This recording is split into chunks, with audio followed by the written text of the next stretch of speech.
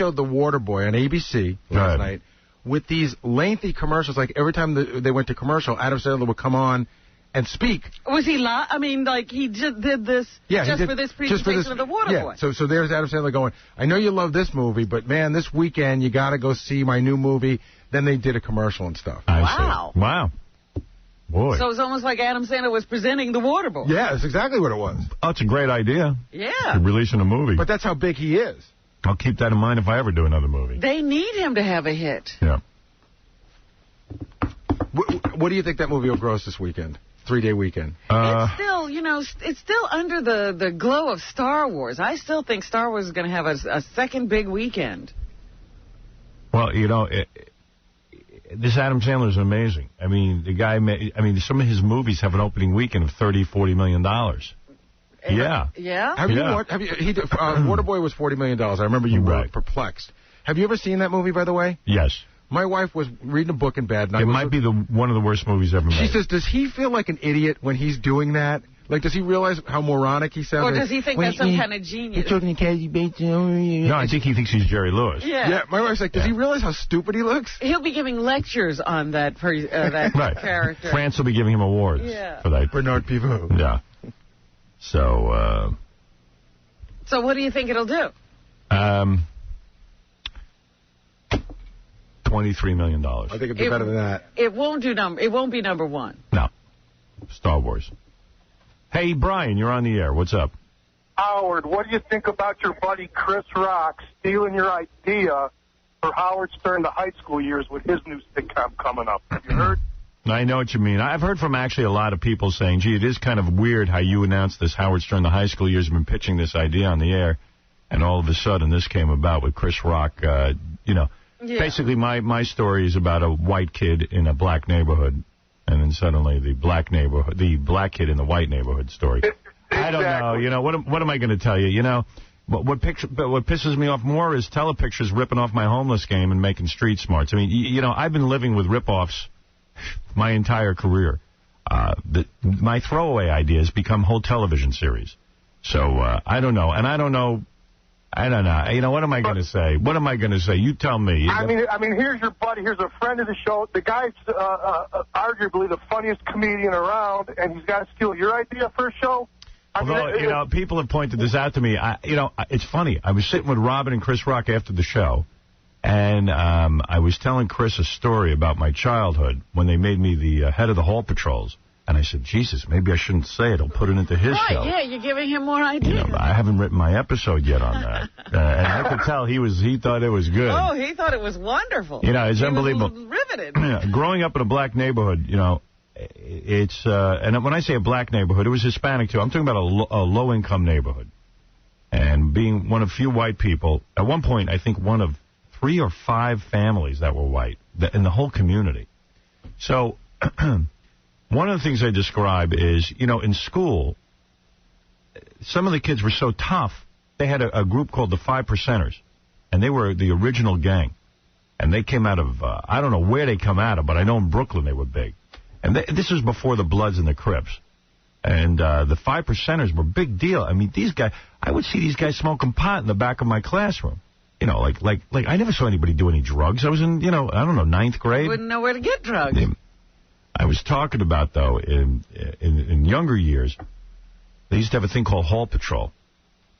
So they would essentially appoint some students to be the police of the school. Right. We called it a safety patrol, and the kids had badges. And I was appointed the captain of the safety patrols. Can you imagine? This was like, black people don't like the police a lot of times. And all of a sudden, I'm the police of the students. They're already beating you up, right? Yeah, and it's my job to tell people, slow down in the halls, and where are you going without a pass? And I was so honored to be the captain of the hall patrols, I figured, wow, I'm really coming now up. I have some authority. Meanwhile, they couldn't find one asswipe who would be the hall patrol, well, except me. Well, that was it. You were the only one who would take the job. I took the job thinking, wow, what an honor. Somebody wants me. Maybe now I'll get some respect. I'll be the captain of the hall patrols. I mean, people would just come up to me and I go, hey, slow down. The guy would just punch me right in the face. This guy named Zany, I remember, punched me. Zany. That was his legal name, Zany. He was Zany. Zany, black guy. Well, there you go. You just wrote his second episode for him. I was the captain of the Hall Patrols. You don't want to be the goddamn captain of anything over there, let alone the children's police. You got to be kidding me. The police. Yeah, the junior police force. Who are you, the police? Where's your badge? Where your badge at? And you had to wear a big strap and a badge and a... What are you going to throw me into school jail? Yeah, I was the captain of the Hall Patrols. Like, there was a lieutenant and a sergeant. I think we didn't even have a lieutenant. Yeah, paramilitary group. Yeah. You should have been armed. Oh, yeah. They should have handed out guns with that badge and that strap. Anyway, I was really, rolling with the story. And then what was echoing in my head is a couple of people had called in saying that Chris had ripped me off. I don't know that he ripped me off, honestly. We haven't seen his show yet. I haven't seen his show, so I don't know what it is. The way he describes it is the same way you describe yours. That's the thing. That's what really got me. Yeah. Well, and of all things, I saw it on Regis and Kelly because I don't even get your show anymore. I'm waiting for right to get your show. Hey, can I tell you about for a second? Please. We're moving to satellite, and here is my point. Whenever someone asks me, why are you moving to satellite? Forget money, forget anything. Creatively, I'm talking now. Why are you moving to satellite, people say? Here's the answer. Honest to God. And this is something that I could never explain. And this is not about the F word or the C word for a woman's private parts. This is the essence of why I want to move to satellite. The crux, the kernel. So I'm meeting with the guys the other day, and we find out a condom company wants to give us some money to do a contest. And we're kicking around some ideas. And on the list of ideas, one of them was to... Now, you got to follow me, okay? Because I got to be careful when I explain this. That all the guys on the show would compete for $25,000, including myself, Robin. All right? Including myself. You're in the contest. I'm in the contest. I've never been in a contest before. And we'd even include some listeners. We'd take 4 or 5 men from our audience. Okay. All right. And each one of us would go in to my bathroom on the air. And we would weigh to see who has the heaviest condom. I understand what you understand what I'm saying? I understand what you're saying. All right. That's what we would do. I would walk into a bathroom, and then I would come out, funny. and you would weigh the condom. Right. And you would know. Scale? Right.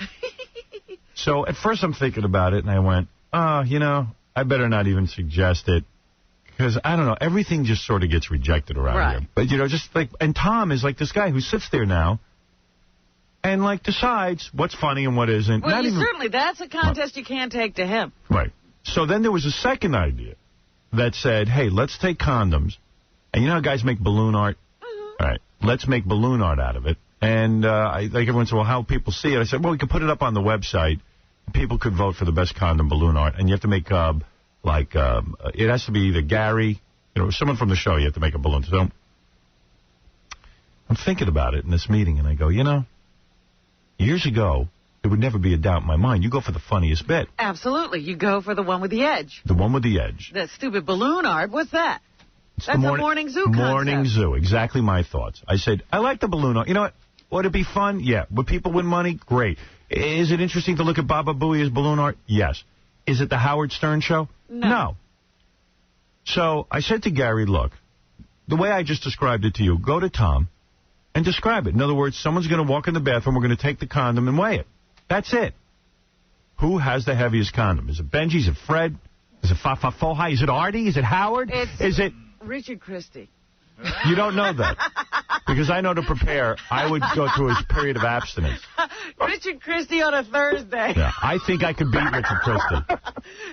I think I could beat Richard Christie. Not on Thursday. I tell you. On Thursday. On Thursday night, I could beat Richard Christie. So it's an edgy thing, and it's funny. So I said to Baba Booey, you know what? Go to Tom. Take it to Tom. What is it, Richard? I'm in the middle of a story. I'm sorry. I can go a lot longer than just a week. I went a year one time without doing that when I was 19. Well, you're not going to have a year because it's going to be announced, and then 2 days later we're going to have the contest. Oh, that quick? That's right. I didn't know if we'd have a month or two to prepare. We're not giving you time to prepare. Yeah, I'm not going to let you prepare because I ain't going no month or two. That would be tough. Right. The whole contest would be funny because there would have to be somebody who watched us to make sure we didn't do anything wrong, so we'd put a porno star in there, and at least you could stare at her. You know what I mean? It'd be like a really great thing. Right. You know, I know it would even piss my girlfriend off. It would piss everyone off. The wives. That's a Howard Stern show concept. Yes. Okay. And I've become so conditioned now by this environment. All right. Now, this isn't about the F word. This isn't about, you know, I've become so conditioned by this environment. These restraints. These boundaries. Yes. That I almost threw out this good idea. Like, I just went, we can't do that, forget it. Yeah, like, you almost start not to propose it, right? Right, I wasn't going to propose. I already had passed on it. And I knew it was funny. It was going to be a great thing to do on the... Everyone would have been like, wow, that's funny. Totally engaged. So Gary brought it. I said, bring it to Tom. You know, maybe I'm wrong, because we're not really saying anything. Oh, in an adult way, we're saying we went in the bathroom and weighing the condom. Yeah. That's it. The results. You know, I think you draw the conclusions as an adult. Right. Okay. And it's funny. Gary pitched it just the way that I'm telling it to you. And I guess it was Tom and Jody from promotions and one of the sales guys was in the meeting. Gary pitched it. They start laughing so hard they can't even contain it. Right. And Tom then is like, you know, he sees nothing funny. Right. Well, so now my radio partner is Tom Chisano, who has never uttered a funny thing since I've known him. Except that, and I knew this would not go with him because of the restrictions he puts on himself. Right. Well, there's a million reasons. There's no chance-taking here whatsoever. In other words, we're in lockdown. And I started to realize, even something simple like I used to do at NBC, the Bathroom Olympics. Right, yeah, if you can't do that, you definitely can't do this. Because people have said to me, hey, Howard, you know, gee, you're not doing the same kind of stuff you used to do. And they think that I'm lazy or you've given up, you've lost your edge, whatever. And it isn't that at all. You got to understand what I'm working with here. They've changed this entire show. You know, my co-worker has become Tom Chisano. He's my head writer. Tom is really the producer. Yeah. He's the producer. He doesn't come up with any new ideas. He doesn't come up with anything funny. He just says no. And they say no to everything. And in this contest situation, I have to go to him first in order to get the money for the contest. Mm-hmm. It's number one. And number two, I don't want to put something on the air that's just going to be, you know, blanked out, basically. Right. So I'm very stifled and limited. Now, like Gary said, if he had been alone in the room with Tom, Tom would have even gone, Right. He would have said no. He was embarrassed. He saw the reaction of his staff. It's funny. And that is why I am going to satellite radio. I am 7 months. 7 months, right. That's 7 months, 7 days, 18 hours, 45 minutes, and 23 seconds. Wow. Thank you. 2, 21, 20. Keep counting. 16, 15, Let's see 14, we have a human stopwatch. 7 months, 7 days, 18 hours, 45 minutes and 10 seconds. You know what I'm thinking? Maybe we just sit here.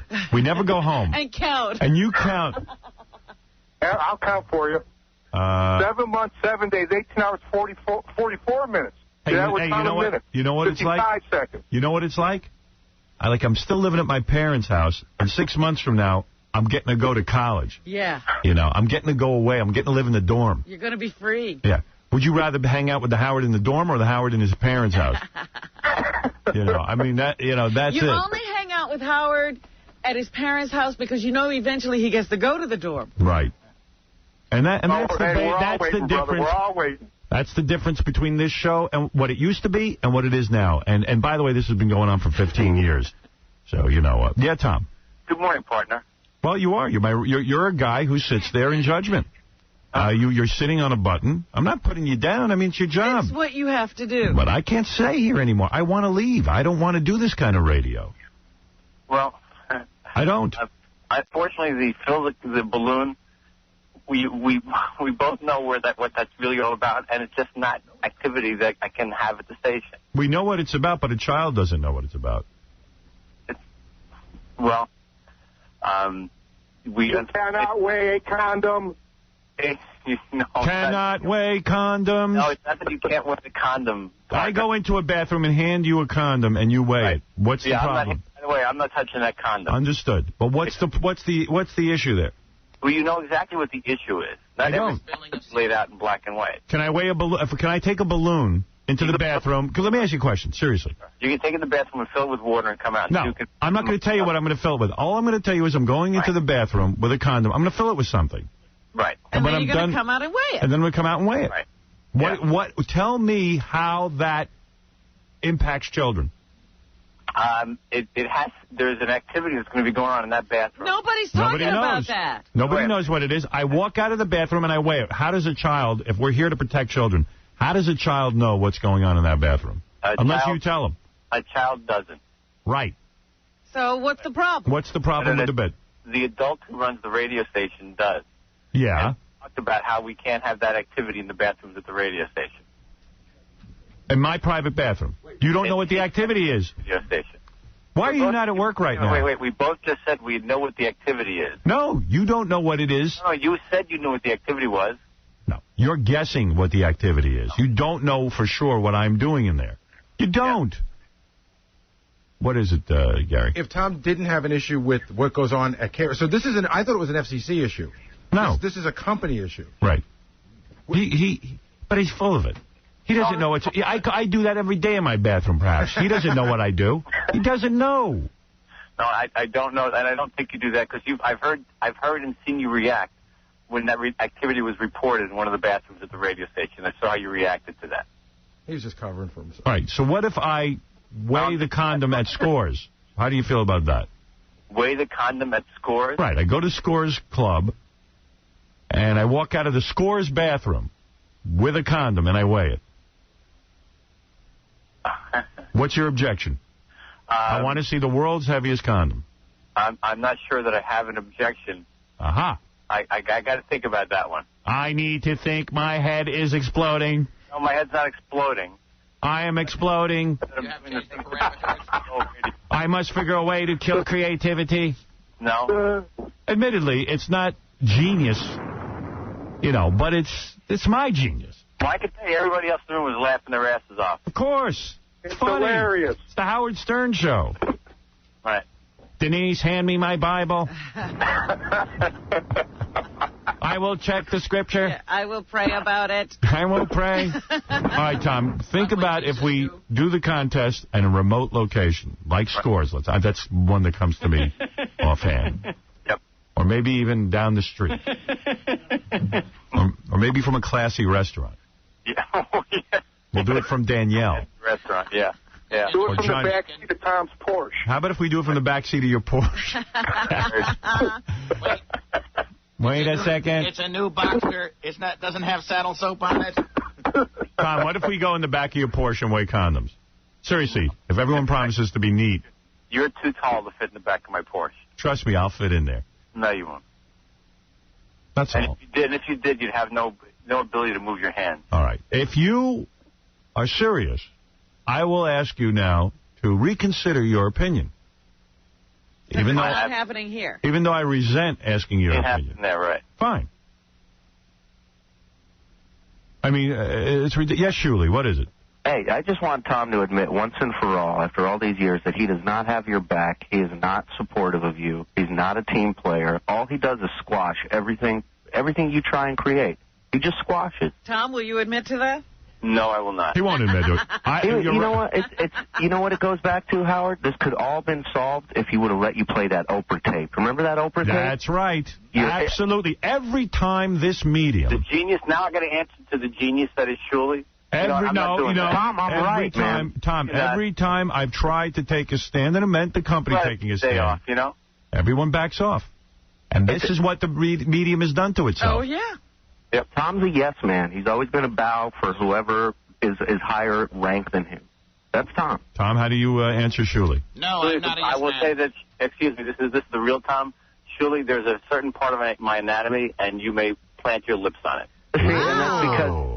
See, and that's how he talks to people who are beneath him. He's so rude to people. Well, you know what? Tom is right. I mean, no, Shuli is right. I'm rude to people. Wait a minute, if I may. No, I'm rude to Tom people is arrogant. You are. You're a Tom, dick, man. You know what? Let me tell you something. Hold it, Shuli. There is nothing wrong, Tom, with answering the listeners' questions. Because I answered the listeners. Wait a minute. And that's the other problem. And that's the other problem in radio. If I may, hold it. No. Tom section here. Go ahead. And that wasn't a question. That was an accusation. No. No, he was leveling his opinion on you, and you get to respond to it. Can I say something? I got 4, 5, or 6 against 1. No, you only have 1 against you. Listen to me. Yeah.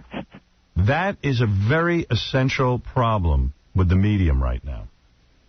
If you treated the listeners the way you treat your advertisers in a meeting, exactly, you would never say to the guy from Dial-A-Mattress, take your lips and plant them right here. Hey, you know what? Money. Hold it, Tom. Now, listen to me. No. You hold it, partner. On the other medium, I bow to my master will be my audience. They will pay to hear me.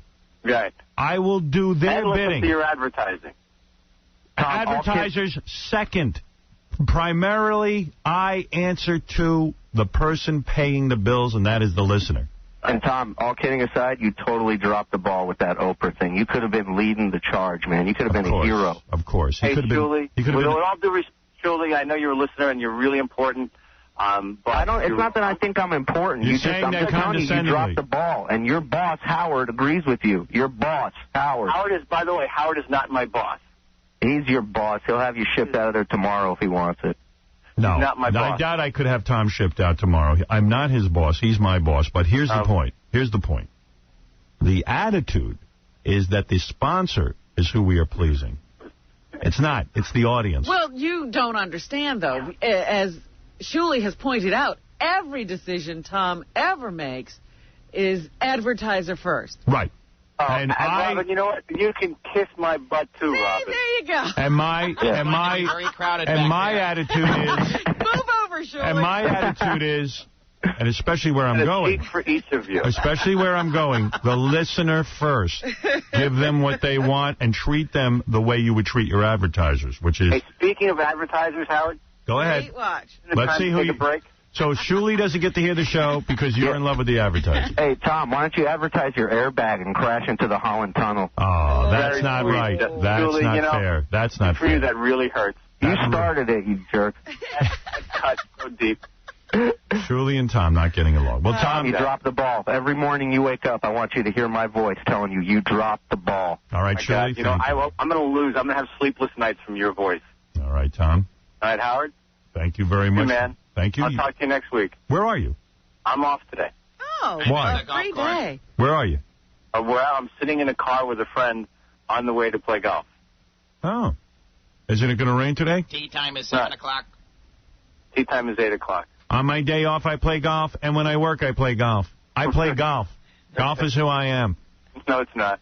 Who's your friend, a female or a male? It's a female. Ooh. It's a male. It's a male. Who's your friend?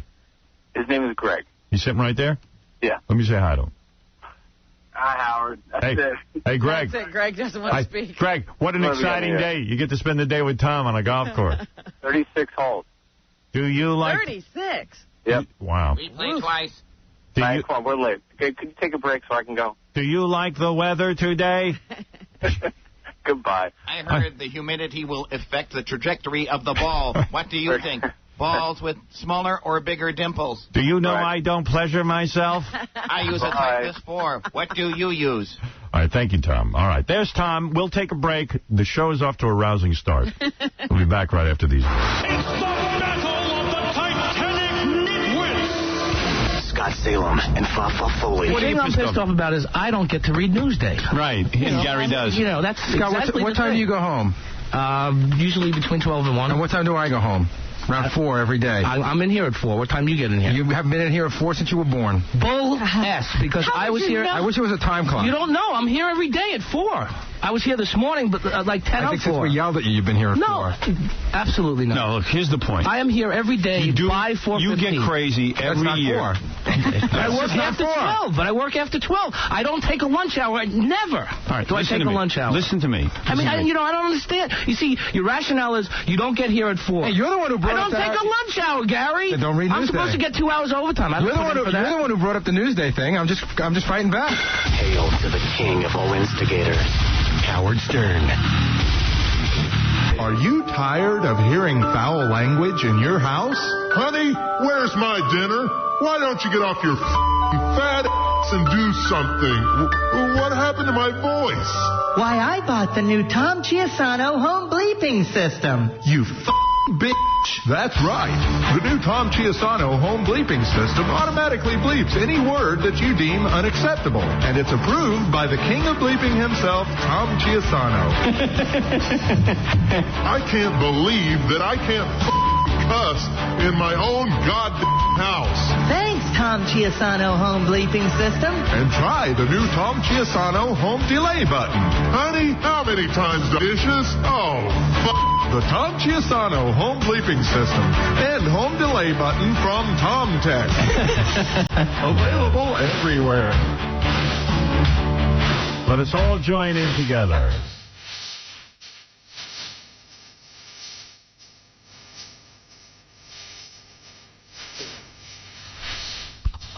Sing it, Billy.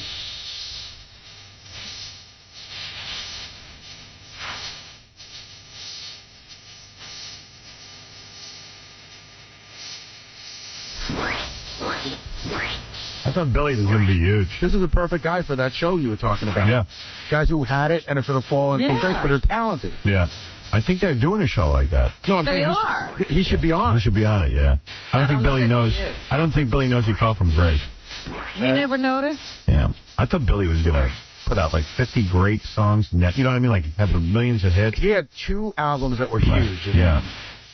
I think his big mistake was he had this producer, a German guy, and they had a falling out, and that's what did it. Oh, really? Once that guy left? People talk about it was he did a video where he looked kind of gay, where he's rolling around on a bed. But, people will forgive that. You know what? Yeah, I got to put tell out you. a good record. I mean, I remember I was in college at the time, and I went to see him when The Stroke came out, went to see him at concert, and that video did weird us all out. It really creeped us out. It was just sort of like, this isn't who he is, rolling around in a bed with his shirt open. Yeah, but it is who he is. I knew him. Oh, okay. Yeah. And not that he's gay, right? But he's into he's posing, Right.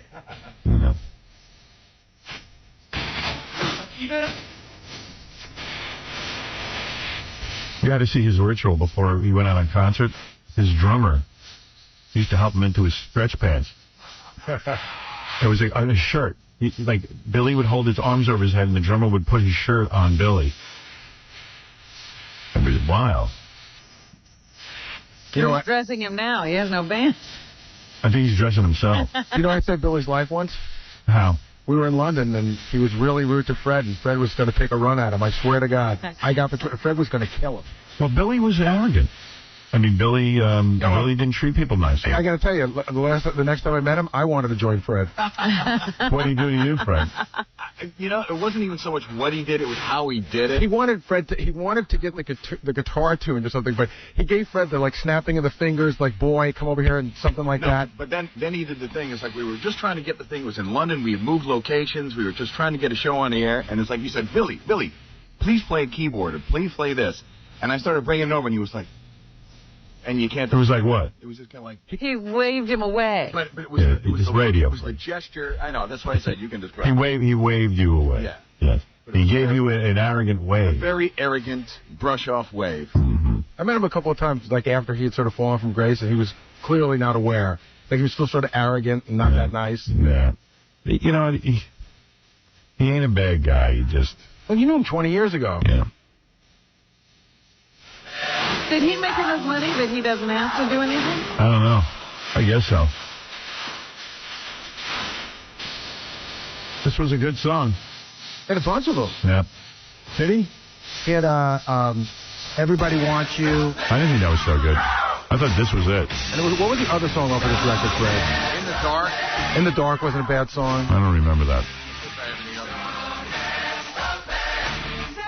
Stroke, man. all big MTV stuff. He came along right at that time. Right. We were talking about Michael Jackson. You know, part of me thinks he's just a filthy, stinking pedophile who rapes children. And then there's another part of me that really buys into this whole notion that, you know, I only met him once, and I wrote about it in my book. And, you know, Gary was saying to me, when you met Michael Jackson, like, did you guys, like, talk at all? And I said, you know what? It was so weird. At one point, his manager left the room, and it was just me, Michael, and my agent, Don. And I remember just kind of sitting there. And I was really uncomfortable because I'm not real comfortable with silence. You know, I always have to have talking going on. I'm just not comfortable with it. And I go, I remembered that he was into Deepak Chopra, which is something that was part of the TM movement and transcendental meditation. So I know something about that. So I brought it up to him, and like he kind of perked up for a second, you know, and like got interested, and then I don't know, it just, and then like he just fizzled again. Like he didn't put, like, he was apparently, he would just go, oh yes, Chopra, Deepak, yes, Deepak. And then I'd be like, yeah, you know, I got into it, you know, I was trying to relate to him on some way, and it just went nowhere. Just the conversation would fizzle. And he didn't hold up his end. But I realized I'm not a little boy, and he's not interested in talking to an adult. Right. Talk Xbox. Yeah, like he wants to talk like a little boy. And I said, there's some part of me that really believes that he is not a child molester. He might be inappropriate with children in the sense that, like, he talks to them in an adult way or whatever. But I really think that he's so whacked out that he really just wants to hang around with children, not even in a sexual way. And here's why I say that, too. Like, I think, like, the Macaulay Culkins and even, like, Corey Feldman, I mean, to me, to a pedophile, Macaulay Culkin, when he was young, had to be the Pam Anderson of pedophiles. Absolutely. You know, he had to be. And for Michael Jackson not to even make a move on him or anything sexual, and all these other sort of child stars, Webster, Corey. Webster, I don't know. You know, but Webster I'm just was a little sickly. Whoever. You know what I'm saying?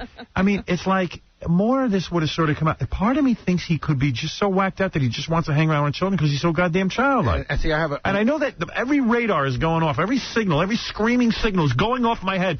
The guy's got a big ass, you know, every pedophile, poor pedophiles only have, like, a videotape and maybe a video game in their basement. And you imagine that they touch every child, but they don't. Right. See, is that right? I think that at some level, those kids you talk about are too high profile. They're almost like the appetizer, and that the poor kids who could be bought off and who shut up.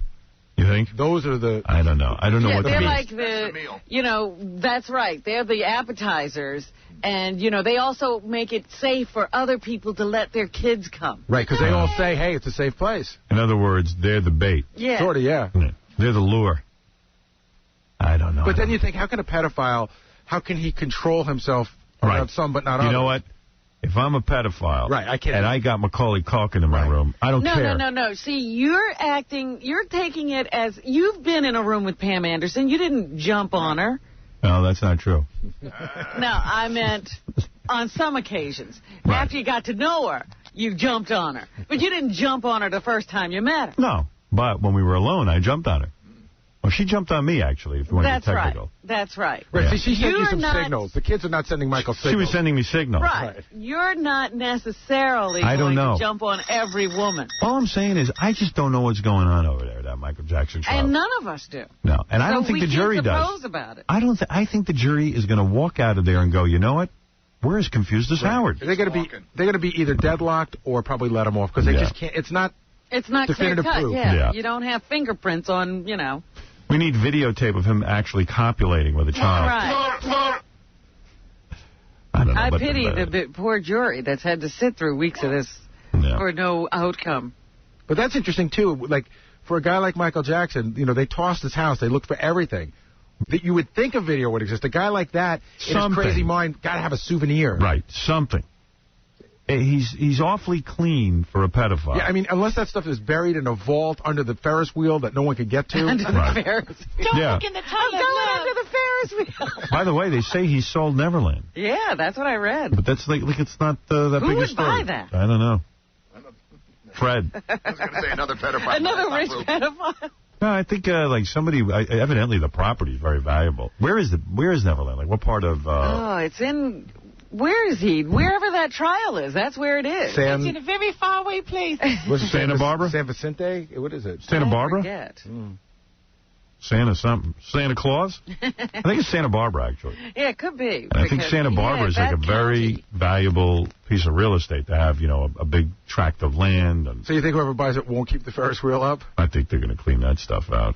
Or unless it's some sort of promoter who wants to turn it into like a Graceland, but or like this Graceland. Yeah, like, really. It's like Hitler's car. Yeah, Hitler's car. You've seen Hitler's car. Now come to Disgraceland. Pedophile land. I saw Hitler's car at the World's Fair when I was a kid. But if you would you go see Michael Jackson's Neverland on tour? Would you pay $15? Hell yeah. I would. Hell yeah. And then ride on that stupid Ferris wheel? I would just like to go through the house and see what was what. I like to see the secret room. I don't think he has any really good rides there. They're all kiddie rides. Yeah. They're for real young kids. Yeah. He's got like that. The teacup ride. Right. They're roller coasters. You could upgrade those rides, believe me. What do I know?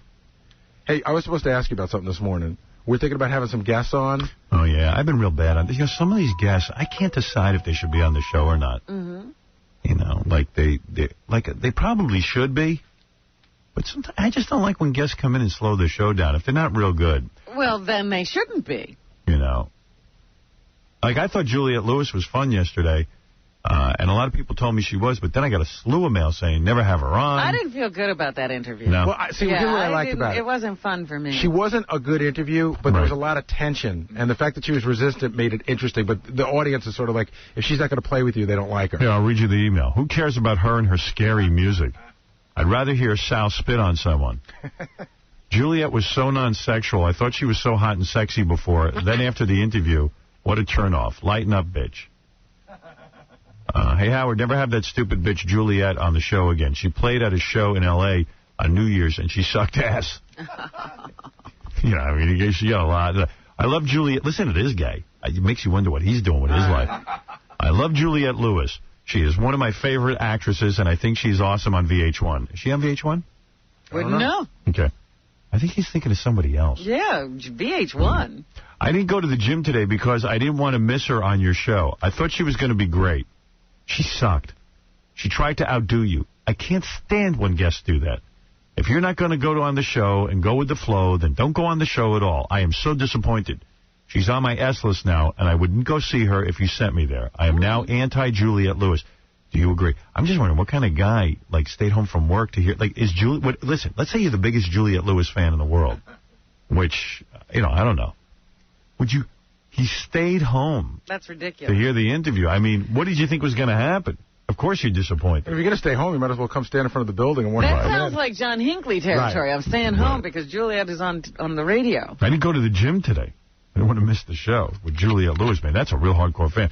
But he doesn't apparently... I don't think Juliette Lewis is on VH1. No, I don't know what she'd be doing on there. He's her biggest fan, and he doesn't realize it's somebody else he's talking about. A lot of people are upset that Artie was sick. This one says, I'm an alcoholic. I've been for years. I learned not to drink when I have to work, but Artie is still a fat, drunken slob with money to burn, and I'm just a fat, drunken slob. Somebody help Artie buy a bar. This one, it seems Artie is effing up. It's not that difficult to figure out. Artie, get it together. Howard is getting pissed. I wasn't... No, you're not pissed. Not like he takes a lot of sick days. No. I'm not pissed. If he's really sick, he's sick. Although if he was at the Yankee game Wednesday night and gets sick, I mean, you can't burn the candle at both ends. Oh, that's true. Cold night. And a cold night. Yeah, you're boot. watching baseball out in the cold. Yeah. For the Tigers. Is Artie hiding something? Why is he not there? Well, according to what we know, Artie is sick. That's all. And he will be back on Tuesday after the long weekend. Hey, maybe he just wanted, what, how many days? 6. I got a long weekend. 5. Chris Rock, he got a lot of negative mail, too, and I thought he was great yesterday. He was fun. What happened? What did people say? Chris Rock has turned into Little Black Sambo, the pure white Negro. What? I feel he's too white. Number 2, the guy has lost it since the Academy Awards. It's like he's happy. He's a happy Hollywood no talent. Oh, I see what you're saying. He's just like Sandler. And look at Sandler letting Chris Rock play the quirky little black sidekick. You might as well join a minstrel show. See, everything's all racial. Yeah. I'm not digging this commentary. Here's one that might make sense. We were talking about how Chris Rock's wife hates us. Mm-hmm. Chris Rock's wife is good friends with Star Jones. Now you know why she doesn't like you and Robin. Case closed. What happened, Howard? Chris used to be a good interview, but now Mr. Hollywood can't talk about anything other than how good everyone is. Come on. I thought Chris was great yesterday. And by the way, the guy is trying a film career. He can't sit and trash everyone. Right. But, and he was still funny. Yeah. One man says Chris Rock is lying about his help. Oh, really? This guy says Chris Rock has help in his home in L.A., and it is not a black person. So there you go. He says he knows. He says, I know because I know her personally, and she's white. So there you go. Didn't realize he even had a home in L.A. Mm-hmm. People are looking for a prediction about the Michael Jackson trial. I predict he will be found innocent. Mm.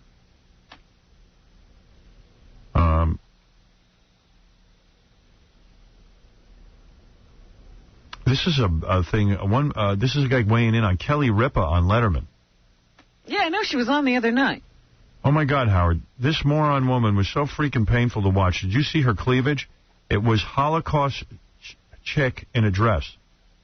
Oh, my God. You have to see it to believe it. I was so focused on her ribs that I couldn't even hear what she had to say. I guess this guy's complaining that Kelly Ripa's too skinny. Thin, yeah. Mm-hmm. Imagine how hideous this chick must look naked. Look at her cleavage, bones, and then check out her boobs. This moron should be arrested for impersonating a corpse. Boy, somebody's really angry with Kelly Ripa for being too thin. I think she still looks good. Yeah, me too. Do you think Lindsay Lohan's too thin? Yes. And the other one? Nicole Richie? Yeah. Nicole Richie. When she was in here, she looked good, but apparently from the pictures, it looks like she lost more weight. I know. You know. She's like a bobblehead in those pictures. They're getting to look like those paintings. Remember the big-headed kids? Yeah. With the big eyes? It's a weird thing with that anorexia, you know? I mean, really. I mean, it changes. You keep the size of your head and everything else shrinks. Yeah. But did you see that they all the tabloids have those pictures of Lindsay Lohan last July and then December, and then, I mean, it's unbelievable. Look in the paper today. They got a picture of Lindsay Lohan by a pool in a bikini. And there's nothing sexy about her. And I happen to have thought, and you know this, that she was one of the sexiest girls around. Yeah. 2 weeks ago. With the red hair. Yeah, like 6 months ago, like with red hair and big boobs. And when we saw her that night, we went to this Napster event. She showed up. She didn't look too thin that night, but that was already 3 months ago. You look at her in the paper, there's nothing sexy about her body now. And she's barely recognizable. She looks like every other anorexic Hollywood movie star. It's a bad look. Yeah. It's not hot. Someone's got to get a hold of her and say, listen, you're not hot. You're ruining yourself. Hey, what were you saying? We were still talking about, there's a couple of guests we want to try to decide whether we should have on. The first one is from the Eagles, Glenn Frey. Oh, come on. You wouldn't want to have Glenn Frey, but... I don't know much about Glenn Frey. What kind of interviews he got? I mean, you know, all of the fighting on the Eagles is just interesting That's to interesting. talk about. Joe Walsh and what that's like is... as long as the guy's interesting. I mean, would he do a couple of tunes? Or? He sang a lot of he was the lead singer of a lot of the hits. Yeah, no. And he had a solo career, too. Well, then I guess then we should try it. I think so. Yeah. Okay, and the other one, which I think is a slam dunk, but I could be wrong, is Elvis Costello. Yeah. I love Elvis Costello. You see, but you look at Robin. See, not a great interview. I'm the other way around. You know, I could just like to me, it'd be interesting to say to him, what really happened when you called Ray Charles the N-word and stuff, and he's gonna freak out. Yeah. Because it was so long ago. I know, but I mean, like people don't. We haven't talked to him though. Right. We've never interviewed him before. You didn't get him at NBC? I love the guy. You never got him at NBC? I don't think so. Yes. We did? Yeah, we did. And how was he it? awful? He was bad, but you know something? I got a funny feeling he'd be much more humble now. He's sort of happy now, so you might get something out of him. I mean, he's done like TV shows like that Charlie Sheen show, and so he's a little more loose than he used to be. I wonder if the younger part of our audience would even care about him. See, I think you'll get a ton of emails that'll say you're crazy not to have Elvis Costello on. Right. Well, let's wait for that. Yeah, let's wait to see the emails. He certainly was on MTV, did the VH1 Storytellers. I mean, he's been around. He's a great musician. I just don't know if he's a good interview. You know, some of these guys bring the show right to a halt. Yeah, you're right. Yeah, because I can't even remember him being on the show. He made absolutely no impression. I remember him being very uncooperative. But, Robert, could you name 3 Elvis Costello songs? Sure. I could name them all. Well, name 3. Let me see. Name 3. I know Allison. God, I can't name 3, but I know his music. But you're not that big a fan, maybe. I'm not a huge fan. Like, I don't read about him or follow Watching him. The Detectives. I know who he's married to. Who's he married to? Diana Krall. I don't know who that is. She's like this famous sort of jazzy singer. Yeah. You know, sort of like, she's pretty cute. And I know enough about him. But if he's going to come in here and just be all pissed off and angry. See, I don't think he's pissed off and angry quiet. anymore. That's what kills you. So what if Elvis Costello sat on the couch? I mean, Elvis might want to really talk about his music. What if he sat on the couch right here and he had an acoustic guitar and he played like radio or Watching the Detectives? I'd love that. That'd be awesome. That'd be awesome, but I don't know. These guys... say to him, will you come in and do some music? Sometimes they say yes and then they don't do it. Yeah. I'm telling you, I mean, I don't want to hassle anybody. I don't want to sit here and interview a guy who doesn't want to be Who doesn't want to really be here. I mean, it's kind of a drag for me. And it's a drag for the audience. You know? So, I mean, like, I'm up for it if the cat's going to have some good times with us. But we don't really need a lot of guests. You know, that's the point, too. But it's funny, Howard. Like, I mean, I'd rather weigh condoms. You read that email and you say, you know, the guy says, I'd rather see Sal spit on somebody. Then Sal spits on somebody. And they all go, you're disgusting. I couldn't listen to the show. Right. You can't win. I just get very nervous when you say Elvis Costello's here, and then the guy walks in and he looks all pissed off, and then the first question I ask him is, I go, hey, man, what happened a couple of years ago? Maybe that shouldn't be the first question. Well, not the first question, but I mean, it's the Howard Stern show. We don't avoid anything, and then everyone gets pissed off that, you know. Or they don't want to talk, or they, you know, whatever they do, they just go into a shell, and then we're sitting here trying to keep things afloat. Or even if I go, hey, I love that song, Wearing Red Shoes, Angels Wearing Red Shoes. What's that about? Or something. The guy goes, what do you mean what's it about? You know. Or he's John Cougar and he doesn't want to sing that song. Yeah. It's like, you know what? You're a singer. Just shut up and sing. Who would you say in the last 5 years... Sing for me. Who would you say in the last 5 years is the toughest interview you've had here? Does anybody jump out in your mind that was like just really, really tough? Somebody that should have been good? Sometimes Will and I sit in the office and we just feel You know what? My problem is I just don't even remember... Warren Beatty was one of the top. You know, that's the one that came to my mind. Yeah. That was great on a whole other level. It wasn't great. The guy was just like... And you know what? I was working too hard on that. I should have just sat there quietly. Like, if he wouldn't answer, I'd just go, come on, man. You going to answer something? You know what? It was a bad radio show and a phenomenal TV show. That's what it was. Yeah, that's true. Who else was bad? I don't remember. If you mention a guest, I'll tell you if they were good or bad, in my opinion. You know, some people are good. Like Julia Roberts was good only because she's Julia Roberts and it was a big deal for her to be on the show. And that was the kind of fun thing. Torturing her was fun. Right. Yeah. It was like pulling the legs off a spider. You ever paid $12,000 and you pull the legs off a spider? But it was worth every penny to me. Yeah, no, see, that was fun. Like she was uptight, but she's Julia Roberts, so it was sort of interesting. She was predictably uptight. I don't know. Always fun when a guest shows up in the green room pissed off. Yeah. Yeah, it was. She was forced to be. She arrived angry. You know what was a real bad interview? I'm thinking of someone that was really, and this is crazy, because ODB is Old Dirty Bastard Who Just Died is a great interview. Guy's a real street guy and says whatever's on his mind. And then he came in with Damon Dash. And that was terrible. And Damon Dash wouldn't let ODB talk about anything. Shut him down. And it was like pulling teeth, and it was one of the worst interviews I've ever done.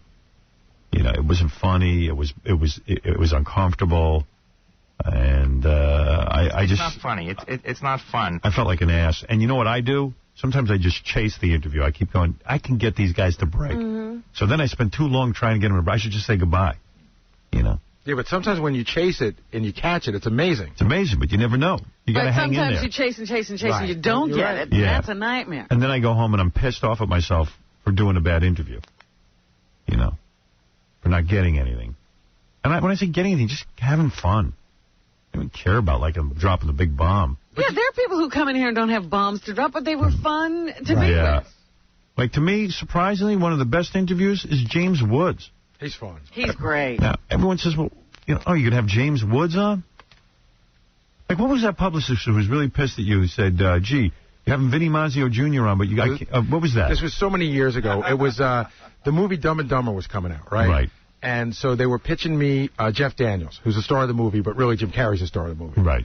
So the movie's going to be huge, so we passed on him like Thursday, Friday before the movie opens. Then Gary came to me with that, and I said, I don't think anybody cares about Jeff Daniels. And I remember Robin, Robin, you got something? Robin goes, he's just a nice guy who's sort of dull. Right. So the movie opens up to #1, huge week. Right. So now Monday she calls me and she goes, now you guys want Jeff Daniels. And I go, we're going to pass on him. She called me back on that, to get him on again that Friday because now the movie's going into its second week. It looks like it's going to be even bigger. Right. And we pass on him. And then that morning we had Vinny Mazzio Jr. on. And I remember she called me and I picked up the phone and she goes, Gary, you passed on Jeff Daniels and you put on Vinny Mazzio Jr.? I said, you know what? In our crazy universe, Vinny's sort of more interesting. He's funnier. Way more. Look, it's really, really weird. Because I don't know, maybe Jeff Daniels would have come in here and hit the ball out of the park. We had no way of knowing. We don't know. I'm always guessing. But, I'm constantly explaining to two of the best guests, American Idol. Corey Clark, who would have thought he would have been a great guest? He was great. He had something to say. And William Hung, the Japanese kid, or whatever he is, Chinese, I don't know. I think he was Korean. He was a great guest. A great guest. Now, William Hung is a better guest than Warren Beatty. William Hung is on the level of Tiny Tim. He's so good. Yeah. Tiny Tim, one of the best guests. William Shatner's a great guest. Yeah. He's always great. I don't know why. I can't tell you why. And you sometimes forget how good he is. And you go, maybe not. And we go, no, you got to have him because he's great. Sometimes Gary will say, hey, William Shatner's available. And I go, didn't we just have him? Right. But Gary goes, he's great every time. And I go, I guess he is. But he hits it out of the park every time. I don't know why. But I am constantly explaining to publicists why, I have a woman missing both arms and I won't take the star of the movie that's the #1 movie that week. And I'm just like... No arms equals ratings. Well, and the other thing is, I explain to people that we don't need... This is the difference between us and almost every other show out there. We don't need to fill a guest. Like, sometimes people will go, well, if a guest drops out, can you put this one in? I'm like, well, I don't have anybody on the whole day. I don't need to put a guest in every 20 minutes. Yeah, we'll never do that.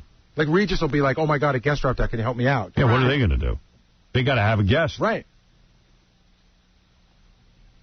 Hey, speaking of guests, I got this chick on the phone. This is crazy. This chick's pretty good looking. How do you know? I know about her, and she has this really weird fetish.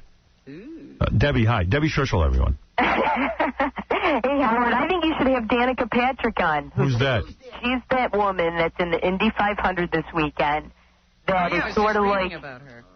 Yeah, she's sort of like the Anna Kournikova of open wheel racing, only she's good, and she's like in the second row behind. I don't care about her. She's in the Letterman's racing team, which I didn't even know about. She's going to race in the Indy 500. I guess, have women raced in the Indy 500 yes, before? Yes, they have. Yeah, and they did terribly.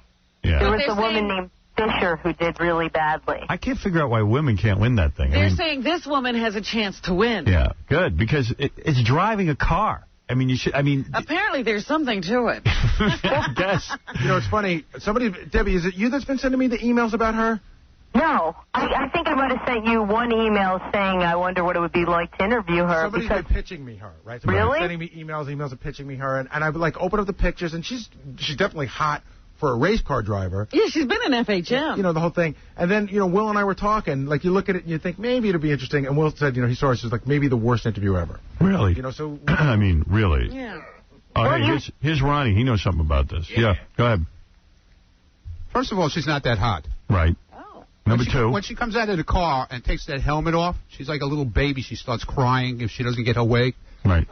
Well, that makes a good interview. Yeah, that sounds like she might be a good interview. She doesn't.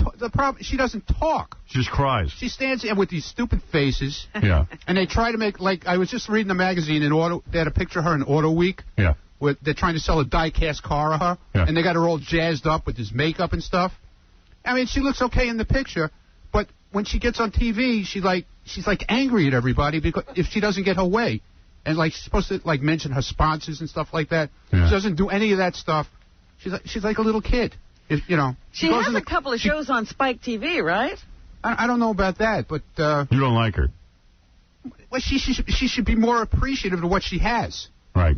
She should, I love you, man. What has she got? I don't even know. No, I love listening to Ronnie. Well, so you should have Ronnie on with her, ripping on her. Yeah, you know what? Maybe Debbie's got a point. Maybe she's a top race car driver. She should appreciate what she has. All right, Gary, Booker and Ronnie will do the interview. Yeah, definitely. Bring her in.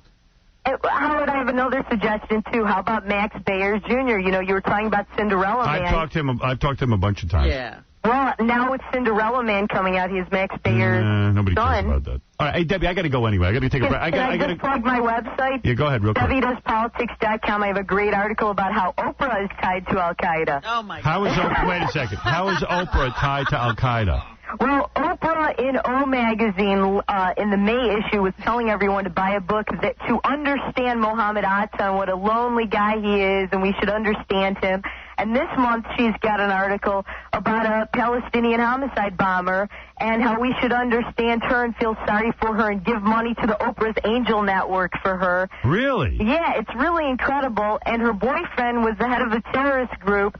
And she calls him a young lover and a rebel. Stedman is the head of a terrorist group? Stedman is the head of a terrorist group. No, not Oprah's boyfriend, this Palestinian homicide bomber. Okay, thank you, Debbie. Thanks, Howard. DebbieDoesPolitics.com. Quick question for Debbie. I think we've been down this road, but I can't remember. Debbie, how old are you now? I like to say I'm 36. Are you a virgin? I'm not going to talk about my personal life on the show. You know I don't talk about that. I think she might be a virgin. That's fascinating. I mean, that's fascinating, Debbie, if you've held out that long. I'm not going to talk about my personal life. And your eyes haven't bugged out. Oh, no, her eyes have bugged out. My eyes have not bugged out. She's not runaway bride. Hey, Debbie, honestly? Yes. I mean, I find that, and I swear to you, I don't want to pry. I really don't. Forget about the sexual aspect of it. I mean, just the psychological aspect of it. You really have never been intimate with a man? Howard, you know I'm not going to tell you about my personal life. When I was in the studio, you asked me about it, and I wouldn't answer. That's a yes. It's not a yes. It's not a no. I'm not saying. Wow. Howard, you know I don't talk about my personal life on the show. Does she like men? No, I think she does. Of course I love men. I just think she just feels like she's very Jewish, very religious. Although I think she doesn't believe in premarital. Do you believe in premarital sex? Howard, like I said, wait a second. That's an issue. That's an issue. That's not your... I have said on the show, what anybody does in their own private life is their own business, and I'm not going to talk about my personal life on the show. Let me ask you something. As a moral issue, not for yourself, for young people, do you ever condone premarital sex? I think what anybody does in their own life is their own business, and I don't judge them. You don't? You don't have a stand? I don't judge them, and I don't judge me. And I don't what is your view of marriage? What is your view of marriage? Should there be sex outside of marriage? Like I said, what people do in their own private life. Goodbye. Wait, Howard, can I ask you one question? Yes. Cinderella Man, better than Rocky? Jeez, I don't know that it's better. I think it's up there in the same league. Don't you? I thought it was better than Rocky. I thought it was awesome. I think it would be better than Rocky for me, too, yeah. I hate to say that. I mean, I loved Rocky, but I love this Cinderella. is a better movie. Cinderella Man's a great movie. Yeah. Can I ask you one thing about the guy that plays Max Bayer? He's like a giant, and then they show Braddock, who's tiny compared to him, and in real life, you know, they were both 6'2½", and they were not that much Debbie, bigger. I got to go. I got a woman on the phone with a really weird fetish. I got to go. Thanks. DebbieDoesPolitics.com. Thank you. Do you think she could be a virgin? I think 36? she might be. Yeah. I think she might be. That's why she's so into Al-Qaeda. She's all pent up. I believe she wants to offer herself to Al-Qaeda. like just spread eagle on a bed somewhere. If there can be world peace. Like, take me now, Al-Qaeda. Now, Osama. You know what? I would say I'm 99% sure that girl's a virgin. I guarantee it. And she's not that bad looking. No. She doesn't have to be a virgin. This is by choice. I mean, for a chick who sits on her ass by her computer all day, she don't look that bad. Yeah, she's by choice a virgin. She could have gotten rid of it. I think so. I think there's some maniac out there who would do it. Somebody would take it. That's fascinating. That's what she should be writing about. All right, listen, there's a girl, Stacy, on the phone. We got to talk to her next. I think her fetish is very unusual. Really? Yeah.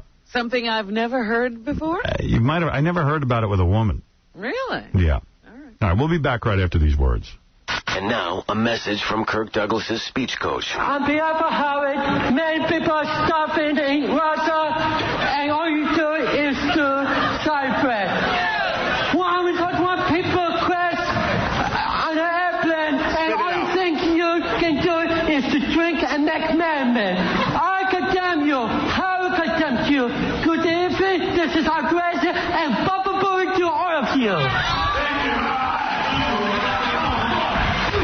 You're listening to someone who might offend you, but at least you'll understand every word. Howard Stern. You're listening. Howard Stern. To the Howard Stern Show. Hey-oh!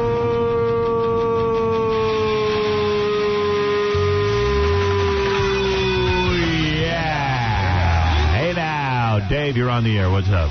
Hey now, Howard. What's up? Hey, you need to call Artie up and see what's going on, man.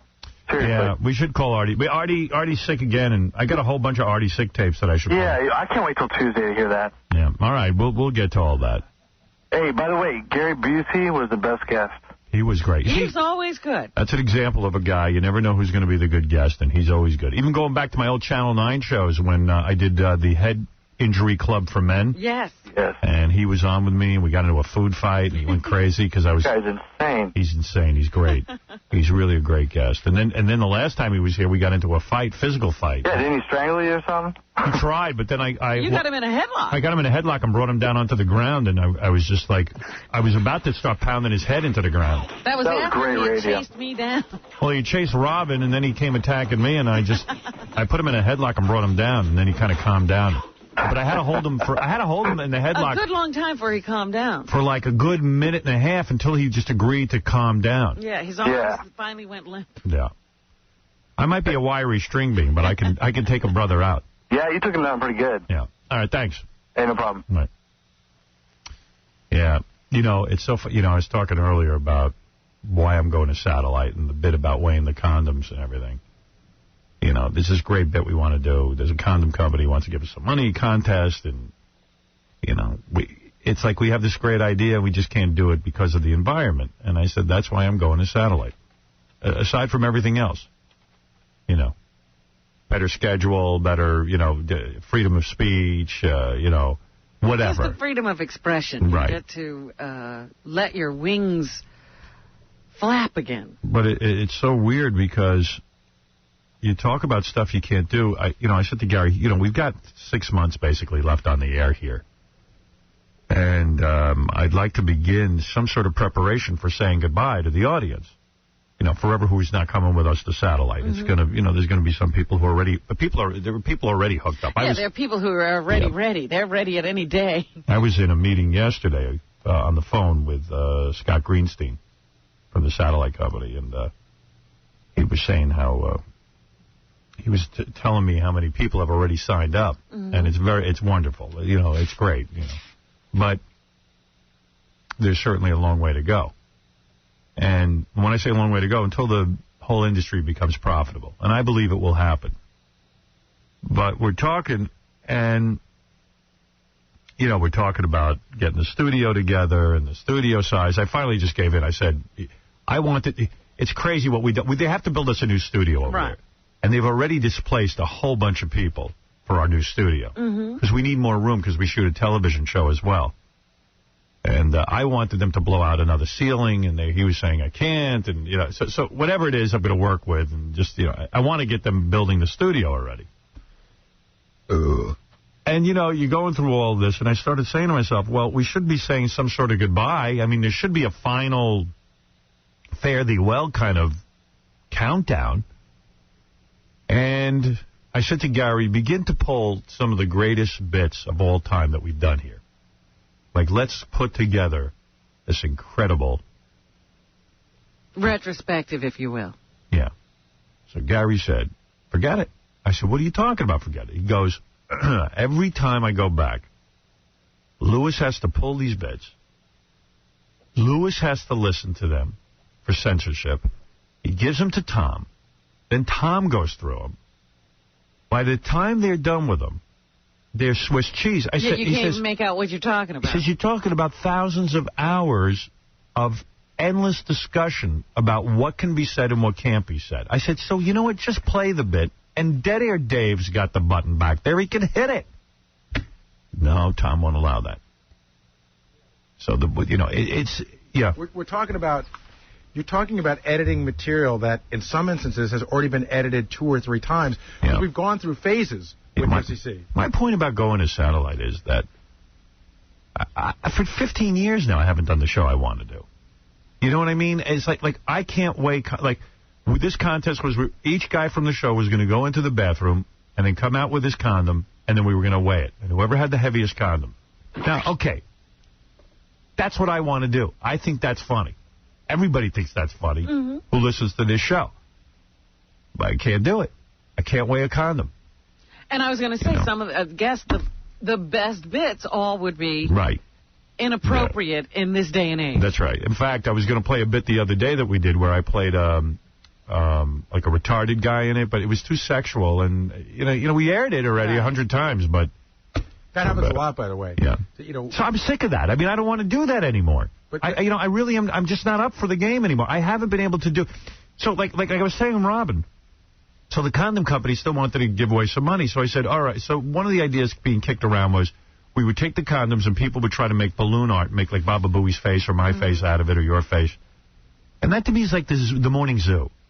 So the idea that gets accepted is a morning zoo idea. I don't want to be the morning zoo. I didn't get into this thing for to be the morning zoo. I could have done that. Because everybody, that was lame. That's Howard. Oh, wow. Howard did that? Yeah, they're making Baba Booey faces out of condoms. Yeah, okay. No, we're going in the bathroom and doing our thing and then weighing the condom to see who weighs the most. That's Howard Stern. And I tell you, I cannot be Howard Stern here today. We actually lost another contest a couple of weeks ago. Yeah. And I don't even know if I could say it now. Tell me which one. I'll say it. It was... I lose track of what we lose. It was sort of a hot grandmother contest. Right. But we were calling it an expression... Right, like MILF. Right, it was a GILF contest. GILF, right. You could say it's GILF, you can't just say what GILF means. So, no, if I want to say grandma, I like to... Right, you can't say that anymore? I can't even say that. What you just said you can't say. Yeah, I can't say grandma, I like to. No, you're laughing. Stop it. That's ridiculous. I can't say that. I mean, it's just insane. Oh, no, wait, I got it. No, here's what I mean, and this is, Tom sits back there, and Tom's not the enemy, by the way. He's trying to figure this out, but I don't want to be in an industry that doesn't have the balls to say, grandma, I'd like to. No, here's what you were allowed to say. Yeah. You were allowed to call it a grandmother I'd like to, Right. That's what we're going to do, You mean like the Morning Zoo does? A grandma you'd like to, Right. Yeah, all of a sudden you're cute. Yeah, I'm cute. I said, that sounds just like Howard. So now I'm doing condom balloon art as opposed to weighing a condom. And I just realized. Oh, and then I was going to do this biggest balls contest. Right. Tom came back and said, you can't say biggest balls, you got to say biggest kahunas. I said, I'm not saying kahunas. I don't say kahunas. I think that's gay to say kahunas. But it's not even words so much that I can't say. I can live with that. The conceptual stuff, like the contests and all this stuff. I mean, there's a reason you haven't heard It's Just Wrong. Right. It's the reason why you're not going to hear it on Best Of before we leave. Right. It's just ridiculous. Everything I come up with is too controversial, too sexual. There is nothing sexual about a man going into a bathroom with a condom and coming out and weighing it. What is sexual about that? I'm sorry. It's outrageous. And if the criteria... But Tom was saying that it's not... He has no issue with it as an FCC problem. It's he doesn't want it going on here. Yeah, well, it's going to go on, but somewhere else. All these things are going to go on in 6 months. But you know what you were... They're going to go on simultaneously. I'm going to do them across multiple channels. What you were talking about earlier, Howard, is sort of funny. Like Fred at the beginning of the show, Fred will play like a montage of different old bits, songs and everything like that.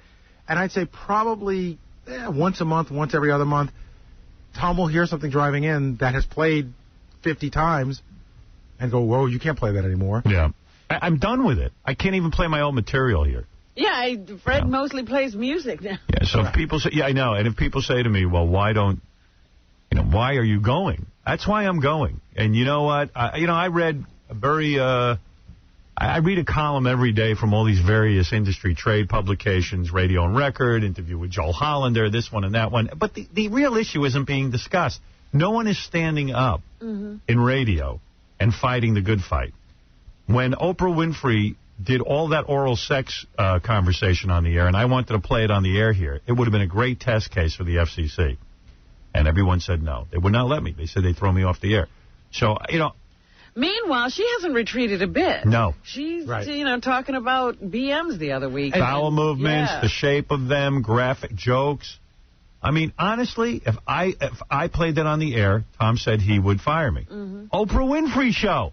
How can I be Howard Stern? I'm not balloon art. I'm not condom art. I'm weighing condoms. That's the difference. Don't you think that the perception of the industry, too, is that once you're gone, the FCC will sort of like... Lighten up on it. They won't. But no, that's what they think. Yeah. No, they won't. Howard, can't you say that when you talk about lesbians, that you're gonna get bleeped? You can't mention sex with sheep. Or raping little bo peep. Hey, you know you must keep it clean. 'Cause you're gonna get dumped. Dump. I'm gonna hit the dump.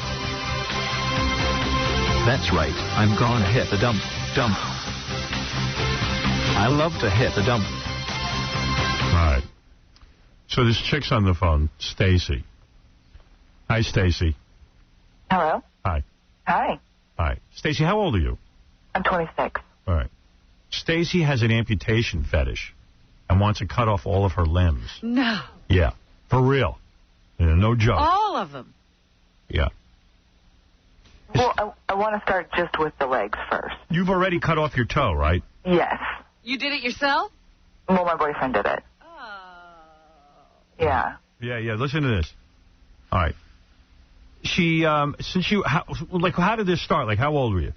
I have had dreams since I was like a little girl. Of losing a limb. Yeah. And why does that fascinate you? Because I'm interested in the pain and the pleasure all at the same time. At age 22, Stacy convinced her boyfriend to cut off her right pinky toe. She says she had the most intense orgasm while he cut off her toe. Is that true? Absolutely. And there was no sex involved. It was just the physical act of cutting off a toe? Right. Except, well, and also we had to go to the hospital because, unfortunately, the bleeding just didn't stop. Right. And then you said, are you hearing something? Hold on a second, Stacy, because there's something coming through here. Yeah, what is that? When I have the microphone up on the stand over there, you actually get a radio signal coming through. That's the other reason I want to leave here. I mean, none of this has been addressed. Anyway, sorry, Stacy. It's okay. Well, that's much better. How did he remove your toe? Well, I mean, we did it pretty surgically. You know, we got a really sharp knife. We sharpened the knife. And he, I mean, he was into it. And then when it came right down to it, he almost backed out. Why? Because he thought, I guess he didn't know how serious I was. And there's no deadening of the pain. You want this without any anesthesia whatsoever. Absolutely, yes. Unbelievable. There's a bone there. That must be excruciating. He had to saw. It was pretty quick, actually. It was a very sharp knife. It wasn't that bad. You chopped? Yes. Wow. Where are you, in California? Yeah. Oh. All right, so you say at 22, your boyfriend cuts off your pinky toe, and then you say it was so intense that you then said to your boyfriend later on, I want you to cut off my foot. Right. And what about like just like walking and stuff? Don't you want to be able to walk, or you want to get a prosthesis? Is that it? Well, no. I mean, walking's fine. I mean, it'll be okay. I could even just do the toes right now and then work up to the foot. But why would you want to lose your foot? Yeah, I mean, but why would you want to lose your mobility? It's not a matter of mobility. I mean, I'll be able to walk, and if I need to go on crutches, I mean, I'll just do what I have to do. Or get a prosthesis, which would require a lot of training and be quite uncomfortable. It would all be worth it, actually, because it's just such an intense fantasy. Are you naked when the guy cuts off your toe? I was, yes. What do you look like? How much you weigh?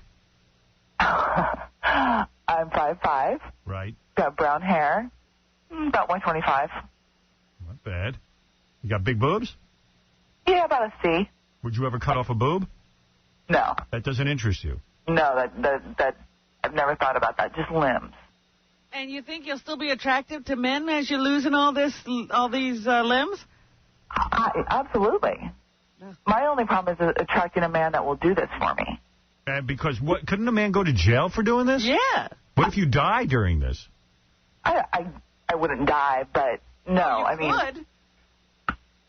I couldn't go to jail because I wouldn't press charges because I love this. This is what I want to do. You want the guy to cut off your foot, and then when he cuts it off, then race you to the hospital so that they can stop the bleeding? Well, hopefully we won't have to. Like, hopefully there'll be a tourniquet or something. And My next boyfriend, I mean, he needs to be like an EMT or a doctor or somebody like that who knows a bit more. Stacy ultimately wants to cut off her entire right leg. She might stop cutting off limbs after she loses her leg. Like, it might, like satisfy end it. her enough that she's done it. Right. Right. So what would be the ultimate in your fantasy? To be left with just the torso, or just the...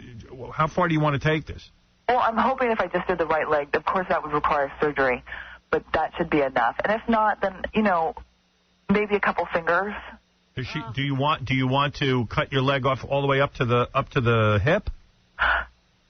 Yeah, right above the knee. Right above the knee. I'm getting sick. Wow. Have you ever sought counseling? No. You should volunteer in Iraq. I'm sure after a while someone will blow something. Somebody will get your leg, yeah. But you want it done in a sexual way, right? You want to be naked, and you want it to be like a whole sexual thing. Yeah, I mean, the first time we did it, it was wonderful, except for when we just couldn't stop the bleeding. But yeah, it's a whole. Do you have sex before you do this? Is it like part of the sex act? I mean, we did. Yeah. We did. And then all of a sudden, at the climax of this thing, you do, or you're like, I don't know. We had sex, and then it still wasn't enough. Right. And I said, it's time to cut off the toe. And we had been going back and forth for about a month. Like, we had tried this a couple times. Did you save the toe? No. Where is the toe? What do you do with the toe? You throw it out? Well, the toe, because of the bleeding and just how the chop wasn't exactly cut right. It was just. The hospital just said, we can't save it. And I said, oh, that's fine. Do you think there's anything in your childhood that led to this? I mean, can you point to an experience that perhaps made you this way? I don't know if it's the experience or if it was just these intense dreams that I started having. I mean, I was really young, like 5 or 6 that this started. Are you jealous when you see people in wheelchairs or women walking around with a fake leg? Do you get jealous of, let's say, Paul McCartney's wife? I'm curious as to what really happened. Right. And do you think it'll be erotic to have the stump? Yeah, for me it will. And when you have the stump, do you see men playing with it? Is that what's going on here, too? Do you see them rubbing it? No, I haven't really thought about that. It's more just the cutting. And your boyfriend who cut off the toe, he eventually left, huh? Yeah, he left. He left soon after, actually. And you have no boyfriend now. and really, your point is you're looking for a guy who's willing to do this to you. Right. And I figured, on the Howard Stern show, there's got to be some callers out there. And are you a professional painter? Is that what you do for a living? Yes. And you sell paintings? I paint portraits. Oh. Well, there you have it, You Robin. make a decent living? Yeah, absolutely. Very strange. She paints portraits of pets, it says here in my notes. Yes. Yeah.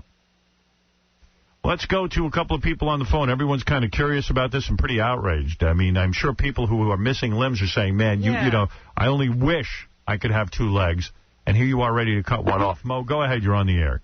I don't even know what to say. I mean, Are you for real? Is a 5-minute orgasm worth losing a leg? Well, it's my business, absolutely. I mean, it's whatever. By the way, what I want to do. I really do understand wanting to get off. I'm just a little bit nervous that after your legs, what's next? Do you move up to your arms? Well, actually, I've heard about this in men. I never, not too many women, but there was one guy who went around for years with his leg pinned back, so that in the hopes that he would find some doctor to remove his leg. Eventually, the leg started to I don't know, atrophy or something, and he found someone to cut it off. Wow. Yeah, they can't rest until, this is for real, they can't rest until they get their leg or their limb or their arm cut off. Honey, you need help. Yeah. If she's a painter and she's willing to lose fingers, I mean, wouldn't that affect what you do? I would imagine. Yeah, what about that? No, I mean, it's just my foot right now. I mean, I could lose a couple fingers without it affecting me. Like, are you a righty or a lefty? I'm a lefty. So would you cut off fingers on your right hand? Yeah, that's what I was thinking. And what about typing on the Internet and things like that? I mean, you don't care about that? No, your pinky you don't use on the Internet. Oh, you type with one finger. Oh, my God. I use my pinky when I type. Yeah, I use all 5. Howard, come on. I use all 5 fingers when I pick my nose. Yeah. I mean, really, I like having my digits. That's unbelievable. Todd, go ahead. You're on the air. What's this girl's name, Howard? This is Stacy. Go ahead. You're on the air. Hey, Stacy, would it be okay if I lopped your head off? Could we do that? Could we start with your neck area, maybe? And Jeff the Drunk, you're on the air. Stacy. Hello? Dumb, crazy bitch. Okay? All right, there's Jeff the Drunk calling someone Well, crazy. there's a guy who can't use his arm. He knows what it's like. You dumb whore. Would you allow any guy to do it, or are you choosy? Like, I mean, what if there's a guy that you're not that attracted to, but he's willing to cut off your leg? Well, I'd have to be attracted to him first, Right. but this is one of the big factors. So, yeah, I'd have to be attracted to him first. This is fascinating. Are there websites devoted to this? Only amputees, not of what I want to do. No. I see. This is pretty whacked out. Yes, go to Phil. Phil, you're on the air. Hi. I'm Phil from Oceanport. What's up, Howard? Hey, man. Listen, lady, whoever you are, I just got in my van and heard this. You do not want to be handicapped. My girlfriend, all right, is missing a hand. And you don't even know the type of things people will say and do. And she's dealt with that since a kid. I mean, Right. are you just shot in the head? Let me ask you a question. Let me ask you a couple of questions, sir. Did you cut off her hand? No, I didn't cut off her hand. I just want checking to see how many people are into this. Nah, nobody's into that. This woman's a freak. All right. Well, there you go. What about that? What about people, you're only having a fantasy. You have no idea what it's like to walk around with no leg or no hand. I mean, you think at first you can deal with it, but she's dealt with it since she was a kid, all right? You know the type of environment we live in, how bad you'll be made fun of? And it sounds to me like you ain't got the mental capacity to deal with it because you want to cut off your leg. Right. Are you retarded in the head? I mean, come on, use your head. I don't think this is an intelligence question. I think this is more of an emotional thing. Yeah. Well, I don't understand people's passion. I mean, it is my life. And if I want to do this, I'm not judging other people. So you've never approached a doctor about it? You don't want I don't want to. I don't really want to. She wants to do it at home with a guy. And a guy cannot cut off her leg and she lives. It won't happen. Steve, you're on the air. Yeah, Howard. I've had sex with women that have had amputated legs, and it's such a turn on. I dated a girl. She had some kind of disease, and she lost her leg, but she had a fake leg, and she would take it off during sex, and it's unbelievable. And what loved it. Would you actually rub and massage the stump? Yeah, that was like the whole erotic area. It was unbelievable. I mean, then you could just, you could do things with her easily, and it was unreal. In other words, she has unusual sensation in her stump so that it became an erotic experience. Yeah, I mean, it was tragic that she lost her leg, but it just morphed into this thing where she was like, almost grateful. We're talking about somebody choosing this behavior. It's odd. Yes, Rob, go ahead quick. Hey, now, you're in therapy a lot, and this chick seems pretty normal, and she sounds actually kind of hot. Do you think somebody like this is like, hardwired like this, or can they be cured? You know what I mean? I don't know. Were you born like this, you think? Was this your fantasy since you were a little girl? Since I was a little girl, absolutely, yeah. I mean, I lead a normal life other than this. Bong Hit, you're on the air. Hey now. Hey now. Is this girl for real, Howard? Come on. Yeah, this is for real. So she's actually willing to let me chop off her foot? Yes. You sound a little violent about it, but if we were to talk, maybe. Yeah, I mean, she's looking for a guy she's attracted to, but I know Bong Hit Eric. He's a very handsome guy. Thank you, Howard. Yes. Thank you. Yeah. So how do I set this up? How do I meet this girl? Oh, you'd help her out. Would you cut her foot off? Yes, I'd be happy to. Really? I mean, I've never done anything like that, but if she's serious... Are you being serious? I mean, you could really take a knife and cut a woman's foot off? You know she's sick. Yeah, I mean, if I'm guaranteed not to get in trouble and have no charges pressed. Don't say it lightly, because I'm going to hook you up with her. Okay, I'll turn my head the other way, No, you wouldn't. I know you. You wouldn't do it. You're being a big shot, but you wouldn't do it. I wouldn't do it. I could have cut somebody's foot off. Let me ask you this, Howard. Can I use like a meat cleaver where I could just do one quick chop and then it'll be done? Yeah, what would you envision him using? A Sharp utensil. Like what? A meat cleaver? Something along those lines for the foot, yeah. Okay, yeah, because I wouldn't want to have to saw it off. That would be rough. That'd be a real drag. An axe, perhaps. All right, Stacy, you're fascinating. I'm not sure. Keep me posted on where you're at with this. I would recommend that you get into intensive therapy right away. I don't think... I sure will, but Howard, just let me know if any callers call in, or I don't know about Bong Head. There are tons of guys calling in. Tim, you say you want to cut off this woman's leg? Sure. What the hell? I'll do it. not a problem, Howard. Hey, I'd be afraid of the legal ramifications. You know what? I think we should round up anybody who would do this. Yeah. I guess there would definitely have to be some sort of contract. Right. This way, you don't get I don't get screwed that way. But yeah, what the heck? I mean, You think you have the balls to cut her leg off? Oh yeah, guaranteed. And you wouldn't feel bad the rest of your life? No way. Whatever guy does this to you, does he get to F you as well? Oh, absolutely. Yeah. Oh yeah, definitely then. Before or after, Howard? Do you get that for? It's up to you. Before. Yeah, I would do it before if I was you. Yeah. You know, I don't know what you're into. Because after would be like a crime scene, you know? Yeah, I think afterwards you're going to be running to the hospital. Yeah, we have to outline her in chalk. I mean, she may be dead after. But is she looking for a relationship out of this? Like Have I somebody what? who will continue to cut things off of you? Do I want a relationship with the same person? Yeah. Yeah, if he's willing to do it, absolutely. Yeah, she's looking for a commitment. Yeah. Oh, does she shave? Are you shaved? I am shaved. Wow. Here's a woman who cares about her physical appearance, and yet, I don't know. It's just a very odd thing. Doesn't make sense. Yeah, all right. Hey, thank you. Stacy, I guess there's nothing to promote, huh? No. There's a doctor on the phone says he would do it. Doctor, you would never do this. Yes, actually I would, Howard. My name is Dr. Callier, and I would definitely be interested in performing this on her as well as a lobotomy because she's the dumbest bitch you ever had on the show. Who's this, Dr. Zolar? Dr. Zolar, That's what I thought. It's a different doctor. All right, listen, Stacy, thank you for calling in. Thanks, Howard. And what are you wearing right now so the guys can think about you? Oh, I'm in jeans. I've got jeans on and a black T-shirt. Bra? And a bra. No panties? No, with panties. How big are your boobs? They're C's.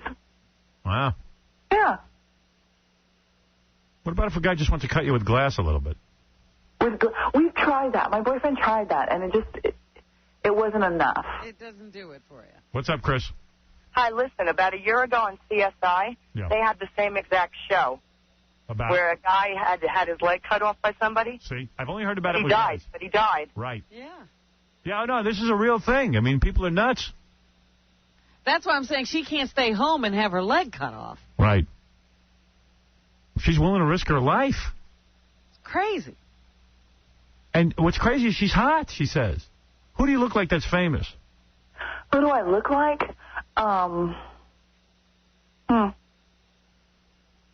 Lindsay Lohan? No. Jessica Simpson? Drew Barrymore. Uh-huh. With brown hair. I've gotten that a few times. Dennis? Yeah. What's up? Who's this? Howard. Hey, Howard, what's happening? This chick is crazy. I've been an amputee missing my leg below the knee for 13 years. And if she just had someone hack her leg off, she's going to bleed to death. Right. Of course. And as an amputee, wouldn't you give anything to have your leg back? Oh, absolutely. I lost it when I was 19 in a car accident. There you go. I mean, who would give Well, a car accident isn't as fun as what I want to do. Oh. Yeah, but you know what? Even now, I'm a prosthetist, and I make artificial limbs, and I've sat in on surgeries. There's certain ways they have to do that. You can't just hack it off. There's nothing you're going to be able to close the end of your leg up with if there's no skin there. Right. Yeah, somebody really has to know what they're doing in order to create the stump and everything. Yeah, this is, you better go see a psychiatrist, honey. I mean it. Like today. Because I was going to say, you might be criminal to refer guys to her to do this. That's right. That's right. That's criminal behavior. I'm not putting you through to any guys. That's it. I'm not taking part in this. And there's no contract that would make it legal, because that would be sort of like practicing medicine without a license to cut off her leg. It'd be signing a paper saying you can kill me. You can't do that. All right. Anyway, Stacy, thank you for the call. It's a fascinating glimpse into your illness. Thanks, Howard. All right, thank you. Bye-bye. Bye. And go see a psychiatrist. Yeah, please, right away. Rapidly. Leave now. I'll put you on some medication. I'll put you on some no-leg-at-all. Make you think your leg is Yeah. Hey, my leg is gone. No, you're just on no-leg-at-all. You've got both legs. Don't worry. I got to take a break. Hey, you know who's stopping by today? Elephant Boy and his girlfriend. They're back together. Oh, you mean this is the old girlfriend? Yeah. I thought he found somebody new. Yeah, That's not possible. she dumped him for a while because her son was real young, and she didn't think, I think Elephant Boy was a good influence. Really? Or something like that. And now that her son is older, she's back with Elephant Boy, which is always fascinating. We also have, I think we're going to play the stripper game and a bunch of other things, too. Mario Cantone will stop by. We have a very busy show for you. We'll be back right after these words. Hello, Willie? Willie there? Willie who? Do it. Willie who? Do it. Willie, do it. Willie, do it. No. Thank you. And now the moment you're ready for. The one you tell me. The king of media and the king of media of Cleveland. Wait for Howard Stern. Yeah.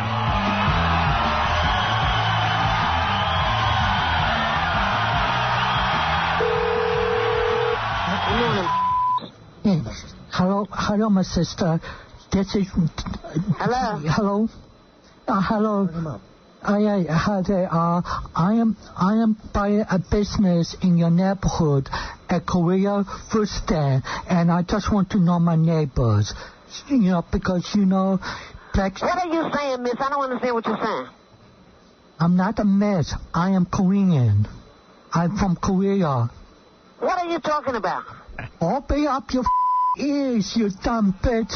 I am Korean. I am a man, not a lady. You go to hell, mother. Who the are you calling a bitch? You call me a mother. What's the matter with you, you dumb bitch? You mother. You black people hate Koreans. Who you think you're talking to? What do you hate Koreans, you black people? Good morning. Yeah.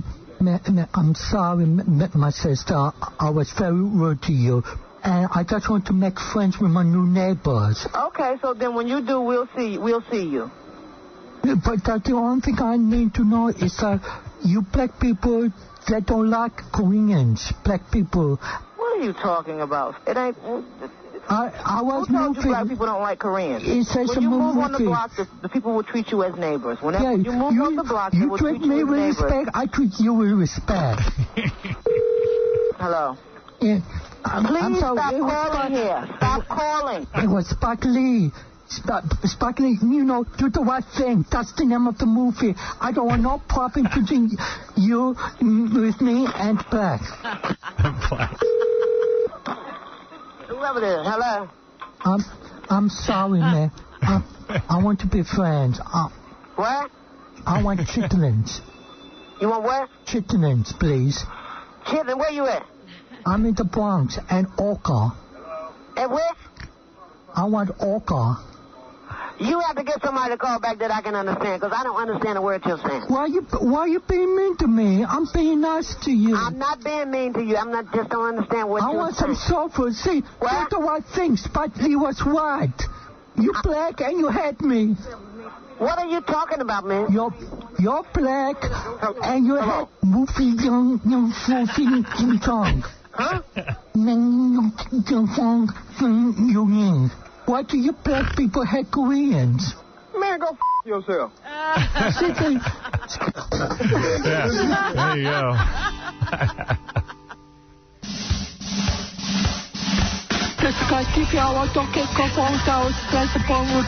Listen to yourself, don't listen in uniform,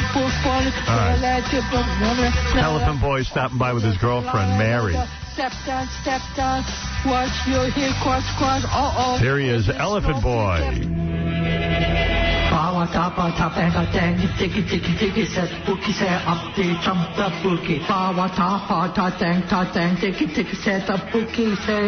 name is Elephant Boy. There he is,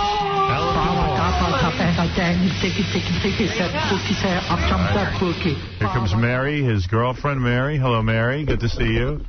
Well, Elephant Boy, I thought Mary was done with you, but you've roped her back in somehow.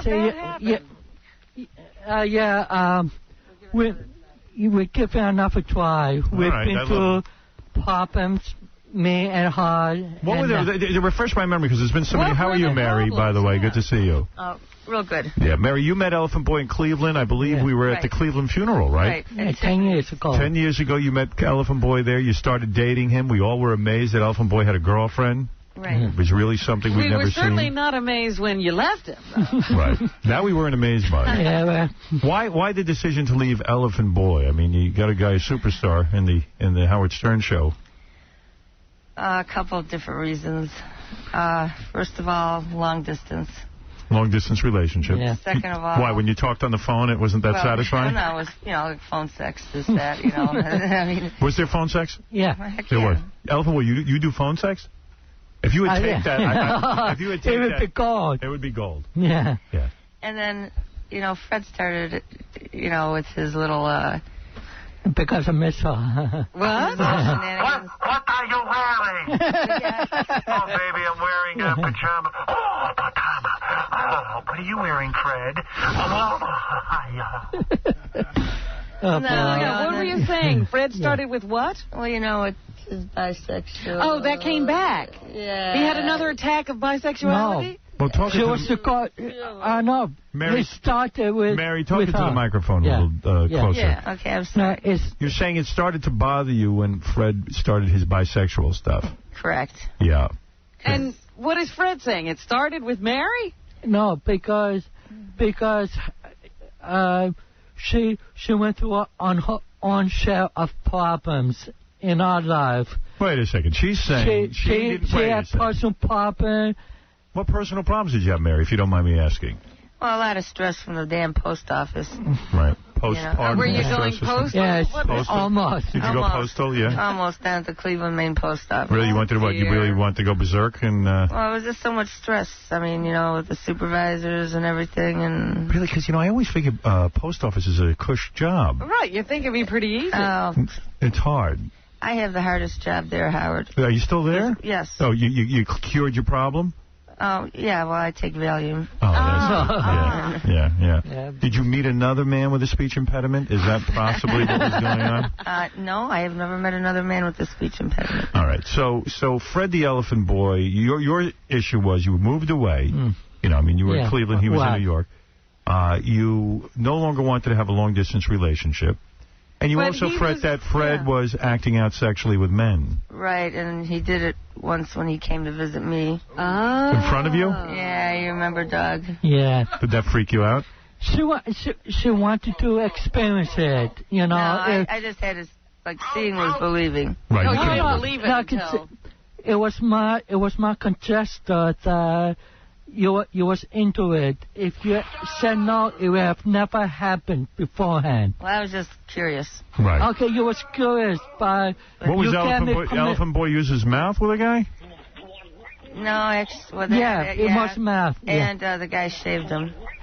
A guy shaved you, Elephant Boy? I don't remember that. Oh, yeah. It was in the shower. No.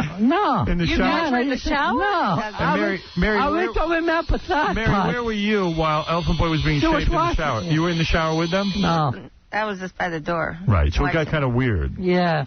Was that the whole setup, that he was going to have a friend over and you were going to watch? Yeah, because I said, I can't believe he's going to go through with this. Right. If you say no, I would have never done it. I ask your permission. It's not like they're behind your back. If you find strength, it will never be done. It would. I love when you explain stuff to her. Yeah. No, but then what about... It was a miscommunication. All right. What about... I'll say so. That must happen all the time. You're not kidding. I told her, blah, blah, blah, blah, and she didn't understand. What's that? And then what about porno? What's his name? Porno? Another dude? Yeah, he came to visit me, but I was out of town, so I hooked him up with my friend Sharon. Mm-hmm. And what's that? Damn, Andrew knows his name. What? Porno. Happy Triple X? Yeah, but I get one of your friends. Anyways, all right, wait a second. So let me understand something. Let me understand something. So Elephant Boy was going through his gay phase. And visiting me. And visiting you with men and having sex in front of you. That was without permission, yeah. Yes. But he had taken my girlfriend, Sharon. Sharon was over here with Crackhead Bob. We hooked her up. Oh, right. I remember that. Right, yeah. a great couple. Yeah. No. All right. Well, let me understand something. Dirty Doc, okay? Yeah. He has, like, these websites. Yeah, like, it's all right, what happened? What? Fred took his wife. Yeah, you said. And was on that website. Yes. And they filmed him, and Fred was getting whipped and poked. Yes. That's like, I thought, I said, that takes the cake. Right. It was too freaky for you. You're up for a good time, but this is... Wait a minute. Explain to all of us. You three are having a conversation. Fred was on a website. Okay. Where they put out... we saw the video. Where Fred was in women's stockings. I was the same. Right. Yeah. And they took a whip and they were using it on him. Yes. But not like whipping him with it, but having... Yes. Yeah, you were going wild. There for a while. And you kept saying... I love, give it to me more or something. It was back then. She was like a mistress. Yeah, mistress. You know, something like a fancy whip. You know, you get into the mood of it. Right. You know, so you were wearing women's stockings and high heels too. It was. Yeah. so they started getting like crazy. You know, very strange. And I kept getting like, I was losing my mind. It was like, God, you know. Then I would start drinking, and then... You started drinking, yeah. Yeah, and I would drink, too, if my boyfriend was doing that and I was you. Well, thank God I really, got that under control. Yeah. Good. During that time she was drinking, taking drops, when we hook up with Cracker Pop, she used to, all right, let me move on. Let me move on. No. When we hang out with Cracker Bob, they've been in my house many times. You were doing drugs? She kept drugs? Yeah. Oh, I didn't know that. And that's it. So I was pissed off at that. So all right. So decided it was time to leave. Yeah. Right? What I'm hearing in this, and believe me, this is tough hearing. Elephant Boy, you're saying she had her problems. Yes. With the drinking and the depression and all this. And you were busy with doing dudes. Yeah. And dressing up as a woman and getting dominated. I was very assaulted. What about Howard, when you shocked me one time I was on the air, you had a telephone conversation. Hello, my name is Fred. I'm looking for a... Yes. Oh, yes, that's it. What you're referring to is that was shocking. Here it is. I'm looking for a couple in the 30s or 40s. Listen, why does that bother you so much? Like I said, it was a dumb thing to you, and... It killed me. Yeah, it killed you? All right, so what happened? And I thought let me explain what this is. Yeah. Elephant Boy took out a personal ad. Yeah. On some kind of phone service. On a phone service where he was looking for couples. And dumb enough to leave his name, even though he didn't have to leave his name. Right. So you started to question the man you were in love with. Because you got me off guard. I never heard of it until I was on the show. I was shocked, too. I didn't know Elephant Boy was into Elephant Boy, you never told her you were into all of this? No. Oh. I think I did, but that was a long time ago. Yeah, she couldn't understand it. I think you're an honest guy. I think she was being gone to say, understand me one thing, and when I came up with the idea, it came out, she got a completely different way. By the way, Fred, I'm really glad you grew back that mustache. It looks fabulous. Not bad. Yeah, not bad. Not bad. Okay, no, next time. Get rid of that. So anyway, now... in a miracle of all miracles, Fred the Elephant Boy and the beautiful Mary are back together. Now, how did this happen? How did that happen? Well, he still calls me like every couple of days, and this and that, and we developed our friendship over. And by the way, he was very dedicated to you. I got to say one thing in Elephant Boy's defense. He came in here, and in order to win an Xbox for your son, he did gay acts for the man. Yeah. Well, you know what? The first Xbox got stolen, and then the second one broke, and... Do you remember what Elephant Boy did? Yeah. You guys had to throw marshmallows on his private. No, green paint on Ipis Havoc.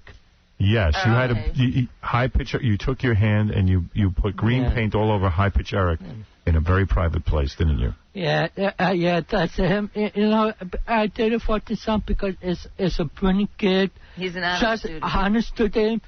Right, if it was hard enough, it can be as smart as Fred. Was your son embarrassed by Elephant Boy a little bit with his gay acts, even though he did it? Yes, but he was proud of Fred to even do that. So Right. he could get an Xbox. All right. So anyway. So wait a minute. Now, somebody said you didn't want Fred around your son because of all of this? No. That never happened. Okay. Oh, no. No, he was a good friend to the kid. Oh, yeah. Right. Yeah, so I think the most we were becoming just friends. So how did love bloom again? Elephant Boy would call you and talk to you, even though you had broken up. He missed you. Did you find yourself missing Elephant Boy? Yes. You did? Because, you know what? The pillow He's talk. like real honest. Right. You know, I'm not a 10. Stupid but honest. I might be a 6 or something, but he considers me a 10. Yeah. I think you're a 9. Oh, you do? Well, I certainly do. I even got a belly. You look good. You've held up. But it's my body. No, you just hit her in the boob. I know, I didn't mean to. Elephant Boy meant to touch her belly, and he hit her boob. Yeah, I didn't mean to. I was aiming for a body. Your aim is as good as your speech. So, you say he's honest, so I imagine you know what he's saying most of the time. Well, he promised me that he's getting rid of all the gay stuff. Are you laying off the gay stuff? Yes. Now, when did you quit the gay stuff? Be honest. Months ago. Months ago? I don't know, months. I'm like, a year. Did you not know, Mary? Yeah. No, I thought it was like about over a year. Yeah, that's what I'm saying. No, you said months. I'm a bad choice of words. But like I said, months. I don't remember the last time I seen her. You haven't seen me. How long ago? For a few years. Yeah, but if I say yeah, it's I have a very poor concept of time. Well, no. Yeah. It could have been a week. All right, so last night you gave up gay sex. 10 years. No. I lot longer than that. Do you really think you want to give up gay sex? I mean, Mary's great and everything, but it sounds to me like if you've been doing it up until a few months ago, like I said, it's something you're into. And you were not. It's a substitute whether something I'm into. Have you been finding a lot of guys? No. What? Except for that one. How many guys? Who were you with a couple of months ago? I don't remember. Maybe a couple months. Maybe a year ago. Whatever the time frame. Where'd you meet the guy? Where'd you meet the guy? Internet. Internet? Yeah. Oh, yeah. So that's where you pick up guys? You pick up any time, Dick, and Harry? No. White guy? No. Yeah, white. Why, you don't like black? No. You don't like black guys? Why not? Not for personal weapon. But I like black women. They say black is bigger. I don't care for them. It's like it covers me. You gotta be curious. I mean, if you're into men, why are you wasting Mary's time? Because I was more into her and I couldn't get her. I didn't know about this months ago. Yeah. You first said months ago, Fred. I can't. What is it really? Come clean. What was it? Was it a week ago? No. 3 months ago? No. Come on. Months, like 6 to a year. 6 months? Yeah. Or a year? In that time frame. Was it by a year? So, wait a minute, Fred. You had told us you were through with all the bi stuff. Yes. That meant you were just all into men? Is that what you meant? No, again... I really want to get back to Mary. We've been talking. Nothing wrong with being gay, but yeah, no. I'm not. If you're gay, be gay. I am more comfortable with her. Right. It could be. In other words, you're truly bisexual, and she's your favorite. Yeah. You're willing to. Wait a minute. He's not with any other women. It's I can get women. Okay. Yeah, that's it. It's a lot easier to get guys. Very lonely. Right. I have this finish. It's not being satisfied by women. I went to the next the next thing. The next best thing would be a fat broad. Right. Go after fat chicks. You go right to men. You went from a woman and you said the next best thing was a guy? As I said before, I make a lot of wrong decisions. All right. She make a lot of wrong decisions. I overlook the things she did. Hopefully she will overlook the things I did. Well, how are you going to stay away from guys? You really like guys. No, it's a substitute. He's willing to give up all others. He has to. Yeah. He has to. Oh, definitely. This is it. Definitely, Howard. I didn't know a couple of months. I can't want to, so I'm sorry I said that. Can we play back the tap as substitute years instead of months? All right. Yeah. Years? No, you can't say years. Yeah, whatever. Wow. Like I said, sorry, I'm not... How long have you two been back together now? How long is it? Well, this is the first time we've seen each other since about 6 months, talking every other day over the phone. Right. Yeah, that's it. And I was staying in a nice hotel, too. Yeah, right. and she's got a lot better with her problem. She was very depressed, withdrawn. She's depressed because you're with dudes. Yeah. Better straighten out. The first time I'm hearing this. She never expressed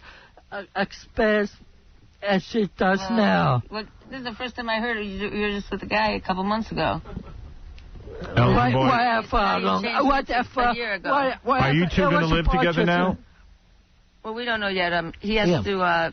He has a job. He works for the government. Yeah, because it's so hard. Is he seeking a transfer? If I can do it, You still living with your mother? No, she's in a nursing home now. Are you kidding? I'm sorry to hear that. Yeah, she's a So you got your own place? You got your own place now? His tricky brother, Philip. Yeah. You share a place with your brother? Yeah, with my brother. I'm living. In your mom's house? Yeah. Yeah. Well, it looks like you're about to get a house if your mom's going to be full-time at the nursing home. Wow. But you're thinking of moving to Cleveland. Yeah, like I said, in the future, it is for her. Elephant Boy, is there something you want to say to Mary right now? Is there a question you want to ask her? I thought that it was thinking if things are going up, okay, because we're just beginning anew, like we make it. Wait a second, I think America's most eligible bachelor is about to say something. We have the real bachelor. Come on, say it. Yeah, I said, Mary, if things go great, and I've been up with you, everything's normal. I want you to be my wife in the future, and show you what kind of man I am. I'm going to be better than the husband your sister married to. They will be jealous of you if you will take me. Well, time will tell. Exactly. Oh, I see. Yeah. So that was not a yes. No, we're just like The Bachelor. We don't really get engagements either. Well, Elephant Boy, that was very romantic. But if it does, if I do, you will be the first to know. Thank you. I think he should be the best man. Who?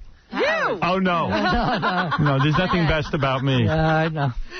And tell her you're never going to spread your legs for a man again. Like I said. Legs, butt. Whatever. Whatever you spread. Like I said, I would be a white woman. A white woman. He got himself a white woman. No, I would be a one-woman's man. A one-woman man. We see you're a one-woman man. Yeah, you don't have a choice. Yeah. You only found one woman. That's all I need. It's the guys you have to cut down on. Right. That would be... Are you going to be a one-woman, several-men man? Never. No more. No more. It's over with. Howard, it's got to be, Mary. No, I'm not getting disease. No. But you don't want to be cheated on. Right, that too. Yeah. Hey, I understand you guys have a very... Are you guys still into, like you humiliate him sexually? I mean, you guys get off on that? You spank him and... I thought you did do some sort of bondage with him or whip him. No, that was Sharon. You don't do that. No. You don't get. It's all very normal with you guys. Pretty much. Okay. All right. Yeah. Well, let me tell you something. This is exciting to see the two of you. It's good to be back here. I always thought you were a great couple until Elephant Boy screwed up with all these dudes. I mean, how would you feel? I don't feel good about that. If I found out my girlfriend was with girls or guys. It's a very shocking thing. It's shocking. Yeah, that's what trouble with long-distance relationship. With all of Elephant Boy's problems, living at home, with the speech impediment. He was lucky to find her. It's right. Yeah. And I realize it. The kids love him. Matter of fact, my son's birthday was yesterday. He's here in the green. And you know what I got him from his birthday? Yankee tickets. Yankee tickets? Tickets? Yankees. They're playing the Red Sox. Well, you're very generous. You're a wonderful man. Yeah. I got some gifts for you and Robin. Yeah. Isn't that nice? Thank you. Yeah. Well, listen, I want to congratulate Elephant Boy and Mary on getting back together. It's really good to see you two. Thank you, Robin. It's been a couple of years since I've seen the two of you walking around. Everyone was praying that Elephant Boy would find love again. And I didn't know if he'd find it again with you, Mary. I gave him another chance. He gave him. I'm glad you did. And she won't. And Elephant Boy, look at me. No more penis. Repeat after me. No. No more penis. No, I didn't say peanuts. No, You're going to say. Right. And no more internet stuff. Take out your computer. Throw away the computer. What did Mary say? No magazines, What? gay magazines. Do you have gay magazines? Gay movies. Uh-oh. Whoa. Well, we got a problem. Yeah, no more. Oh, yeah, sweet. I'm going to test him. I'm going to bring in a gay man. Spot the packet. No, don't say that. Mario Cantone is here. Uh-huh. And he knows this stuff. Yes.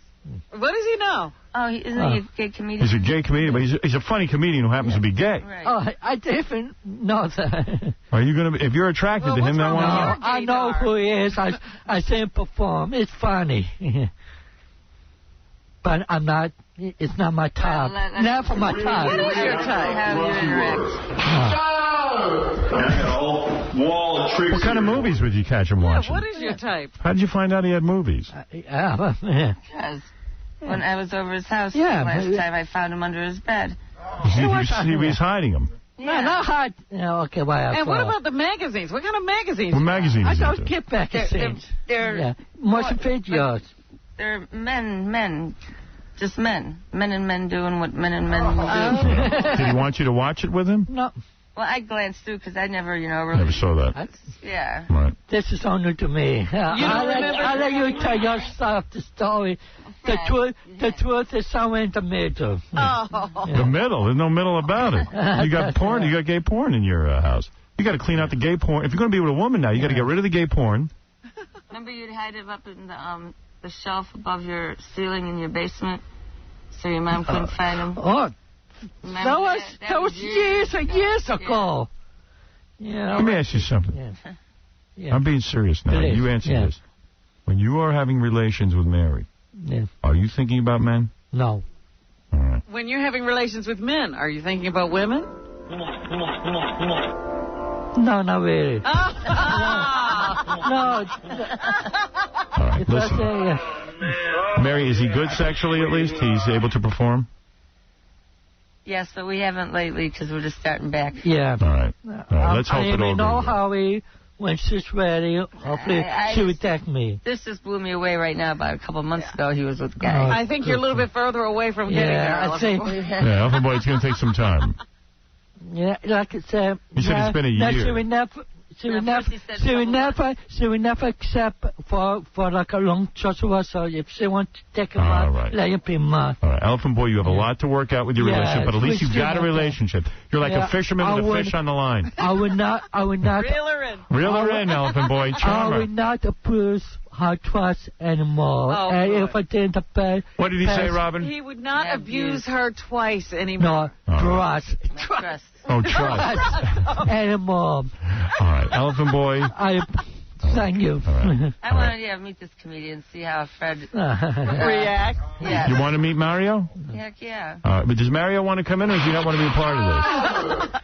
Matter of fact, I could let Mario sit next to Fred. Well, no. I mean, I don't know. Mario has a boyfriend for years now. Yeah. Mario, come in naked, will you? So I can test Elephant Boy. Does Mario want his own segment? I said, Mario, you want to come in and talk to these guys? He goes, no, I'm good. I'm good. Okay, all right. All right. Listen, Elephant Boy and Mary. Thank you for... Congratulations. Yeah, thank you for inviting me back on the show. All right. And thank you, and good luck. And please, would you come back and keep us posted on this very hot New York romance? New York-Cleveland romance. Should move into the realm of engagement, please let us be the first to know. You will be the first to know. I got some gifts for them. Yeah, I want to hear that horribly contorted proposal when he got you to do. If not here, you will hear it on Right. I can't wait till you go Oh, did you get your I haven't got it yet because at work... The microphone. At work, I listen to headphones all day, and doesn't have headphones Walkman. Hold on. Yeah, they better have it. Okay. You're positive they're going to have it. Okay. Because that's what everybody at work... I hear you. Yeah. I know what you want. Yeah, but I want to give you a couple gifts. Have you ever used sex toys on Elephant Boy? Yes. What? I told him that. All right, let's save it for the next time. All right, let me take a break because I want to speak to Mario Cantone. He's got a lot of information for us. Very funny guy coming in, Mario Cantone. Looking forward to having him on. Can we please listen in on the news or maybe with that Mike Walker game? Well, let me interview Mario, and then if you would like, okay? Okay, thank you. And then I can give you my yes. gifts for you. Gifts are not necessary, but thank you. No. Yeah, thank you. Yeah. Thank you, Harry. All right, thank you. We'll be back right after these words. Yeah. Your morning show is in the hands of a man who lost his virginity at age 16. Howard Stern. Broadcasting from the top of the Howard Stern building. All right. Howard Stern Thank you. Let's get to Mario Cantone. Or is it Mario? Mario. Yeah. You want to say hi to him? Busy show today between Elephant Boy and... Yeah, we got love. We got everything going. People cutting off their legs. Mario Cantone had a Broadway show that was very funny, and now it is on... HBO, right? On HBO. No, it's on Showtime. It's on Showtime. I was Hey, Mario. wrong. You like to be Mario or Mario? It depends on where you're from, I guess. Yeah. People say, New Yorkers say Mario. You're a talented guy. Thank you, Howard. And I met Mario the other night. Your girlfriend's beautiful, by the way. Thank you. She's beautiful, and she's smart and sweet. You have good choices in women. You make good choices in women, I think. Once in a when you while. are serious about them. Right. I've made some bad choices, but when I'm serious about someone, it's a good choice. And that's a very good thing. It saves you a lot of pain. You think? Yeah. I'm not. It turns out I'm not the kind of guy that can go out on several dates a week and sort of play the field. I think I'm a one-woman dude. So when you always have been. So when you find them, you know. Well, no, I didn't know. How quick did you know? I knew right away. You did, right? Yes, I knew right away. What about you? I met your man. 14 years. I knew right away. Hey, he was a nice guy. I talked to him a little bit. He's a solid. Very nice guy. I wouldn't go out with me. You wouldn't. Are you a difficult person? I'm not difficult. I'm moody. I'm depressed. Are you the one who... Robin! Yes, hello there, dear. How are you? Hey, you got to answer a question. But wait a minute. I want because every time I've seen him, he's always been in a great mood. But are you outside? You're always on, and then at home you're a mess. He's depressed since he's 3. I'm just kind of like exactly. The mother, the father, all that crap. His father. I'll give you the background. Really? Go ahead. All right. Here's what I know. What do you know? Fill in the hole. I'll correct or fill in. Go ahead. Your dad and your mom had a crap marriage. Not good. Yeah. Okay. Your dad had, this is always fascinating because I know a couple of people who went through this, not many. Your dad had a whole other family he had going. One other son. Who I brought into the family. Philip, the half-brother. Hello. We found this out, and I this is weird when your dad has a whole other family. It was about 8 years. It was about a year and a half after my mother died. We hear a rumor of this Philip. Meanwhile, he's named after my godfather, my father's brother. My father had balls the size of... Right. Well, he didn't care. It's amazing that we didn't know for all these years. I didn't find out Did Philip live in the neighborhood? He lived at the next town in Malden, Massachusetts. Let me understand something. Philip Lee Cantone was his name. Philip Cantone, and then he was legally adopted by his stepfather. Your dad met another woman. Oh, please. Many women. Another woman. But he meets another woman. He looked like my father looked like John Garfield and Sal Mineo. He was like. Would he stay home? Like, would he have a house set up with them? No. No. He just they had. She had her home with her son, and he didn't live with them. He was home. I remember him. The amazing thing is, I remember him being home so much. Yeah. So much. I don't remember him as an absent father. He knocked up a woman in the next town over. It was had his a kid and a waitress and never told anyone. No. And you meet this guy. He told his best friends.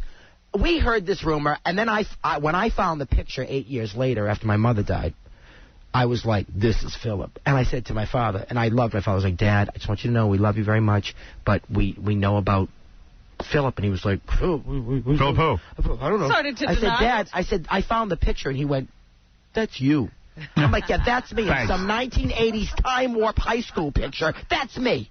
So your dad and your mom had a horrible marriage.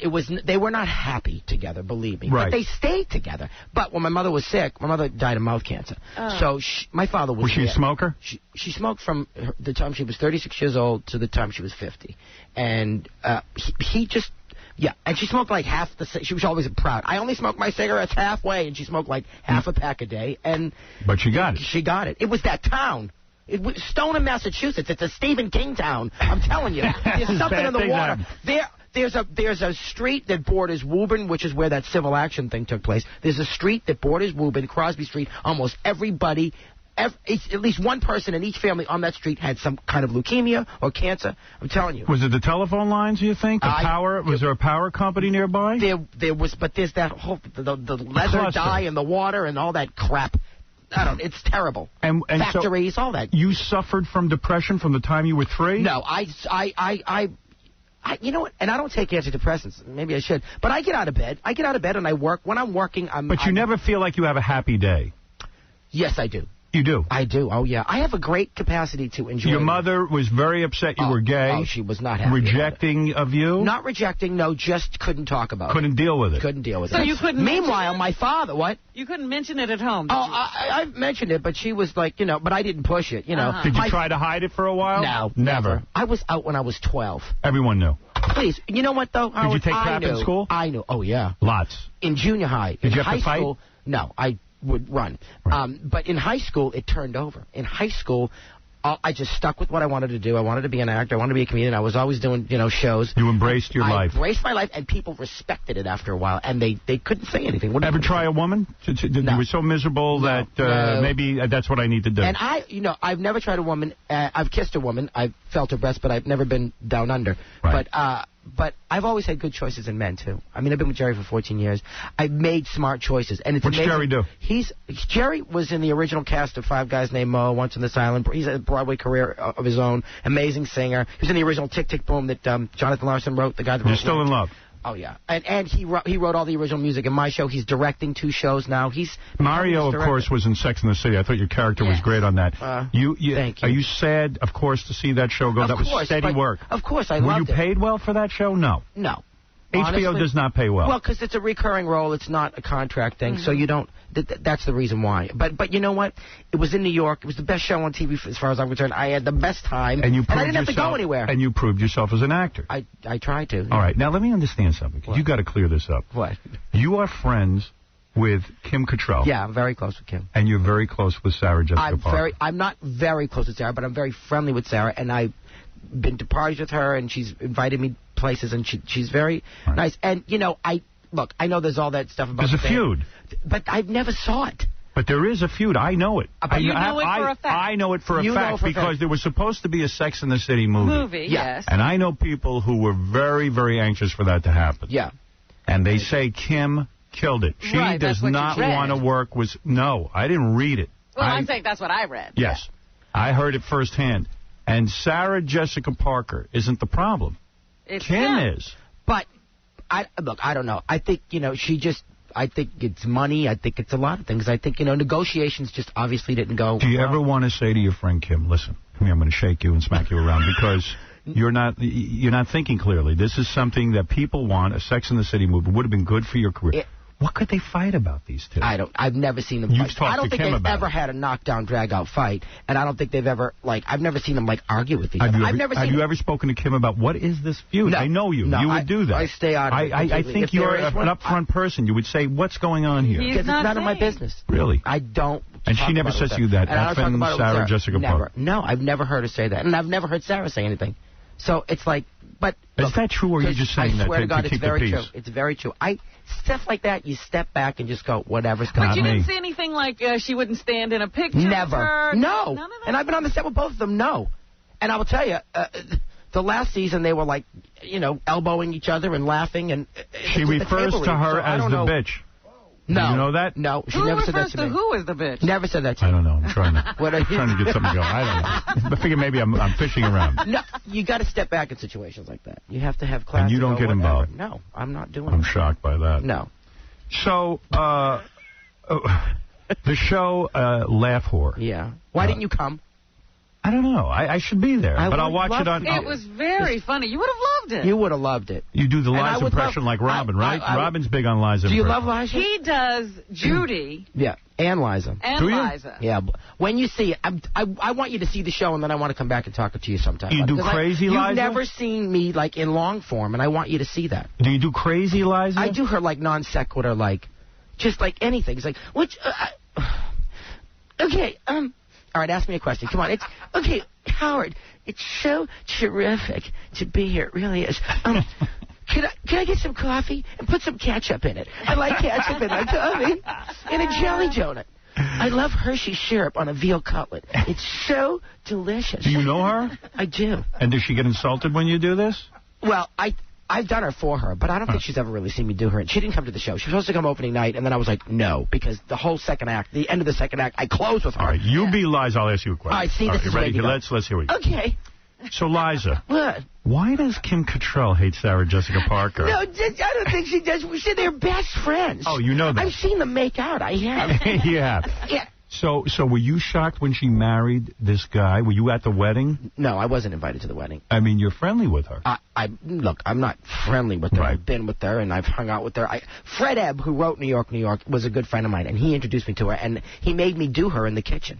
And I was like, don't make me do her in the kitchen. So I did her, forgetting the lyrics to Victor Victoria. Remember she was on Victor Victoria? Yeah. It was in the press that she forgot the lyrics. So, but, she's befuddled. She does. She just gets a little. She doesn't know where she is. Sometimes. I met her one night. She's a great gal, and she's so talented. I wouldn't do her if I didn't love her. I heard she said that I'm not going to go see a show because I heard he makes fun of my mother. I'm like, I'm the biggest fag in the world. I love your mother. I love Judy Garland. Do you do Judy Garland? Yeah, I do. Does, yeah. I do. Which era? I do her like kind of in the 60s. When she was wasted and drunk? Not really. Well, no, not on the show she wasn't, but I know she was. You know, all that She was footage, on medication. She was, yeah. It's so painful because you see all that footage. That's a tough impression to do. Oh, it's good. I don't even do it. I don't do any drag either. Well, how do you do it? I push my hair all up like that, and you put the collar up. All right, ask me a question. You're putting pressure on me, all right? Come on. I've been waiting to improv with you. Okay. I'm not that good at it. Yes, you are. Right. Go on. Right. Go on. Come up with something. I have to interview Judy Garland. Ask me about The Wizard of Oz. All right. Judy. Yes.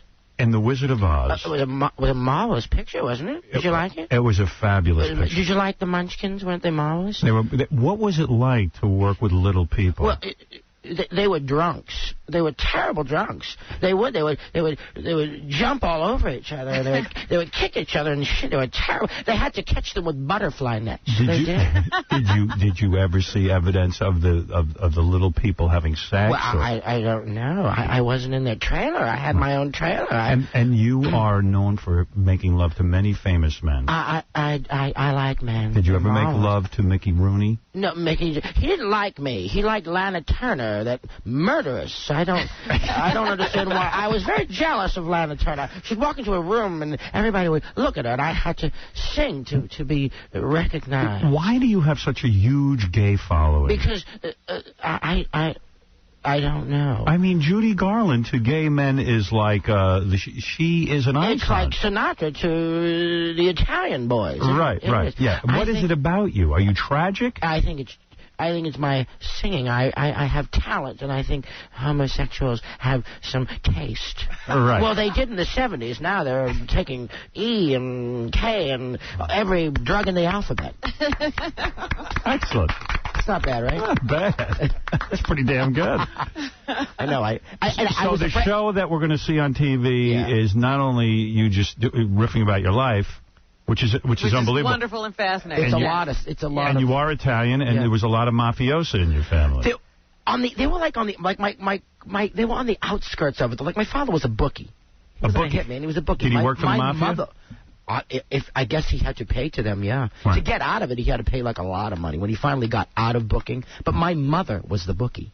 She taught my father how to book. My mother was a bookie and a compulsive gambler, which is double whammy. The house was mortgaged like 90 times. So you talk about that in the special? Yeah.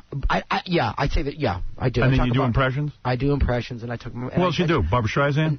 Not really. No? I mean, I do her. I do her in the vagina monologues, you know. What do you mean in the vagina monologue? At the end, people yell. I do the vagina monologues at the end, and I do... So you say, what if Barbra Streisand... I actually start with, like, Betty Davis after the stroke. My vagina is a flower. It is a rose, a lily. And then people yell out. People yell out, you know, to do, and I do them. All right. And what about your friends? You are obviously Mr. Showbiz. You do have famous friends. I have some famous friends, but I have a lot of non-famous friends, too. But who are your famous friends? Who's the crowd that hangs out with Mario Cantor? Oh, God. Honestly. I stay home so much. No, you don't. I know. It looks like I don't. I see you. I'm out and about. A lot of Broadway people. I mean, but I don't really hang. Are you friends with Kelly Ripa? No. It looked like at the No, bar but I you like were. them. And I love her husband is a doll too, and he's a good guy. But I'm like, how about, I'm always like, why aren't I on the show? They did a Broadway week. They didn't have me on. They won't have you on Regis? Have me on? No, because of the word whore. Laugh whore. You know what? Is that true? It's just there's been such a thing about you can't say whore. It's like you can't say Hold whore. on a second. You're telling me Regis Philbin won't have you on because the title of your show is whore? I don't know, or he doesn't like me, one or the other. I don't know what's wrong with him. It's like, you have a Broadway week. We also... Rosie O'Donnell used to have you on, all right? The time. All the time. I love Rosie. She's my Ellen friend. DeGeneres, does she have you on? No, I haven't been on Ellen. Why is that? I don't know. Does she not respect your... I have no idea. I've never met her. And I think she's brilliant. Letterman have you on? No. Why? I don't know. And I love David Letterman more than anything. Have you been on Leno? I did Letterman when Nathan Lane hosted it, and Mel Brooks was the guest. And Are you hurt by Letterman rejecting you? Yeah, I'd love to be on Letterman. I think he's What great. about Leno? He doesn't, not his cup of tea, whatever. Leno, there's a possibility of doing sometime soon. I mean, and I would like to do that too, but I would love to do Letterman because it's in New York and I love him. I think he's, but look, there are people that have very strong reactions to me. They either love me or they don't like me. Right. Screw him. What are you going to do? I can't sit here. Who cares? Listen, you got to go on with your life. I do, and I do what I do. Look, I like doing press for stuff, but you only want to do so much. After a while, you're like exhausted. All right, you're getting sad now. I've been getting up. How do you get up every day and do this in the morning? I don't know. I mean, you've been doing this for how long now? I don't know, but seriously, the last couple of years, I get up out of bed, I'm like, What time do you go to bed? It just gets worse as you get older. Yeah, last night I watched, I taped Lost, so I was watching that, and I got to sleep about 9:45, and now I'm paying for it. I mean, I'm exhausted all the time. I walk around like a zombie. I went to this... Yeah, that's the feeling bad we do. We're just sleepy. Do you take off at all? Do you go away? No. Yes, you do. Do you have we any take time some to yourself? Off. Yeah, but I'm usually working when we take time off, and we do other things. You know what I mean? It's a tough But schedule. not getting up at 4 o'clock in the morning makes a huge difference, I think. I've been off at some radio stuff, and I'm like, there's no money in the world that could get me up early. I can't get up. So where do you make the bulk of your income from? Stand-up? Stand up and television stuff here and there. I don't make a lot of money. I am like really poor and semi-famous. Yeah. Are you a millionaire? No, God, no. You don't have $1 million? Oh my God, no. You're very freaking well known, and I would think that you can headline. But you have to everywhere. realize where. Yeah, but I'm brutal. I'm picky. I don't like to go just anywhere. I never went on the road as a stand-up. I'm waiting to tour the show so I can do it in theaters. Mm-hmm. So it's you're not in front of drunk people. Well, what's the game plan? You're a talented guy. Do something with this. What's I the just next finished level? a movie. I'm working on 2 animated movies. I'm doing this tour. I'm in development with Showtime for like a variety show, whether it goes or not. But have you taken the show to London? I am going to London. Okay, that I'm doing. What I thought, yeah. But it's my own thing too. I'm like, there's things I don't want to do. There's no money. I've turned down a lot of stuff, and there's What'd you turn down? The Lion King on Broadway. Really? You want to strap a puppet to your ass 8 times a week and paint your face green? So in other words, you'd get a lot of money to be in the And Lion King. I'm a big Disney fag. So and then I was like, I don't want to do, and I love the Disney. I'm obsessed And you're with willing it. to say, hey, screw it, I'm not going to. Oh yeah. See, I wouldn't turn it down. I also, I was offered the producers originally, and I just. Really? I would have done it for 6 months. They wanted me for a year, and I couldn't do it. Really? And I wanted to do Assassins, which I wanted to play Sam Bick in Assassins, which is the production I did at the Roundabout. Is your boyfriend supporting you? Is that what's going on? No, God, no. Do you share money? Yeah. You do? Oh, yeah, we go back. You're a and married forth. couple? Yeah, pretty much, yeah. Will you get married? No. Never. Enjoy your legal papers and your custody battles. You don't want any good of night. that? No, I don't want a dog. I don't want kids. I don't. No dogs. No, I don't want to take care of anything. I know I'm a selfish person. So knowing that, I think makes me maybe a little more unselfish, and I don't want to victimize the child. Right, or the dog. I don't want to verbally abuse the kid. Shut the hell up. Get that face. What do you look? Stop looking like that. Right. Yeah, that's good. That's it. But do you watch The American Idol? Of course I do. Okay, can we just... Okay, you may have spoken about this, but... We've spoken about it ad nauseum. I bet.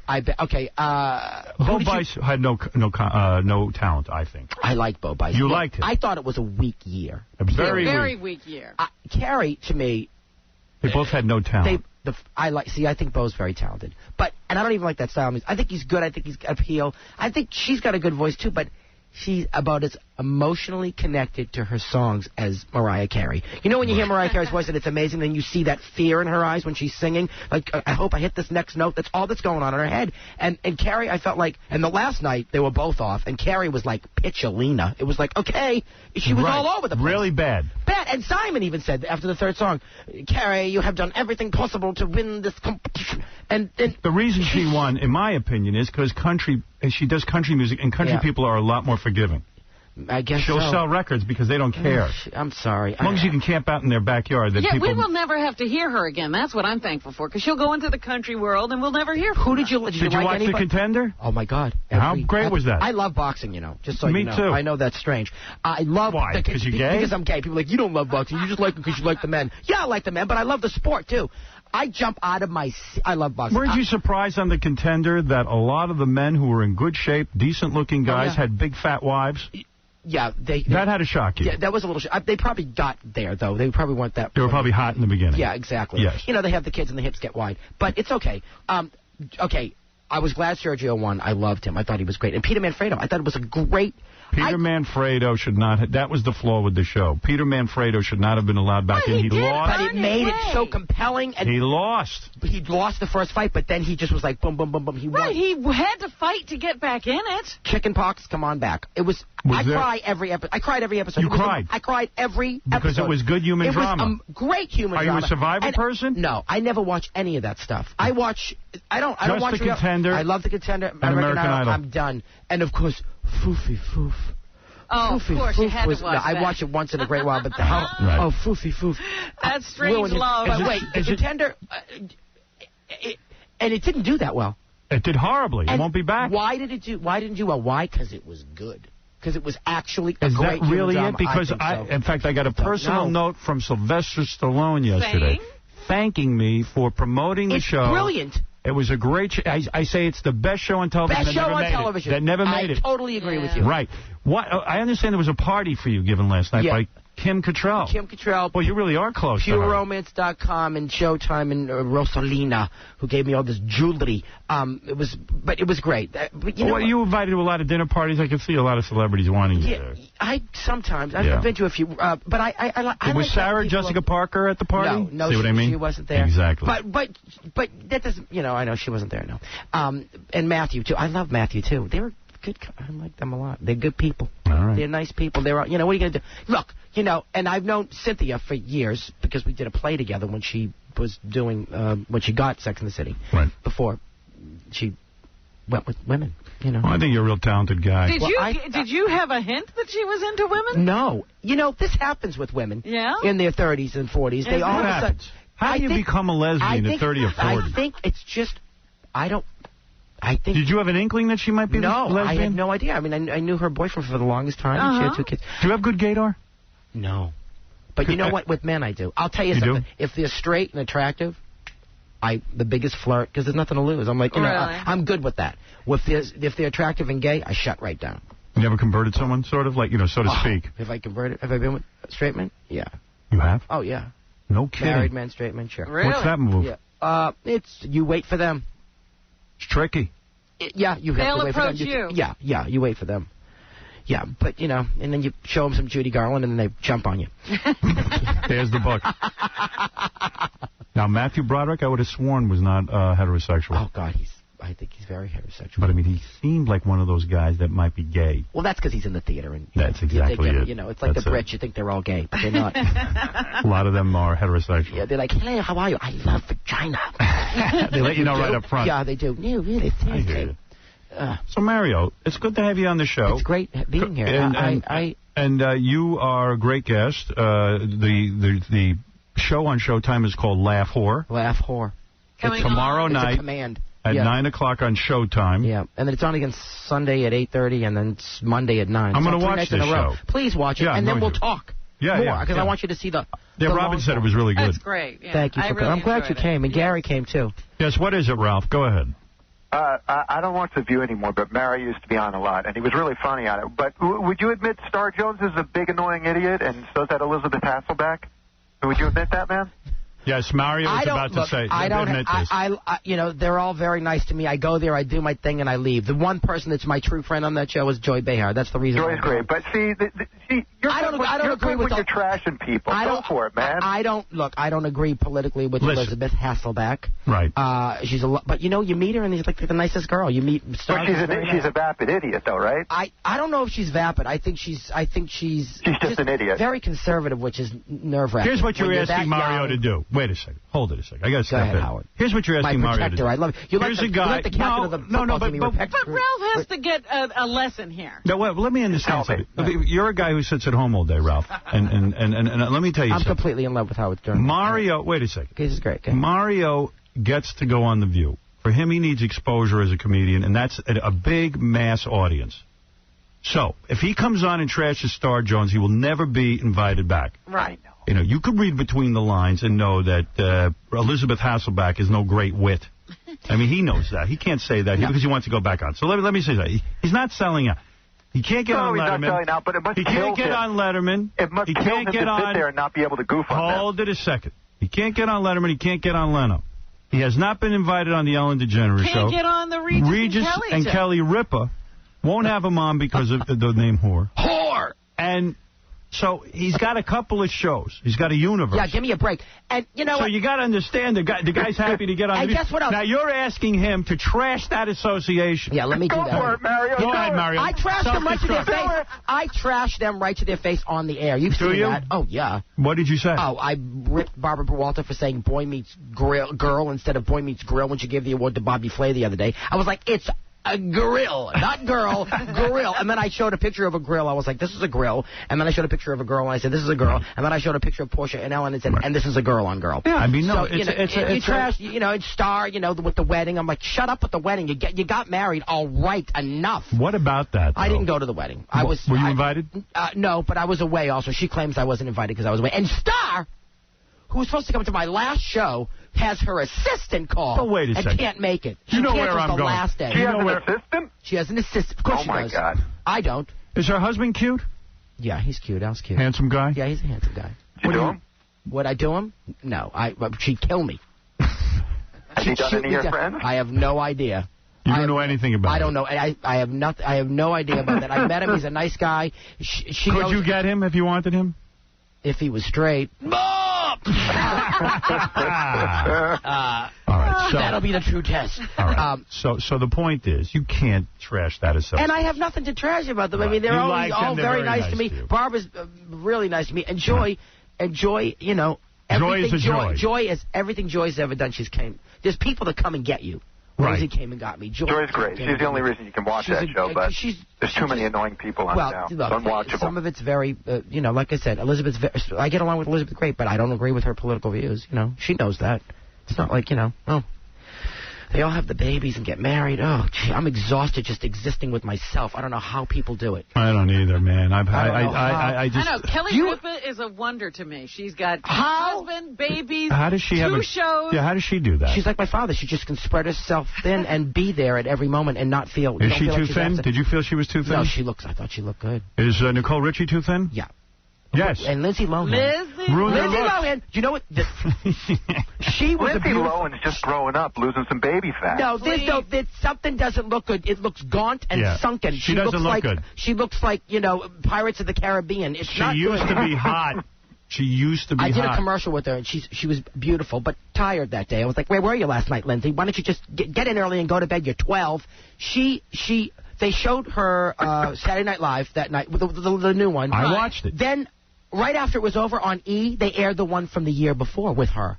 So it was her image was juxtaposed. It was like, do you hate the way you look that much? Why would you do this to yourself? You look great. Have you ever auditioned for Saturday Night Live? Years ago, yeah. Why are you not on there? I don't know. You do the impression. Remember that kid show he used to do on Channel 9? Steampipe Alley. Yeah, the porn film. I'm on a box, by the way. I made the box. I just, please, you know, Steampipe Alley, we got away with murder on that. Yeah, I thought you were mad at me back then because I used to say they shouldn't let Mario broadcast to children. I wasn't mad at you. Say whatever you want. You're funny. You're a jokester. I was trying to have fun. Yeah, I know. Yeah. this is shocking that this is like the most enjoyable thing right now. Yeah, of course. We're having a good time. I'm loving this. That's all. But all right, so Steve, You smoke weed? Do I? Yeah. Yeah. A lot? No. I'll tell you.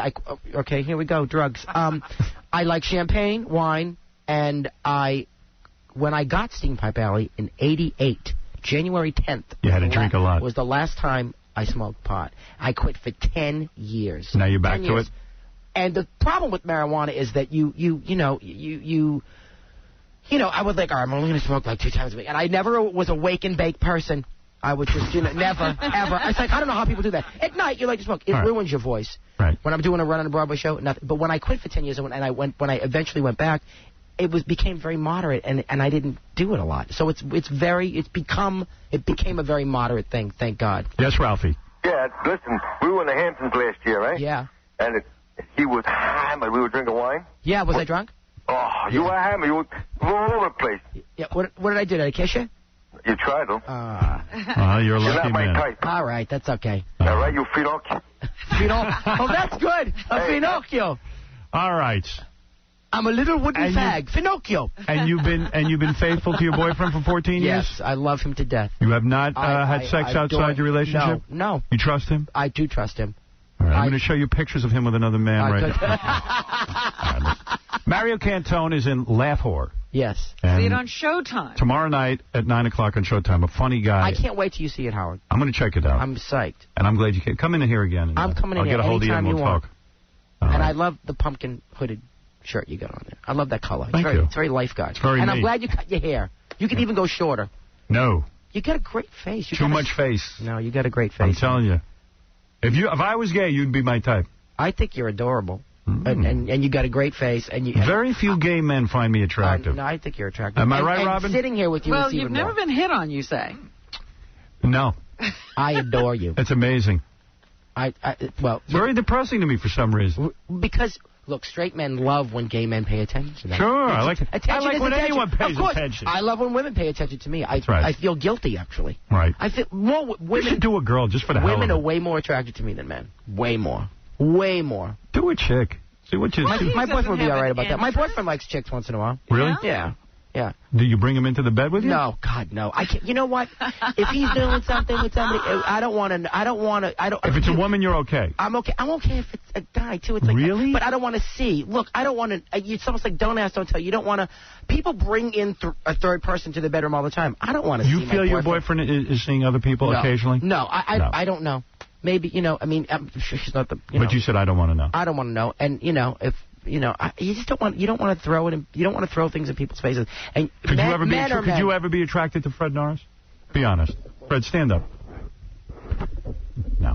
But he's adorable. All right. Who? Okay. It was the guy. Well, Fred scares you. Who's the one you like? Will? No, the guy that was in the they were showing me the picture of the Superman.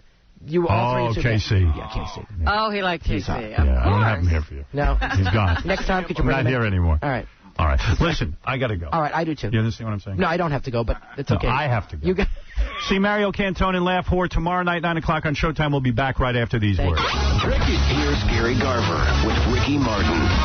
Ricky. Hey, Ricky. You are so... Ricky, do you expect to fart much during this long show? Excuse me, what? Do you expect to fart much during this long show? If I expect what? Do you expect to fart much during this long show? Fart? As in fart? No, I'm not into that on stage. It's completely different. Ever been attracted to another man? You suck, bro. This is Howard Stern Show.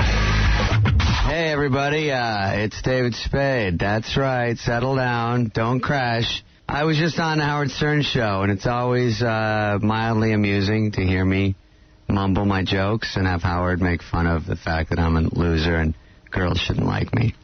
So keep listening, and Fred will play funny noises, and Artie will get drunk. Okay, bye-bye. That's good. I don't need stuff written. Howard Stern Show.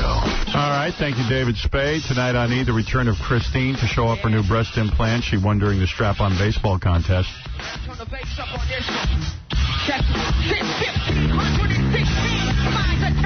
Plus, check out two female cousins who come in and get naked just for fun. That's tonight on E!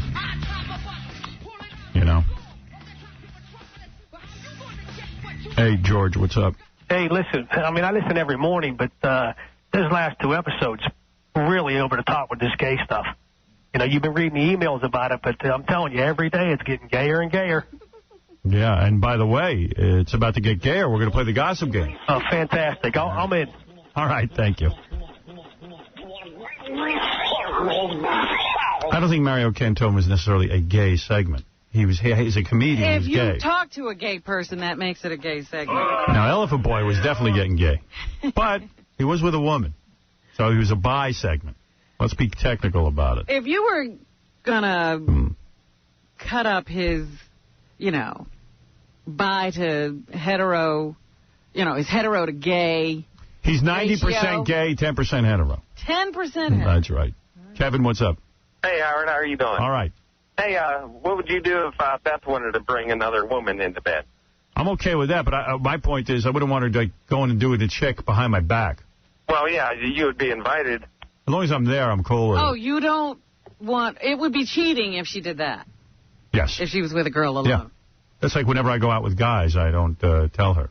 That's cheating. Okay. Well, you're cool with it then. Yeah. I'm cool with it. I don't know. I don't know how cool I'd be. Because he's not cool. Because one night we went to Scores, and she was, I got her lap dances from chicks, and the chicks were paying a lot of attention to her, and I was kind of getting jealous. It was really weird. It was a weird vibe. I don't know how good I'd do with all that stuff. You wouldn't do well at all. Yeah. I don't think you could handle it. I don't know. You would be of the opinion that obviously she couldn't be that into me. Right. That's where I'd go. And you'd be jealous if you've seen her receiving pleasure from another woman. Although I know it would really turn me on, though. You see, that's the goddamn rub right there. I mean, I You're know. a mess. I really, that whole 2-chick thing in bed, man, that could be so much fun. As long as they include me a little. Yeah, but it's going to ruin your intimacy. That's the point. Yeah, I'm not good with sharing my woman with anybody. No. So I don't know. I have to go to some sort of training institute for that. Andrew, go ahead real quick, and then we go to Mike Walker. All right. Howard? Yeah. Hey, now. Hey, now, brother. Hey, I just want to say, first of all, Laugh For, I saw it. It was very, very talented, very good at what it does. Mario, yeah. And, very good. And I'll see you over it. And I just want to say, Howard, that this new crop of interns is a fine crop they've plucked. How do you know our interns? I don't. I just hear them over the phone. One of them's my age, so I figure how bad could they be? I got to tell you something. A lot of guys are coming to me telling me they're too distracted back in the office. I can imagine. I go in the office maybe once a week. So Howard, I'm 19. How bad could it be? Distraction's a good thing. I'm telling you, people have said they can barely get their work done. That this crop of interns are as close to professional models as you can possibly get. Let me give you an idea how distracting they are. Chris Rock been here 20 times, goes from the green room, walks right in here, never says a word. Stops in his tracks yesterday. Yeah. Oh, what's going on here? Hey, ladies, how you doing? Yeah. There is a picture of Elephant Boy and his lady love making out on howardstern.com right now. Okay. Yes. Have to check that out. Yeah, the interns are very good-looking people. Let me tell you, there was one day, remember that scene in Catch Me If You Can, where Leonardo DiCaprio has these girls walk him into the airport, and they distract the guys who are actually looking for him in the airport? He has the flight attendants walking him in. That's what it looked like when all the interns walked in together. Nobody kept their mind on their work. And there's a couple of new ones you haven't met yet. That didn't make. You should meet them at some point. Wow. Well, maybe on Tuesday. Yeah. Maybe Tuesday. Yeah, Mike Walker is here. Mike is a guy who works for the National Enquirer. If someone is cheating on their spouse, if someone is having gay sex, if somebody is doing drugs, Mike knows. Mike knows. Doesn't tell all, but he tells a lot. He tells enough. And whatever he won't tell in his column, he passes on to the other guys. Ah. That's how he works it. That's what he does, yes. All right. To play the gossip game with Mike, go to nationalenquirer.com. The gossip game is sponsored by partypoker.net. Now, if you have a good poker face, then play poker on partypoker.net. Log on today. You all right, Mike? I am, Howard. How are you? I'm hearing a lot of these accusations about you being gay. Yes, yes. Well, the show being gay, let me put it that way. And I only bring this up, of course, because you're constantly referring to the possibility that being a gossip columnist would make a guy automatically gay. Yeah, I mean, everybody here is convinced you're gay, and I know you're not, but everybody feels that way. Really? Yeah. Don't take it like well, such they an look insult. at you with suspicion. Let's say that. No, seriously, everyone around here is like, oh, Mike's gay, you know. And I go, wait, he's a married guy. He's got kids, right? You got kids. Absolutely. Yeah. Yeah, like he would be the children. first gay guy to have that situation going on. Yeah, well, as I often say, that's usually the first sign. You swear on the Lord Jesus Christ you're straight? Yes. Yes, I do. Oh, he's getting a little shaky. Now, of course, that's a bad one because, of course, I am the last guy who is going to swear on the Lord Jesus Christ. But if that's, sure. I'm pretty Absolutely. sure Jesus Christ is disgusted with you. I'll bet. Right. In gay news, by the way, did you hear about Are you Jewish? No. No. Only by association. Your wife's Jewish? No. No, she's Japanese. Asian. Well, there's a lot of Asian... she's Jews. a Jap, yes. She's a Jap.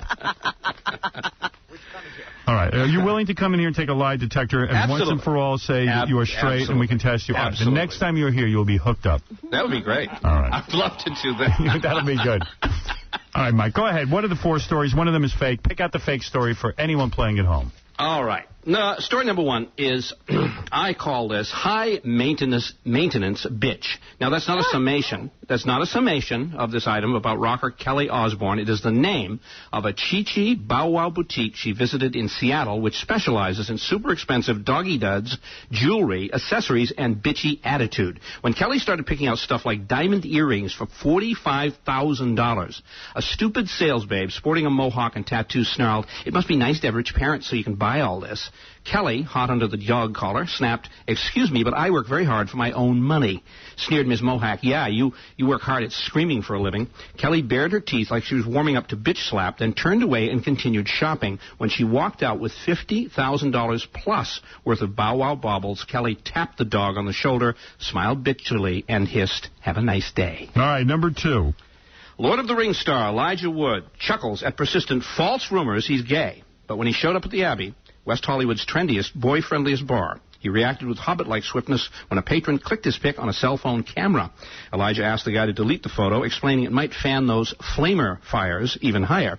"Of course, I'm so sorry," the guy said, and erased it. At the end of the evening, polite paparazzo discovered Wood had picked up his tab. All right, and number 3.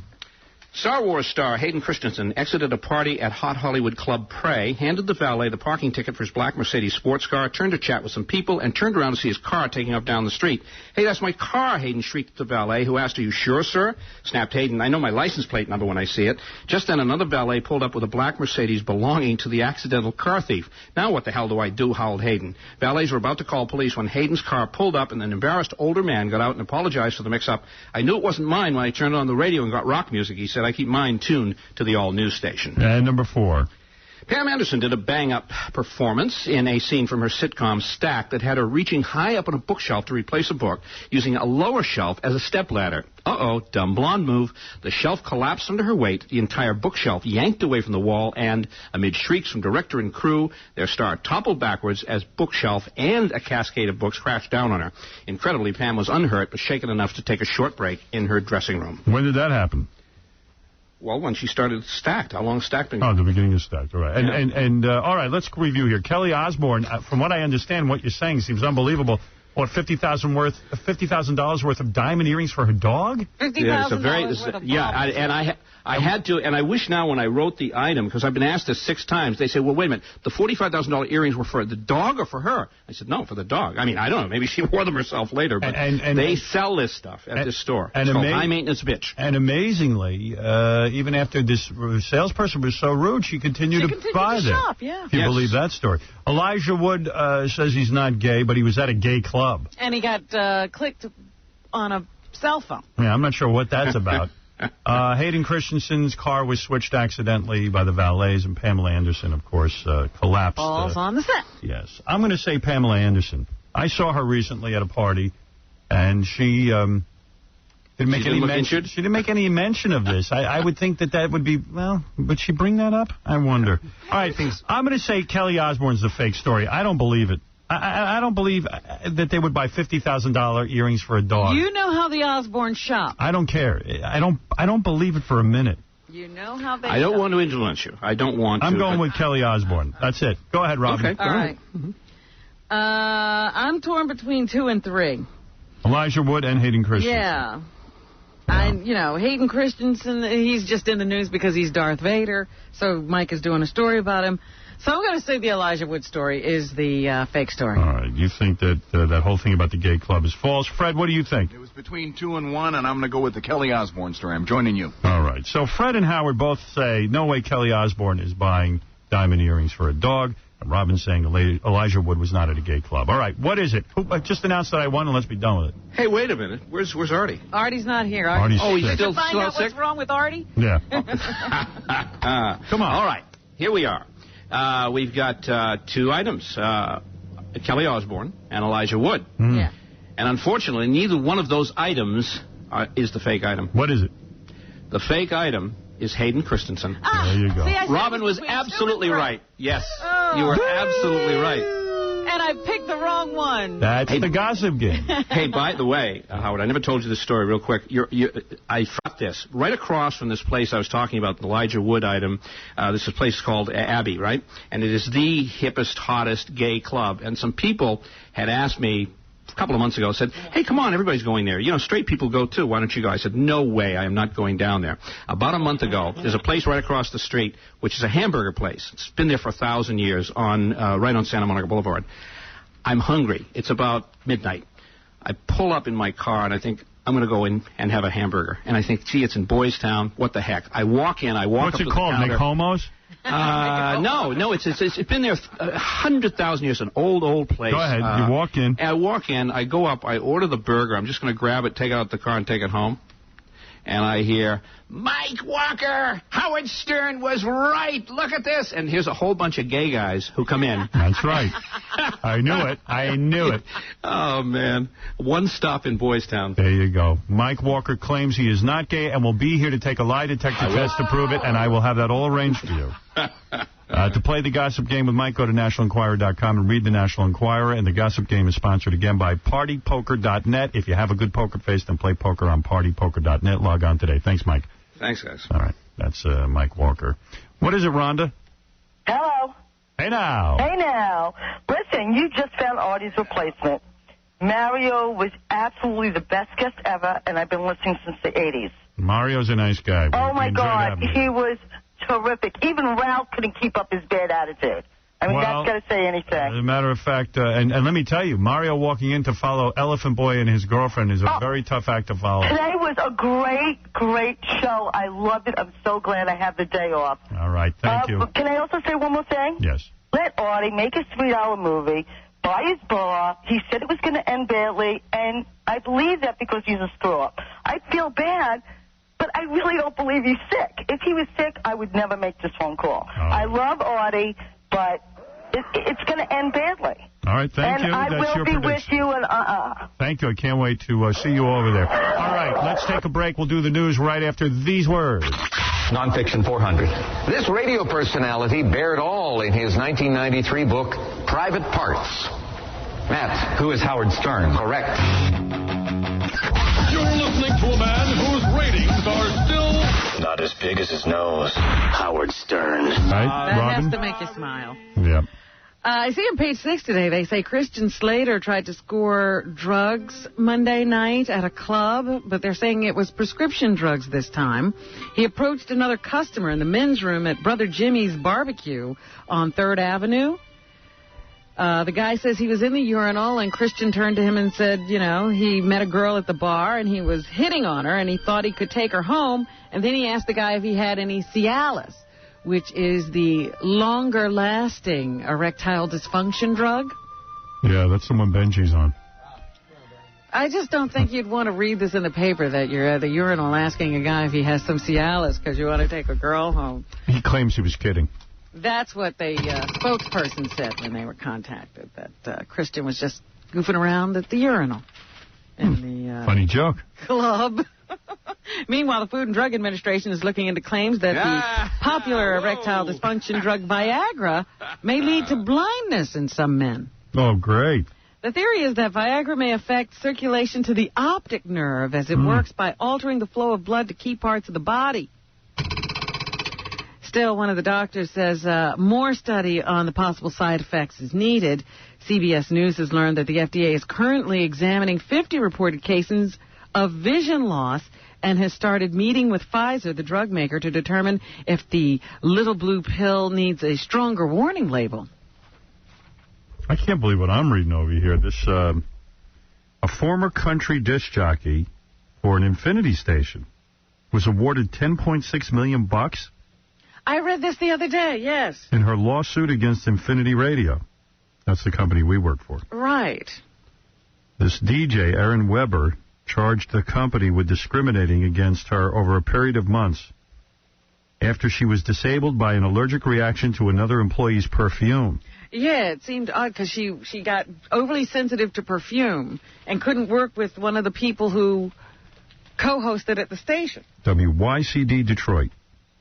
The all-female jury deliberated for 8 days. They came back and awarded Weber $7 million in punitive damages, in addition to compensation and benefits, as well as mental anguish and emotional distress. So you mean to tell me if a chick wears a perfume to work and I break out from it, I can sue Infinity? Well, if you keep going in the story, it seems that something else happened at the station that caused her to become overly sensitive. What? That's crazy. That sounds wild, that case. No, I'm telling you, it wasn't just that somebody was wearing perfume to work. Well, so I'm not getting the whole story. Right. There was something that happened at the station. Some injury occurred to her. And then once that injury happened, she became more sensitive to smells. And she's saying then she complained and nobody did anything about it. But Infinity is saying that's not what happened, and they're going to appeal. Her afternoon co-host, Linda Lee, Weber says she had such a bad reaction to Linda Lee's perfume that she had to take medical leave before she was fired. Infinity's lawyers argue the company did all it could. WYSD asked Lee to stop wearing any perfume and even changed Weber's air shift so she could avoid Lee completely. It sounds reasonable. I mean, doesn't it? That sounds like what you do in a situation like that. Sounds like they handled it in a reasonable fashion. But we weren't in the court. We don't know what the jury heard. I mean, I got to tell you, owning a company today is kind of weird. I mean, like you're responsible for every situation. I mean, again, I don't know all the facts in the case. That's what I'm saying, because there was another part to the story that sounded like she had become injured in some way, and I can't remember that part. Yeah, I don't know, man. And I don't even know that that's the company's fault, but... $10 million in punitive damage. I mean, it almost makes it seem like they were out to get her. You know, that's what punitive is. Yeah, like somehow they just didn't care that she was having a problem. Wonder if I could sue Tom over the condition of the men's room. Or the whole station, for that. But did you see that big, ugly sign? Yeah.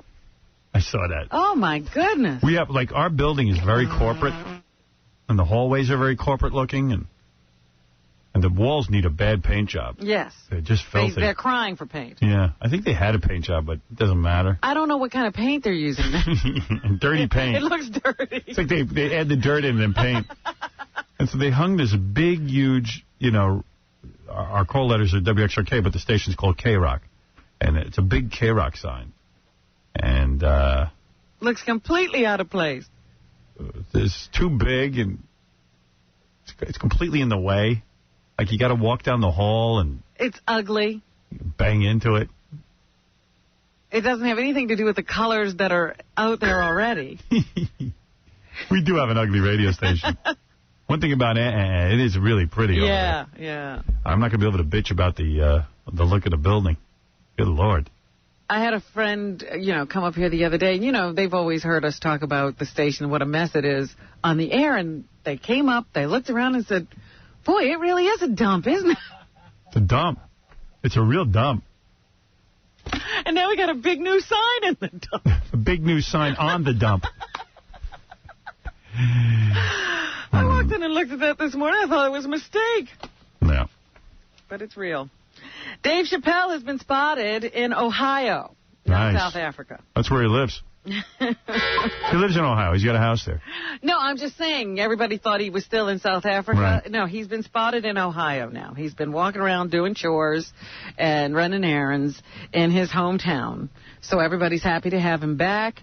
Doesn't look like the Comedy Central thing is really happening. Dave is very concerned about the limitations or the direction that the show was going, and that's why he has decided not to work on it for the time being. Is Dave like the only black guy in Ohio? Could be, because they spotted him as soon as he got back. Like, there he is. There's that black guy. I think he's a comedian. Because he doesn't live, like, in Cleveland. He lives, like, in out in the woods farm somewhere. Yeah. There's that black guy. He's all right, though. He's on TV. Oh, he must be back from South Africa, because there he is. I saw a black guy the other day. Yeah, we lent our black to South Africa. Multi-million-selling British group The Spice Girls are going to reunite for Live Aid 2. Live Aid 2? Is what I'm reading here. Yeah. Who gives a charity concert in London in July. They say that Bob Geldof is looking to put something together. I heard that he was... He's looking to put anything together. Behind the scenes to put together a Live Aid 2. Sir Bob. Man, he did that Live Aid, and he had such goodwill, and he became so world famous. But he couldn't write another hit record. No, he started doing anything and everything else but writing songs. Couldn't do the parlay. No. The group, who last performed as a 5-member group in 1998 and finally disbanded in 2001, would come together specifically for the concert. Nice. A rerun of the original Live Aid concert of 1985, according to the Sun newspaper. That's just got to happen. Yeah, I've just been waiting for this reunion. Here's something you have been waiting for. Want to hear? This is from Cops. This is a 300-pound guy getting taser guns. They use the old taser gun on him. The 300-pound guy got out of control? Yeah. Put your arms out. Oh, my. Put your arms out. Okay. You got to get it again, Mike. Again. I'm sorry, man. Don't fight, Mike. Hello.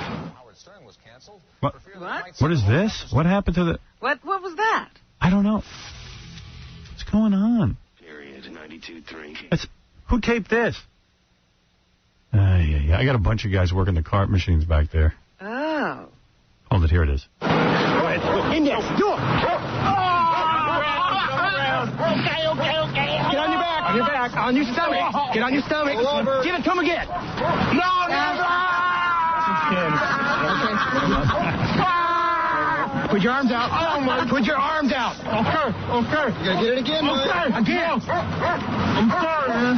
Don't fight, Mike. Hello. Howard Stern was canceled. There it is. For fear that it might send the wrong message to morons and sexual deviants. It's some a Saturday Night Live bit, it sounds like. I don't know what that is. It's pretty good tape, though, right? Yeah, when they zap him, boy, is that funny. Yeah, I like that. Hey, Artie. Yes. What's up? I don't think I'm going to make it in on Tuesday. Well, we'll see what happens. Early, huh? What else is in the news, Robin? Do you think that your mother was around a lot of perfume when you were in her belly? I don't know. Yeah. They're now saying exposure to high levels of a chemical commonly used in fragrances, cosmetics, plastics, and paints may put the reproductive development of unborn boys at risk. Writing in the journal Environmental Health Perspective, scientists say they've determined that a pregnant mother's exposure to phthalates could cause her son to be born with smaller than expected genitals. Oh, my God, I knew it. Oh, can you imagine that's what happened to me? Son of a bitch. Don't even tell me that. And incomplete testicular descent, so at least you didn't get that part. Oh, no, I do. You think? Yeah. I don't have much even in that area. Oh, jeez. I swear I look like a little kid. Like pedophiles like me. None of the boys who took part in the study was born with any sign of malfunction or disease. The authors of the study say their findings support the hypothesis that prenatal phthalate exposure or at environmental levels can adversely affect male reproductive development in humans. Hey, Gary, get my mom on the phone. I want to ask her. I'm serious. I remember her wearing a lot of perfume. Yeah? Like, not oppressively so, but she did wear perfume. Not every... I bet you that's what happened to me. Bet you I could have been another 2 or 3 inches. You know, I'm telling you, this could be the answer. I've been looking for, I've been searching for my whole life. Well, when I saw that this morning, I said, I have to bring this up to him. I don't know if your mom wore a lot of perfume. I remember her spraying it on, out of a spray one can. Of those things? An atomizer. Yeah. That's what they used back then. Yes. I remember that wafting through the air. Son of a bitch. You know what? This could be it. This could be the answer I was waiting for. Is your mom available? My God. All right, Sulu. Hey, Howard? Oh, there's my dad. You know your mom's out, but your dad's available. Hey, Dad. Dad? What's not working here, Gary? No, your dad, he went to go turn down the radio. Oh. This is some brouhaha. Dad? Oh, he's listening to the show? Come back. Thank you. Let me ask him how I'm doing. I asked him if he would come on, and he said, yeah, let me just go turn down the radio. Oh, wait. Dad? I feel like no one's there. Hello? Yeah. Oh, Dad. It's me. It's your boy. Yes? Howard. Oh, yes, Howard. Dad, you all right? Yeah, no, I had gone in to shut the radio off so I wouldn't have any feedback. How am I doing today? How you doing today? How am I doing? Doing great. Show sounds good? I'm having trouble. Yeah? How's the show sound? Show sounds fine. I'm in, I'm out, I'm meditating. Oh. Hey, Dad, answer me a quick question. When I was, in Mom's belly. Yeah. Did she use a lot of perfume? Let me think. Not really. No? I know you just had a discussion about the perfume, about this case. About the penis size? Yes. Now, I don't think you were affected by it. I think you're that way without it. Yeah, but you're pretty large, and I'm thinking, well, I take after Grandpa Sal. Was he small? Do you know? Did you ever see Grandpa Sal? Well, I saw his before he passed away. I think I really don't know. Do you remember seeing the size? Yeah. Was it small? No, it's a nice size. I mean, he was in the hospital, and they had to, he had to urinate, and they had to put something on there because I was at the hospital with him. And he was big. When he was just regular, he looked like a normal man. Yes. Wow. Now, what's your problem? Not that big. You're not? No. I'm not that big. As compared to who? Well, they're saying that when women use perfume... cosmetics. And cosmetics, the male child can lose inches off of his penis. I see. For real. Well, I mean, I have to think about him. I'm going to do a little research and find out whether you were exposed to all this perfume. Yeah, I remember Mom having an atomizer and, spraying herself when I was very young. Your mother was not into a big cosmetic user and perfume. You do a little dab. Right. A little dab will do you. But they're saying at, just regular levels, it can cause problems. I never heard it. Was this actually a scientific finding? Yeah. I got to watch myself, too. I think whatever's been done has been done. I'm so happy that you told me. I mean, right. I don't want to be the abominable shrinking. I can't believe that lawsuit where the radio station had to pay $10 million. Well, that's ridiculous. That's crazy, right? Let me tell you, that's another thing that's bad. All these crazy lawsuits. I mean, that's what, juries don't care what they do. They don't realize it costs them money in the end. Right. It does. It ruins society. Of course. I mean, listen, you got a system to protect you, but not to make fun of the whole system and come up with these weird things. Well, doesn't a judge have a right to change things in a situation like that when they're so ridiculously out of whack? They can reduce the amount of damages. And they should be coming forward to do things like that. Right, listen, the insurance companies, they have a whole article today in the New York Times with the obese people and the cost, putting in these operations. And they're starting to, and then they have lawsuits against the doctors. I mean, billions of dollars every year. It's gotten to the point where people, common sense, we just don't even exercise it anymore. I want a larger penis. I'm sorry, Howard, we can't do anything with that. But I was down at the pier in some city, I don't even remember, and they had to put signs up near the railing that, you know, it's dangerous if you go over the railing. Like, people wouldn't know. There's water out there. Right. My dad is like a black man. Oh, really? Hung like a black man? That's right. Or does he actually have black genitals? Yeah. All right, Pop. Black jeans. Roosevelt. Dad, yeah. Dad, is it true? That's why you were so comfortable there. I was exposed to a lot of black people. Yeah, he actually became black. Really? All right, Pop. Thank you. Thank you for the answer. Bye. Okay, take care. Right. Bye. The old man sounded a little out of it, didn't he? For a little while, he was having a little trouble connecting. Yeah. That ain't like my father. He's getting old. He's 82. Yeah. He's got his marbles. Just takes him a while to get cranked up. Does he still go to the track and all that stuff? He's still driving? Yeah, but we're not supposed to talk about that. What? He doesn't like anyone to know he goes. Oh, really? It's like a family secret. Oh. It's a dirty secret. I was never allowed to bring up to my father that he goes to the track. Really? It was like it was weird. I'd say, "Hey, how'd you do at the track?" He'd go, "What?" Shut up. And I'd be like, "Shut up. Shut up. Shut up. Don't talk about your father that way." I go, "What way?" He went to the track. Big deal. He doesn't like to talk about the track, and he doesn't like to talk about what goes on there. And I go, "Well, what does he like to talk about?" I mean, he doesn't like to talk about his business. He doesn't like to talk about the track. Your father likes to talk about serious subjects. I go, "Well, that's pretty serious. He likes going there. I want to find out about it." Yeah, you'd think you'd be able to mention that. Oh, no. There's all kind of rules in my house. Wow. Don't bring that up to your father. All right. Whatever. But I would bring it up. Yeah. And I go, "How'd you do, man? What's going on?" "What do you care what I do?" Shut up. "You're my father." "What is it? Why are you putting me on? Why are you doing this to me?" I go, "What doing what? I'm asking you a goddamn question." It's like you were torturing him. Torture. He thought I was like putting him on somehow. I was curious. You were interested. Wanted to hang out. "What do you need to know about the truck? You don't go to the truck. You don't care about the truck." What country are you from? You were born in this country. Where'd you get that? Where'd you get a truck? Not truck, track. What the? Why do you ask me this? Anything sets my dad off. Not anymore. Now he's 100 years old. Doesn't even have the energy to get set off. He'd come on. I go, "How was work?" Why do you ask me that? I swear to God, he goes, "Just sit quiet. Your mother will ask me about work, not you." Shut up.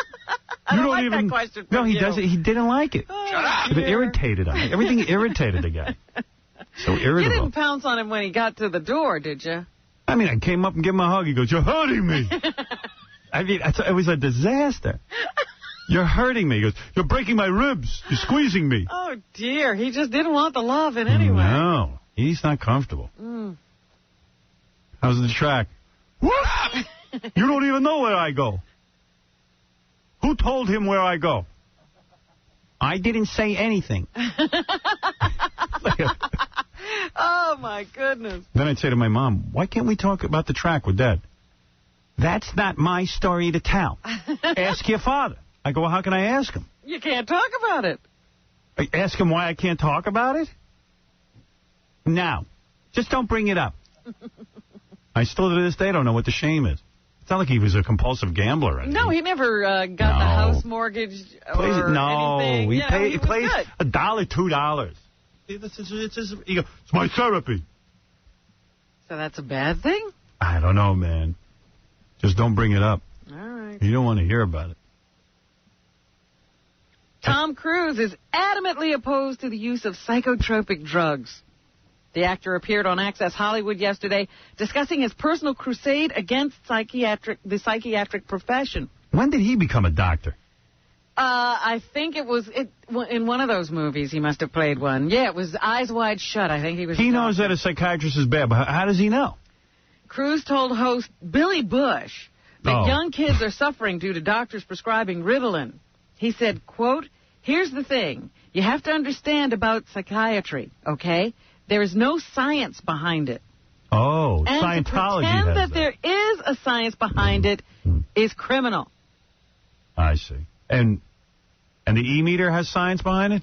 Tom has been a devout Scientologist since 1985 and says he tries to help families get their children off these prescription drugs. Well, I'm all for that, but, I mean, don't you know. He also called fellow actor Brooke Shields irresponsible for promoting the antidepressant Paxil. Wow. I mean, he's Tom Cruise. He's as smart as an eggplant. And he's commenting on people? He's got a mushroom brain. I mean, have you ever seen the guy interviewed? Yes, I have. I've been watching the Billy Bush interview. Yeah, he's close to retarded. Cruise says that Shields could have been treated with vitamins and food instead of drugs. He better shut up. Postpartum depression. And he's kind of wacky. Every time you bring up anything about girls, he has like an overreaction. Yeah.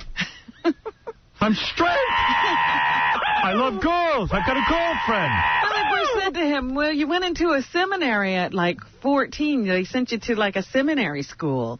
And he says, yeah. And he says, well, that's kind of tough because that's, you know, when most boys are generally discovering girls. Oh, I discovered girls. No. I did that too. What are you implying? I love it. Where's Katie Holmes? I have to kiss her now in front of everybody. 1,000,000 times. Till her mouth almost falls off. I bit her lips off. Ugh. I bit her cold sores off. I'm in love with her. A standoff continues. I need to see a picture of a naked girl right now, Billy Bush. I've discovered girls. I'm so straight, I need to see naked women every 5 minutes. I'm so horny right now, I can't control myself. For a woman. I need a woman now. I even like your name, Billy Bush. Did you see? I was kissing Katie Holmes, and her whole mouth was red. I kissed her face off. I want to rape women daily, but I control it. That's how much I love them. I need 5 or 6 women a day against their will. I'm Tom Cruise. And I want to go on Oprah and jump up on a couch. And I'm standing on your couch, Oprah. I'm like, I love women. I'm cuckoo for women. All right, we get it. You love women. Calm down. I want to go make out with Katie Holmes in front of everyone. Anything else in the news, Robin? Yes, a standoff continues in Atlanta where a murder suspect, Carl Rowland, remains atop a crane. The economic impact of this standoff is immense. Brian Carter is one of the construction workers who is not getting paid while Rowland occupies the construction site crane. They've been trying to talk him down, but he refuses to talk or accept food or water. He's tried to stand on the crane a couple of times, but it was so shaky he had to sit back down. And so the hostage or the negotiators are still up there trying to deal with him. They think he was sleeping on the crane for a while. Oh, my dad lost his marbles when we first called him. Well, I was afraid, you know, maybe his hearing aid situation was interfering. Yeah, he went up for a tune-up. Yeah? Yeah. I said, hey, Dad, you still ain't hearing me. He goes, nah, I got to go get this thing turned up. The FBI has joined Durham, North Carolina police to investigate Wednesday night's burning of 3 crosses as a hate crime. The 7-foot-tall crosses were lit at 3 separate locations over about an hour's time. One of the crosses was ignited in a predominantly black neighborhood. Police report that Ku Klux Klan flyers were found at one site near a TV station, which they think was picked to get the most exposure. Flyers read in part, "Gangbangers by order of the Ku Klux Klan, cease and desist immediately." My mom isn't hearing so good either. Oh, you're kidding. No, I said, I think you need a hearing aid. What? I said, you need a hearing aid. What? I don't need that. I said, you say what after everything now? The both of them, they have to call every day to check and make sure they still got their marbles at that age. You know what I'm saying? You do? Yeah, sure. It'll happen in a minute. You think like that? Well, I got to get them right into that home. Waste no time. Yeah, I hear my old man. I go, hey, Dad, answer your questions. Mom ever wear perfume when she was pregnant with me?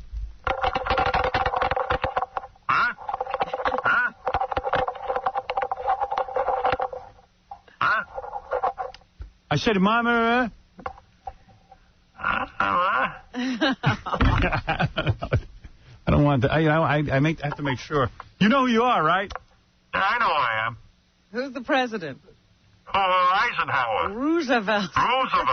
Roosevelt. The blacks. A recently released poll finds that half of those surveyed would be somewhat likely to cast a vote for Hillary Clinton in the 2008 presidential race. This is a new CNN USA Today Gallup poll. However, they also find that those who say they are virtually certain to vote against Clinton top those who said they might vote for her. So right now she'd lose an election if she was the only one in it. I mean, if she runs and no one opposes her, she'll lose. She'll lose to anyone. Wow. She'll lose. I would vote for Hillary. Just about anyone. I would like to see her be president. I would. I think she's very competent. I like some of her views. I'm not anti-Hillary. I'm not particularly pleased with many, many Democrats because they won't say exactly how they feel about certain things for fear of offending certain groups. You don't ever get somebody who'll just stick up for their own beliefs and values. Howard Dean. Be a handsome, hard-working, fun-loving man. Howard Dean will. I even have some questions about him. Dr. Dean? Yes. All right. Not me. A Louisiana pastor and his wife allegedly molested children in their Livingston Parish home as well as in their church. It's the latest development in an alleged cult-like sex ring that operated out of the now-closed Hosanna Church. Police documents show that the pastor allegedly admits he raped children in his home. He gave a taped statement allegedly admitting that he had repeatedly had sexual relations with the family dog. Wow. And taught children how to have sex with the pet. It's a big move. He also allegedly forced children to perform sexual acts on the animal. His wife allegedly had sex with at least one child at the home. Where is this? Down in Louisiana. Oh, yeah. Pachitula. The victims were as young as 4 years old. Sex with the dog. Here, let me teach you how to have sex with a dog. Yeah, here's something that won't teach you in regular school. Let's get this out of the way. You need to learn from adults. Wow. Yeah, they were out there. Yeah, that's out there. Sure, those children won't be warped. See, what you do is you got to hold down the legs of the dog. Poor dog, that's what I'm thinking. Yeah, because the dog seems to have been getting no rest. He was a teaching tool. He was a sexual partner. Yeah. And I also think he was able to find bodies after natural disasters. Also, I read something in the paper. Ellen DeGeneres gave a interview to some magazine, and she says she's really, really happy in her life. She never thought she'd have, the kind of money she makes and have a beautiful girlfriend. She's really good for her. Having a great life. Yeah, good. Glad she's so happy. For her. Yeah. David Schwimmer is in Madagascar. The new movie opened today. Not great reviews. No, not great reviews. A lot of people aren't happy with it for some reason or other. But here David describes his character, A1. Yeah, his character. What animal does he play? I don't know. Maybe he'll tell us. All right. I play Melman, the giraffe, and he's the tallest and the coolest of all the animals in the movie. He's born and raised in the central. All right, great. I don't need the whole backstory. He's going to tell you everything. Don't you have any more Ellen is happy news? I wish I had Ellen saying she's I can't believe it's news that Ellen's happy. I think that is very interesting. I'm not sure that falls under the category newscast. Don't you look at Ellen and think she's not happy? I think it's news that she is. Well, she does have that look on her face. It looks like she smelled something bad. Yeah, so now that she's happy, I think it should be broadcast. All right. Adam Sandler's in a new movie called The Longest Yard. Here he is on having Burt Reynolds, who was in the original version, on hand for the remake. My sister points out if they read this... Is he happy? I haven't heard anything about that. More and didn't ask me to be in it, I'd want to kill him.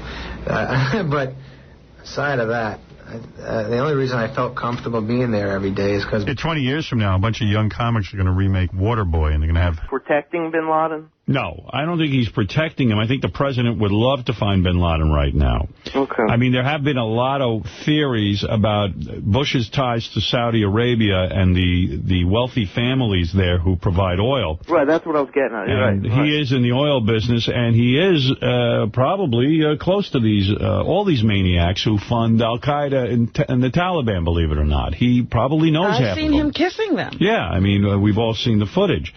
So I don't think he would be that insane, you know. I don't believe he's a bright guy, but I don't think he's insane, and I don't think he's a hater of our country.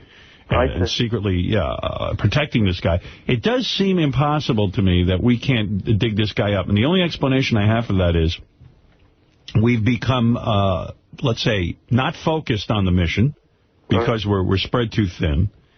And secondly, I think that this is a different situation than Saddam Hussein. There were enough people in Iraq who hated Saddam Hussein that we could find him and they would squeal on him. Right. In this situation, he is very loved, Osama bin Laden. He is beloved by and feared. But we were also occupying the country that Saddam was in. That's right. It was a different situation. Now, if Osama bin Laden is hiding in Pakistan, the president of Pakistan is helping us. But he's in a difficult situation, too. We're not sure who's running that country. And but he definitely doesn't want American troops there. No, because that would be the end of him.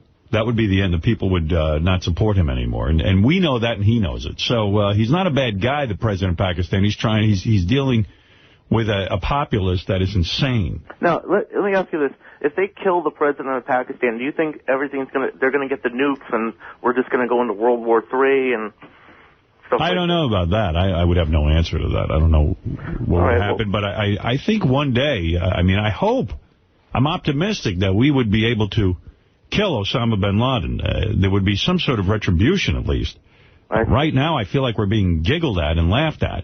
Well, as I said, I think it'll be like, you know how every once in a while you'll find an 80-year-old Nazi and we'll still cart him back to Germany. You know, in that part of the world, they look at Osama bin Laden like how during the Revolutionary War we looked at Ben Franklin and, these kind of guys, Patrick Henry or whoever the hell was around then.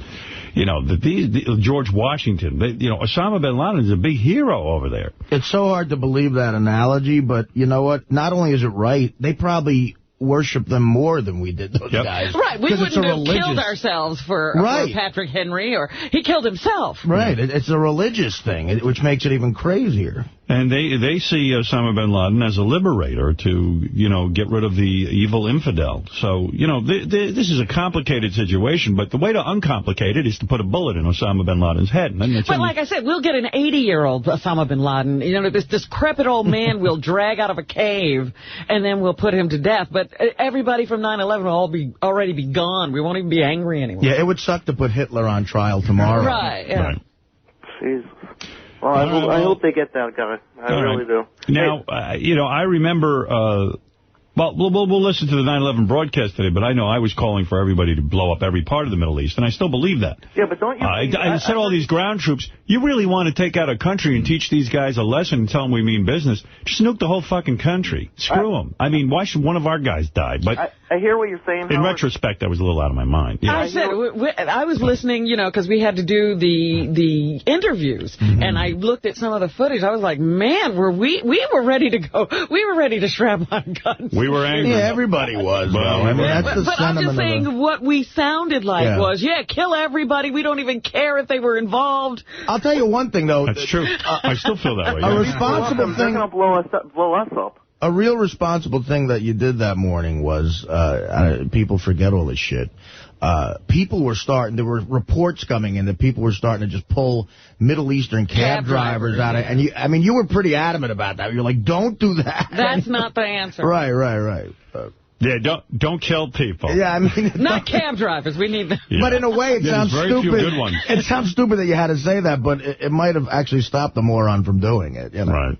And we don't even know if the reports we were getting was true. It was Right. just like people just calling in and saying whatever. It was Joey Boots. They're pulling cab drivers out. Well, the less responsible thing, but funnier thing would have been to say, listen, we've gotten word that Osama bin Laden is dressed up as a cab driver. Oh, my God. Go pull one out. And you know what? You're right. That would have been funny. That would have been good. That's a good one. I don't know if it was the time to tell that joke. Right. Hey, speaking of that's a good one.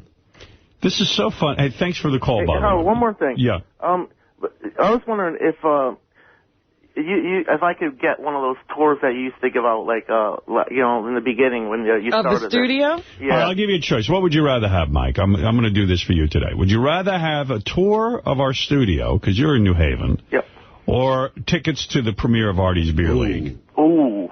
I'll give you one or the other. Oh, Jesus. It's going to be Wednesday night. We'll all be there, and we're going to be enjoying Artie's movie. Now, take some time to think about this. It's going to be this Wednesday night? Yeah. That's right. And when would the tour be? Whenever you want. Oh, all right. I guess I'll have to take the tour because I won't be able to get off from work Thursday. Oh. Well, it's not that late a night, but okay. Well, how late of a night? It could be. Well, I mean, if you hang all night, but Artie's movie... planning on doing all night. What time is the premiere? 7 o'clock? Yeah, I mean, I'm sure these tickets include the after party, too, but you can do whatever you want there. Right, there is a party, Howard. Are you going to go to the party? No, I mean, we got to work the next day. I can't go And to if the I party. take the tour of the studio, will you guys be there? I don't know. Maybe, yeah. I never know how Gary works that out. If we're here, but I mean, I guess he could arrange I it. think that the tours have been conducted while we are here. Not necessarily. Really? Sometimes it doesn't work out, but most times it does. Oh, Christ. And do I get to bring a friend to the beer league thing? Yeah, 2 tickets. It would be 2 tickets. And I get to meet you guys? Well, I mean, we'll be there. I don't know if we're No, we'll probably be cordoned off from you. Now you're starting to sound scary, man. You know, Mike, let's take it all off the table. No, listen, I'm just messing around. No, you know what? I'll take the tour because I got to work. I don't. All right, hold on. Responsible person. Thank you so much. All right, Gary will hook you up with that tour. Meet very few of those these days. Yeah, very Thanks few. for all you guys. Thank you. But speaking of Arnold Schwarzenegger, the story came out last week that the governor, I guess, he audio tapes, he tape records his conversations. I guess he didn't learn from Nixon. But he likes to tape record himself, I guess. So. Yeah, what was he doing? It wasn't like a press conference, was it? No, it was a private meeting, like between him and some people who work in, I guess, his cabinet. And not a good idea. Yeah, but nothing really strange. But this is kind of strange. It's like you can hear it pretty well. It's a pretty good taping. It's Arnold, he does a good taping. It's Arnold Schwarzenegger talking to this woman about Cubans, and he doesn't say anything real racist or anything, but it's just a weird comment. Anyway, I don't even know anyone who thinks like this. They're asking about the ethnic background of somebody. Well, you have not had the sexual experiences of, I guess, Arnold Schwarzenegger. Yeah, listen to this. Who has? And you would swear that we took our fake Arnold Schwarzenegger and made this tape. When I was reading this, I said, wait a minute, was that guy on the phone? Bonnie Garcia is great. She's a ball buster. She's great. Is she Puerto Rican? She seems to be the Cuban. She's not Mexican. No. Because she said something. I thought she was Puerto Rican. Puerto Rican are the same thing as Cuban. I mean, they all are very hot. They have part of the black blood in them and part of the Latino blood in them. That together makes it, because I had a friend that Sergio Liver that was competing against me. Sure. Yeah, he was like that. I don't know if you can really understand it. It sounded clearer when I was playing it before, but I mean, it's just weird when guys make generalizations like. It sounds like he's Dr. Mengele with that accent. She's got the Latina blood and the black blood mixed together, which makes her very hot. A guy like him, sometimes if he sounds... Shut up. Sometimes if he sounds stupid, I try to give him a pass because maybe it's a language thing, but that just sounded stupid. Wasn't the language at all. Yeah. Yeah, so that's Arnold Schwarzenegger. He says that when he read it in the paper, he thought it was stupid, too. He can say these things, but when he reads them, he realizes. My favorite, let me just say, first of all, let me compliment David Height and his whole crew on putting together that big top 10 countdown bits thing this past week, and it was great. Yeah, that was cool. And I heard Fred's bachelor party made it into top 10, and I was like, gee, I wonder why It was the number one? It wasn't number one. What was number one? I never got Cookie Puss. Cookie Puss. That's Cookie what I thought. Puss wasn't, so two Fred things. Yeah, and Fred, you know, the bachelor party thing, I was like, gee, why'd they pick that? And then I heard it play back, and it was really funny. Yeah, that was an amazing morning. You don't remember what that was like. No, I don't. Because I didn't know anything about it, and you came in, you know, like bursting at the seams. Wait till I tell you, Fred was, you know, he left his bachelor party in an ambulance. Well, you know... Well, you didn't make it into the show that morning, did you, Fred? Yes, I did. Yeah, he was there with his... I probably shouldn't have, but I did. and you know, I was kept from him because his whole jaw had been sutured. Yeah. You know, he had stitches, and his face was still swollen. He should have been dead. Fun. I should have been. I thought you were They dead. thought I was dead. They thought they actually had to do a spinal tap to see if I wasn't paralyzed. Well, you remember, they even did, you know, like they did a CAT scan or something. They didn't have to anesthetize Fred to put the stitches in. No, he had no reflexes when he walked in. I was properly anesthetized. Boy, what did you do? Like, he just got in the room and just swinged down alcohol. It was probably like 20 tequilas and maybe about, you know, Why 8 would beers. you do that? Well, did you ever ask yourself? You know, I have no idea. I've never done it since. I never did that before. It's like you went wild. It was a crazy day. You know, and I wasn't going to drink that day either, which is the silly thing. You weren't going to drink. And the last thing I remember is Dan Foreman coming up to me and saying, "I'm going to buy you a drink." I went, "Okay." My God. What a great last thing to remember. The weird thing I remember about that day, Howard, was that I'm the one who took him to the hospital, and I remember sitting there for like 4 or 5 hours, and them coming out to me and telling me that they couldn't get him to move, right? And they weren't even sure. They couldn't tell me that they weren't positive he wasn't paralyzed. Yeah. Right. Wow. That's scary, man. Like Yeah. a tackle in a football game, that time where you go, is the guy paralyzed or not? Oof. He went flat down on his face off 4 steps and, like, just flat on his face, like dead. People like a dead die person. from that shit. Yeah, he was passed out at the top of the staircase. Yeah. He Maybe never that saved me. even put his hands out to try to break his fall. He just went flat down. Dead man's It was like fall. it was like falling timber. They were prodding him with needles and getting no movement. And I remember, like, looking at Fred, and he's laying down on the floor, and I said to myself, first I said, gee, I hope he's okay. And then secondly, I said, I can't believe this fucking party's so great. And now he's on the floor. And then we had a room full of naked chicks. And then, like, we finally got him off to the ambulance and everything else. And then someone said, well, I guess the party's over. I go, no, it's not. Yeah, you guys continued to party? Yeah. I said, Fred doesn't want us to stop. He would want us to go. What are we going to do? I mean, let's continue on. That wasn't the Crocodile Hunters family. He would want to be buried at the zoo. It's not like one of the strippers fell. I mean, I know what Fred wants. Fred speaks to me. Also, that was an early party for us. I mean, that was early in our Scores career party. And we hadn't had a lot of those, and we still were, you know. One of the best things about it was that, you know, Fred's lying in a pool of blood at the bottom of the stairs, and one of the naked girls says, wait a minute, I'm a paramedic, and she starts taking care of Fred. She was a stripper. So, somebody came to me and said, maybe Ralph said that the best part of what played this weekend was that once we got the 911 call, suddenly the entire thing became my fault. Yeah. Scott, you're on the air in Punta, Florida. It's Punta Gorda. Hey, Howard, it's an honor to speak to you. I just wanted to talk to you guys about playing the 9/11 tapes today, and I was listening to your show that morning, and working out in the field, not having access to TV, you guys painted such a picture and brought such humanity to what was going on that it allowed me to kind of visually picture what was going on till I could get home that evening and see everything on the TV. And I can't tell you how important it was that you guys stayed on the air that morning, because you guys were teetering back and forth on whether or not to leave. Well, it's funny. I got an email from Tom Chiasano this morning. He said, yeah, you know, gee, a 9/11 5-year anniversary. He says, I can't let it go by without dropping your note. And, you know, and he said, you know, it's the greatest radio show in history. And he said he's thinking about not only did we do that broadcast, and he's very proud of it and being part of it, but also just how, you know, we raised money afterwards and how Mel stepped up and, I don't know, did some sort of matching thing. And it was a whole... Oh, did he? I didn't even I don't know what it was. I don't even remember now. But, you know, and I wrote him back a note saying, you know, I remember my confusion whether we should stay on the air. And Tom said, just stay on the air as long as you feel you can.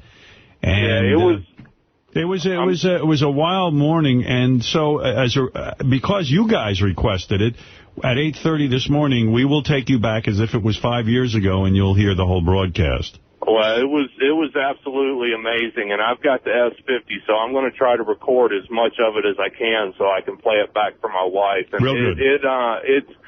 It's just all your detractors, that get on you about your fart jokes and, having lesbian dating game and all of this. I just wish they could listen to that one show and realize what an honorable and decent human being you are, because you guys, I'm telling you, Howard, that was absolutely the most incredible radio I have ever heard, and I've been listening to you for a long time, and you guys were just absolutely amazing, and it's going to be kind of eerie listening to it back, but it was awesome, and I just thank you, Scott. You guys, and I'm glad you're replaying it. All right, real good. Thanks, Scott. One thing I will say about it, listening back to some of the clips, it was the only place where you could actually hear people venting emotion. At that moment. Yeah, nobody else was doing that. The newscasters were being newscasters, and they continued to be newscasters throughout that story. That was where people actually could reveal their feelings and vent their frustrations at the whole event. Eric the Midget on in Sacramento. Yes, Eric. Good morning. Morning. I was calling because of the fact that I was hoping that you guys would still reconsider putting me in the football pool. Oh, I thought you were calling about 9/11. It's all about you. I thought you were calling because you realized you should be flying with balloons. Eric, no. By the way, speaking of the football pool. Oh, yeah. How did people do this weekend? This is wild. Okay, there's a $25,000 prize. There are 4 people in it. Bigfoot, the new Bigfoot. Elliot Offen, Crazy Alice, and Artie. And this is great.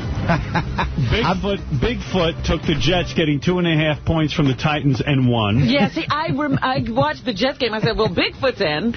Crazy Alice took Cincinnati, which I thought was crazy with no points, and Artie thought was crazy. She won. Elliot Offen took Dallas, getting 1 point from the Jaguars. He lost. And guess who else lost? Artie Lang. Artie Lang took the Cardinals, giving 7.5 points to the 49ers, and he lost. I lost by half a fucking point. They won by 7, and guess who really bet it? You! Yeah. How much did you lose? $2,000. $2,000. Oh, man. How do you manage to be so bad at something you love so much? I'm continuing the greatness of this bit. You got to admit it. So Bigfoot and Crazy Alice in the lead on the football pool. I'm a fat fuck who likes the Giants, and they lost. I went with the wrong Manning brother and bet $5,000. No, I didn't bet on the Giants. I'm overweight, and my girlfriend doesn't like me. You fucking baby jerk-off. What? Who's this? I thought we were talking to Eric. No, that was voicemail. Oh. Oh, my goodness. Wow. I wasn't stupid enough to bet the Giants. See, Eric, if you'd only flown with balloons, you would have been in on the phone. Yeah. Well, I would have been tied with Artie, though. Oh, would you have? I had the same idea. Oh, well, we don't need you then. We need somebody who can beat Artie. What is it, Gary?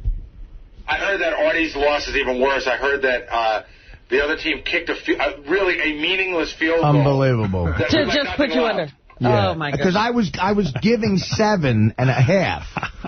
And they won by 7. You sound like a real loser. Yeah, 7.5. They won by 7. That's what happened. Amazing. Well, I'm sure won. Crazy Alice is having a field day. Yeah, and she thought it was 7, by the way. She probably didn't even know until this morning that she had won. She thought it was 7, by the way. It was even. Yeah. I never would have taken Cincinnati. I've always. Oh no, they're a really good. I mean, they got a great quarterback. Yeah. But why would you take 7.5? Why would you go with that spread? Because I think Arizona is good this year. They're going to be surprising. And they are, but they're not 7.5 good. They're 7 good.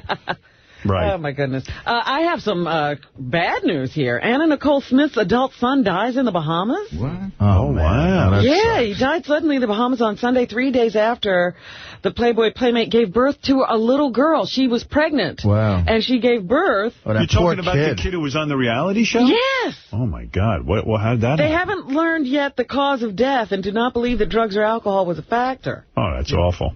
What happened, Gary? I don't know. And when I heard that, I actually feel really bad because when she was up here that first time when she was on the E! Show, when she was like all over the place, she had him with her. Yeah. So I spent like an hour in the green room with him. He must have been like 10 years old. And I remember thinking to myself, he's handling this really well. His mom's just all over the place.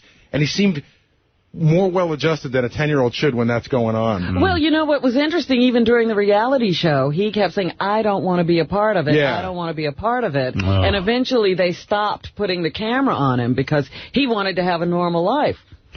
Oh, I'm so sorry to hear that. Yeah, That's 20 awful. years old. Oof, that's bad news. I mean, that poor kid. I used to watch that reality show, and I'd go, oh, my God, look at the nightmare he's on. I wanted to hug him. Right, yeah, you wanted to try to save him from the situation. Yeah, it was so weird. When she came up that one time, Howard, it was just her and her son. There was nobody with them. And she just came into our studio and just left him in the green room, by himself. Yeah. Oh, that's very upsetting. Yeah, that's right. He was 16 at the time of that show, and it's definitely 4 years ago. Shit, that's fucking awful. All right, Eric. I'm sorry, but we've got the whole thing put together between Bigfoot, Elliot, Crazy, and Crazy Alice and Artie. Gary did have a good idea, though, on the wrap-up show. He said that High Pitch Eric wanted to be in on this, and so he said maybe I should, or Jeff the Drunk wants to be in on it. Of course. He said maybe I'll just have Jeff start making his picks like an alternate juror, just in case Elliot Offen doesn't make it through the whole thing. Well, it's a lot of money, man. I mean, that's a nice prize, $25,000, man. You think that'll keep Elliot in it? Oh, yeah. I think so. Keep me in it. All right, Eric, thank you. You're not crazy. Wait, before you let me go, you know how you guys invited me to Artie's opening this Wednesday? Yes, the premiere is Wednesday night. Yes, to fly in, yes.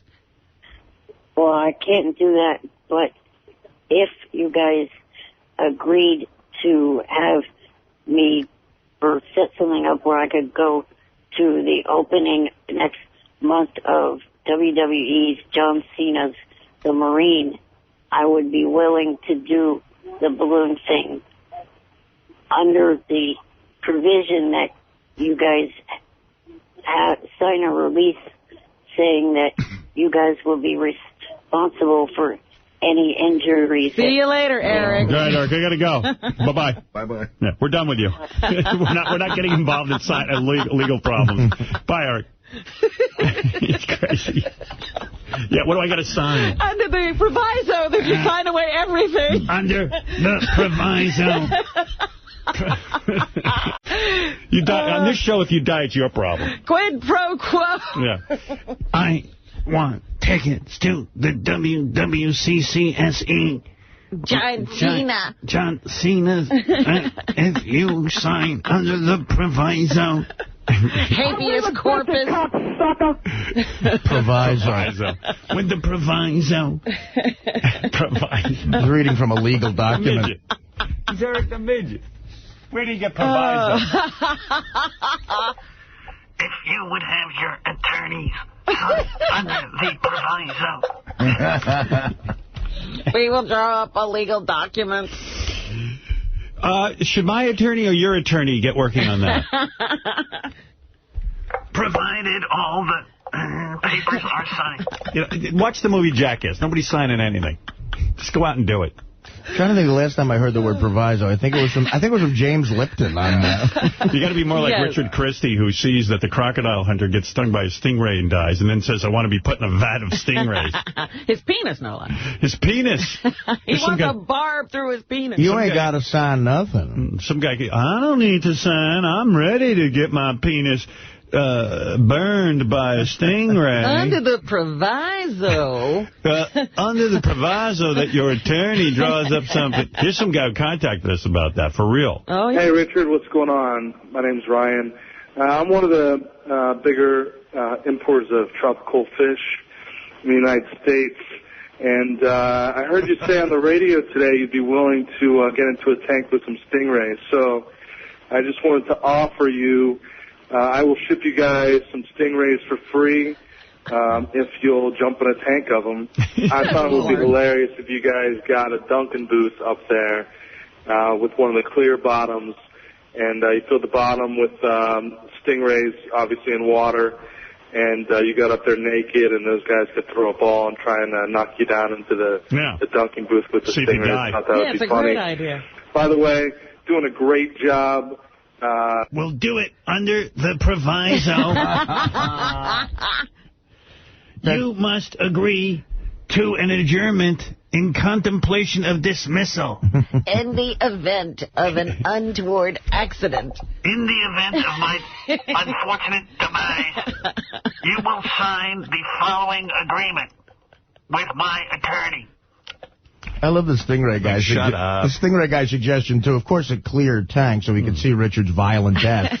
Here to refer to as Eric the actor. The in-demand stuff you do is absolutely hysterical. So I'd love to see you jump in a tank of Stingrays. All right, see you. Thank you.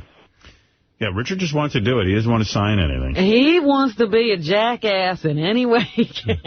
By the way, the song that was going around in my head all weekend, which was very unfortunate, is I'm a Gay Papa from Mark Harris. Oh, no. You remember that? Yeah, I was driving around in the car, and they were doing the replay, and I'm listening to just happened to come upon the part where we were playing I'm a Gay Papa. Oh, you poor thing. And shit, that is so funny. It is. I mean, that's one of Mark's, probably the best song he's ever done. In case you forgot it. One more. That can be stuck in my head. Instant replay. Coming in at number one. I'm a Gay Papa. NBC. I'm a gay papa, behaving so luxurious. What does that mean, I'm behaving so luxurious? First of all, the grammar's bad. It means he's a fruit. Watching my kids, I'm generous as well. He's wonderful. Oh, so he doesn't use all of his money for himself, I guess he's saying. I'm luxurious, but I also give my money to my kids. Oh. You think that's what he's saying? I guess. I don't even know that that's right, but I'll buy it. I'm trying to make sense of it. I'm a gay papa. I'm funny and enjoyable. This is more about, I thought it was about his relationship with his kid, but it's more about how wonderful he is. Yeah, he's saying, I'm a good dad even though I'm gay, is what he's singing about. And by the way, he couldn't possibly be a good dad. Absolutely not. Right. He's out of his mind. Good dads don't suck cock. And they don't sing this song. Yeah. About how wonderful they are. I'm enjoyable. When you're a really good papa, you might sing about how wonderful your children are. Sometimes I'm down, my children never know. Oh, boy. So many gay, my parties were so colorful. Neighbors complain, they're jealous and insane. So, from what I'm getting from this is, he had a bunch of parties, and obviously the neighbors complained because he's probably driving them mad. He was irritating as a neighbor, He was having big gay parties. How could he not be? Loud, and, in other words, they were great parties for him, and the neighbors were jealous. That's all. That's all. That's all it was. He is a delusional man. They're all jealous of me. Don't you love the noisy neighbor who thinks you're jealous? Right. When you just ask him to quiet down? How many kids does he have, Mark Harris? Do you guys know? I don't know, 2 or 3. Too many. The kids are probably like, oh, yeah, gay, I'm a gay papa. Oh. They're just trying to survive him. He thinks he's doing well. I'm a gay papa, and better than some straight fathers, traveling around and taking all my kids. When they were young, I dressed them up in frilly clothes. Those were the boys, 'cause I mixed up all the toys. My girls are the ones who love me, and they fight for me. The boys to defend the right for me being gay. How do they do that? I guess they're in the military or something. Yeah. If a guy was on trial for killing his father and he played this in court, he'd be acquitted, right? Not guilty, yes. Of course. They give him what they call a slap on the wrist. Well, they'd say, you were justified. It was justifiable homicide. Yes. Self-defense. A slap on the limp wrist. I'm a gay papa. I'm a gay papa. Fabulous. Oh. I'm all weekend going on, I'm a gay papa. I'm generous and good. I'm a gay papa. Luxurious. You know where you control yourself from not saying that is the tailgate for the Giant game. Right. If you're out there in the parking lot, you don't sing this song? You'd force yourself not to. Number one clip on the internet right now is that the weather guy who freaks out over the cockroach crawling across his foot. I still haven't seen that. I thought the cockroach was crawling up his leg. He just went over his foot and he freaks out. Right. He's like, freaking out just because he saw it. I forget what market this guy's in. I thought it was Florida somewhere. He's the local black weather guy. Oh, I love the local black weather guy. What do you mean the local black weather guy? Like there's a local white weather guy and a local black weather guy? There's always like a black weather guy. Not always. Champion isn't black. No, but they probably got a black weather guy that fills in for Champion. Robin, I've been all over the country. Every town has a local black weather guy. Exactly. He's the local black weather guy. And most of the guys are really sort of very non-threatening. Like, they're not... Well, you're not going to have Pimp Daddy doing the weather. I would. Well, you're looking at the wrong guy. I would have, Flava Flav doing the weather. Be pushing across Central Florida, so places like Orlando, Daytona Beach, the Cape Canaveral area, Vero Beach will be getting in on the heavier rainfall, and eventually the ice should... I am so sorry, Bill. Oh, my God! Pussy. This is what just happened. That thing was crawling on my leg. I think it was dead. There he is. Oh, God. If that... Oh, my God! Oh, no! It's in there. Right at the wall for me. You're on TV, asshole. Wouldn't you, pull it together? There's a camera on you. It wasn't a stingray going through his chest. That's the best. That is the best reaction I've ever heard. You want to hear it one more time? Yes. All right. Without interruption, here we go. Be pushing across Central Florida, so places like Orlando, Daytona Beach, the Cape Canaveral area, Vero Beach will be getting in on the heavier rainfall, and eventually the ice should... I am so sorry, Bill. Oh, my God! What the hell just happened? This is what just happened. That thing was crawling on my leg. My leg. Oh, God. If that... Oh, my God! Oh, my God! Oh, no! It's in there. Right at the wall for me. The girl is saying, it's okay, it's okay. Calm down, sweetheart. Don't you think that's the sound you should make if you see a cock headed towards your face? Yeah, well. Yeah. Well, there it is. Okay, I had to play that one more time. You know what else I got to play one more time? Some of these things I just have to play one last time. Mike Tyson yelling at reporters at the press conference. It's so good because it's unedited now. You can't touch me. You're not man enough. I'll eat your ass on the line, you bitch. Oh, anybody in here can't fuck with you. This is the ultimate, man. Fuck you, you hoe. Come and say in my face. Fuck you, ass for everybody. You bitch. Come on, you bitch. You're scared coward. You're not man enough to fuck with me. You can't last 2 minutes in my world, bitch. Look at you scared now, you hoe. Scared like a little white pussy. Scared of the real man. I'll fuck you till you love me, faggot. I don't know who's the faggot here. This is the ultimate. The white pussy afraid of a real man. The white pussy. Afraid of the real man. I'm certainly afraid of him. That's the goddamn truth. Damn right. I would be going, you're right. I agree with everything you're saying. You could fuck me till you lie. I love you. You couldn't get up to that level of psychosis if you tried. I would be like, you know what? You don't have to fuck me. I love you without you fucking me. Yeah. All right. Everybody knows you love me. Let's cancel the fuck part. I love you. I love you. This is the ultimate. The ultimate. Why would you use that word? You know, it's funny. Magic Johnson, when Magic Johnson used to do color commentary for basketball games, it was so funny because the play-by-play guy would describe a great play, and Magic would go, it's the ultimate. By the way, what is Mike saying is the ultimate? I think he's the ultimate. Oh, the ultimate. Yeah, I think he's talking. Like, everything is referring to him. Pointing at himself, this is the ultimate. Right. Yeah, I think. This is as good as you can get. I don't know for sure. But. Didn't he get beaten up right after this? It's funny psychologically. Not by a guy out of the ring. A guy with such low self-esteem, then they boast how they're the ultimate, like misleading you thinking they have such high self-esteem, but they don't. Yeah. You know, well. No, see, he's heard a million times how he doesn't think enough of himself. Yeah, well, now he does. Oh, boy. So, I believe that was the press conference, too, where Chuck Zito got involved. He was there. Oh, yeah? And he got up on the stage, and it was Mike and Chuck. It was like a mayhem.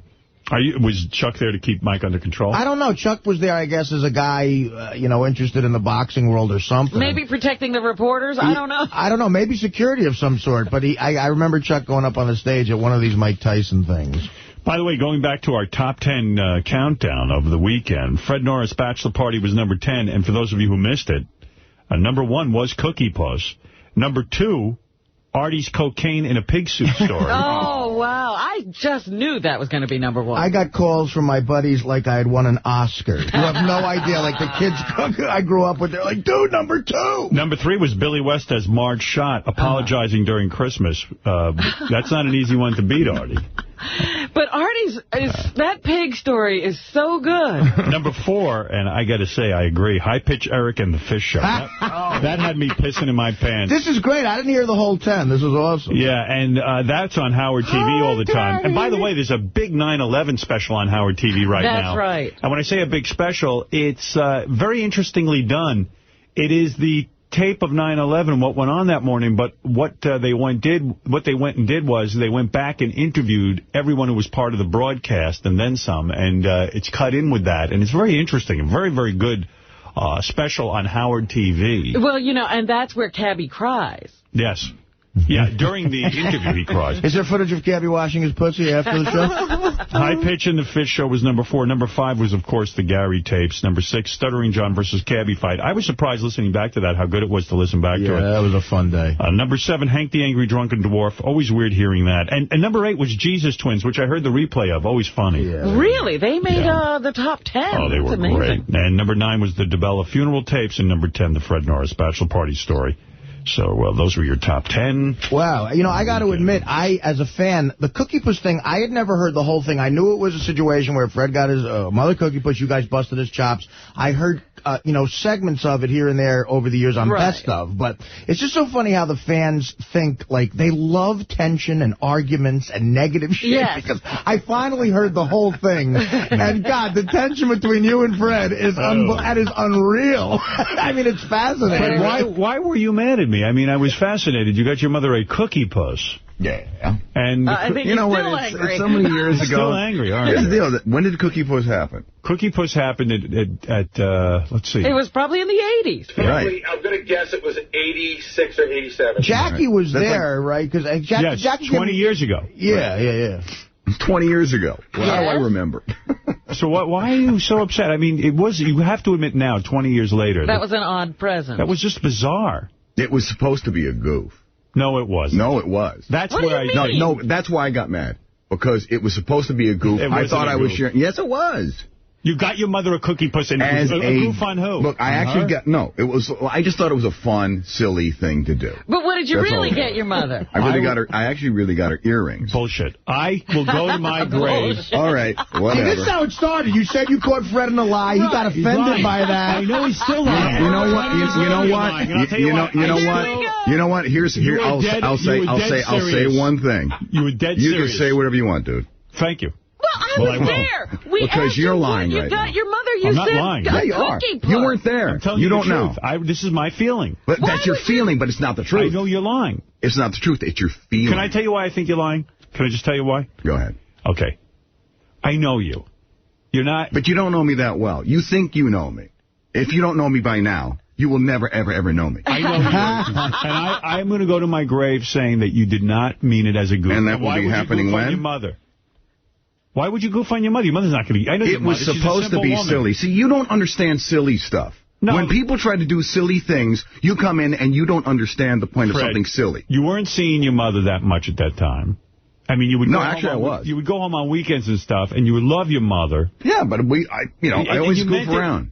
Oh, it's so not a goof. All right, ladies and gentlemen. See, but you're earrings, you know what? You come from but you come from a very. I guarantee you there were no earrings. All right, I guarantee it. Take a polygraph test. Artie, what does one do when you're telling the truth and everybody says that you're lying? I'm going to ask an outsider. You know what?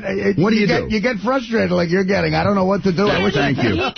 I just wanted to check with a real person in the room, not these two liars. I mean, I don't. See, this what was amazing about that bit though is Howard has this ability on the air. If he gets somebody mad, you think, okay, fine, he's going to back off. Then he went into that voice. Yeah. What voice? Oh, the his Cookie mother. Puss. And his Cookie Puss? Oh, you did the Cookie Puss voice. And it's like you feel for Fred because you can tell he's so mad. And then Howard's saying, I'm afraid to get out of this voice. In the voice. It really was. And Jackie had such a fucking awesome line in the middle of it.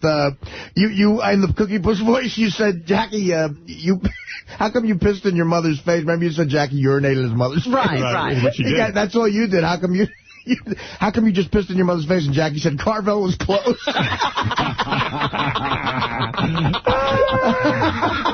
And then you were afraid to get out of the voice. I had never heard the whole thing. And, it was tense. But the fans love that negative shit, man.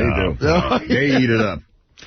And, I just know Fred. I mean, Fred's right. I mean, we don't have a lot of time. We're circling back down to that, circling back around to that line of thought, aren't we? I'm just telling you. We're just going to keep going around. I never heard earrings before today. It's 20 years later. No, it's 20 years later. But you know what it was? He didn't get it. It was the same reaction. It's like, you did not. You're lying. You are. All right. I know when you're lying. You gave her a Cookie Puss. And the Cookie Puss. No, because everybody was coming over. My nephews were coming over. It was just a silly thing. All right, okay. Well, let's not rehash it. I remember it being very We've only done that over the weekend. It's been rehashed. I only remember it being very sincere. I gave my mommy a Cookie Puss. Okay. Hey, and it was sincere. and Robin gave her mother an arsenic Cookie Puss. So It was just straight arsenic. She's a grown woman. Do they still make Cookie Puss, I wonder? Yeah. I'm sure they do. That's a perennial. And Fudgy the Whale. And Fudgy the Whale. And then you were goofing on Fudgy the Whale. In the voice, you're saying, I hate Fudgy the Whale. I do.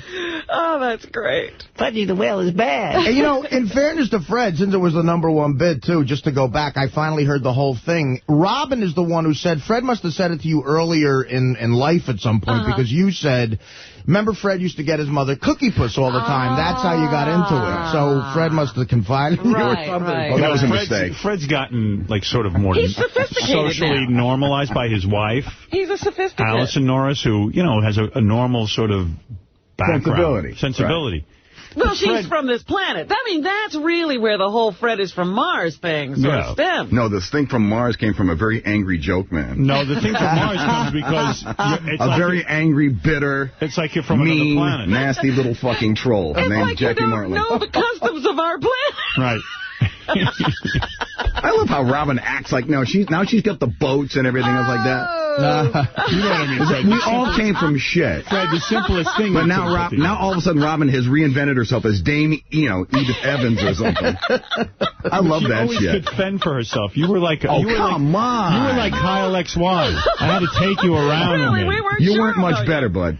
Oh, come on. I at least before you were king of all media. No, I at least could you were a slob like the rest of us.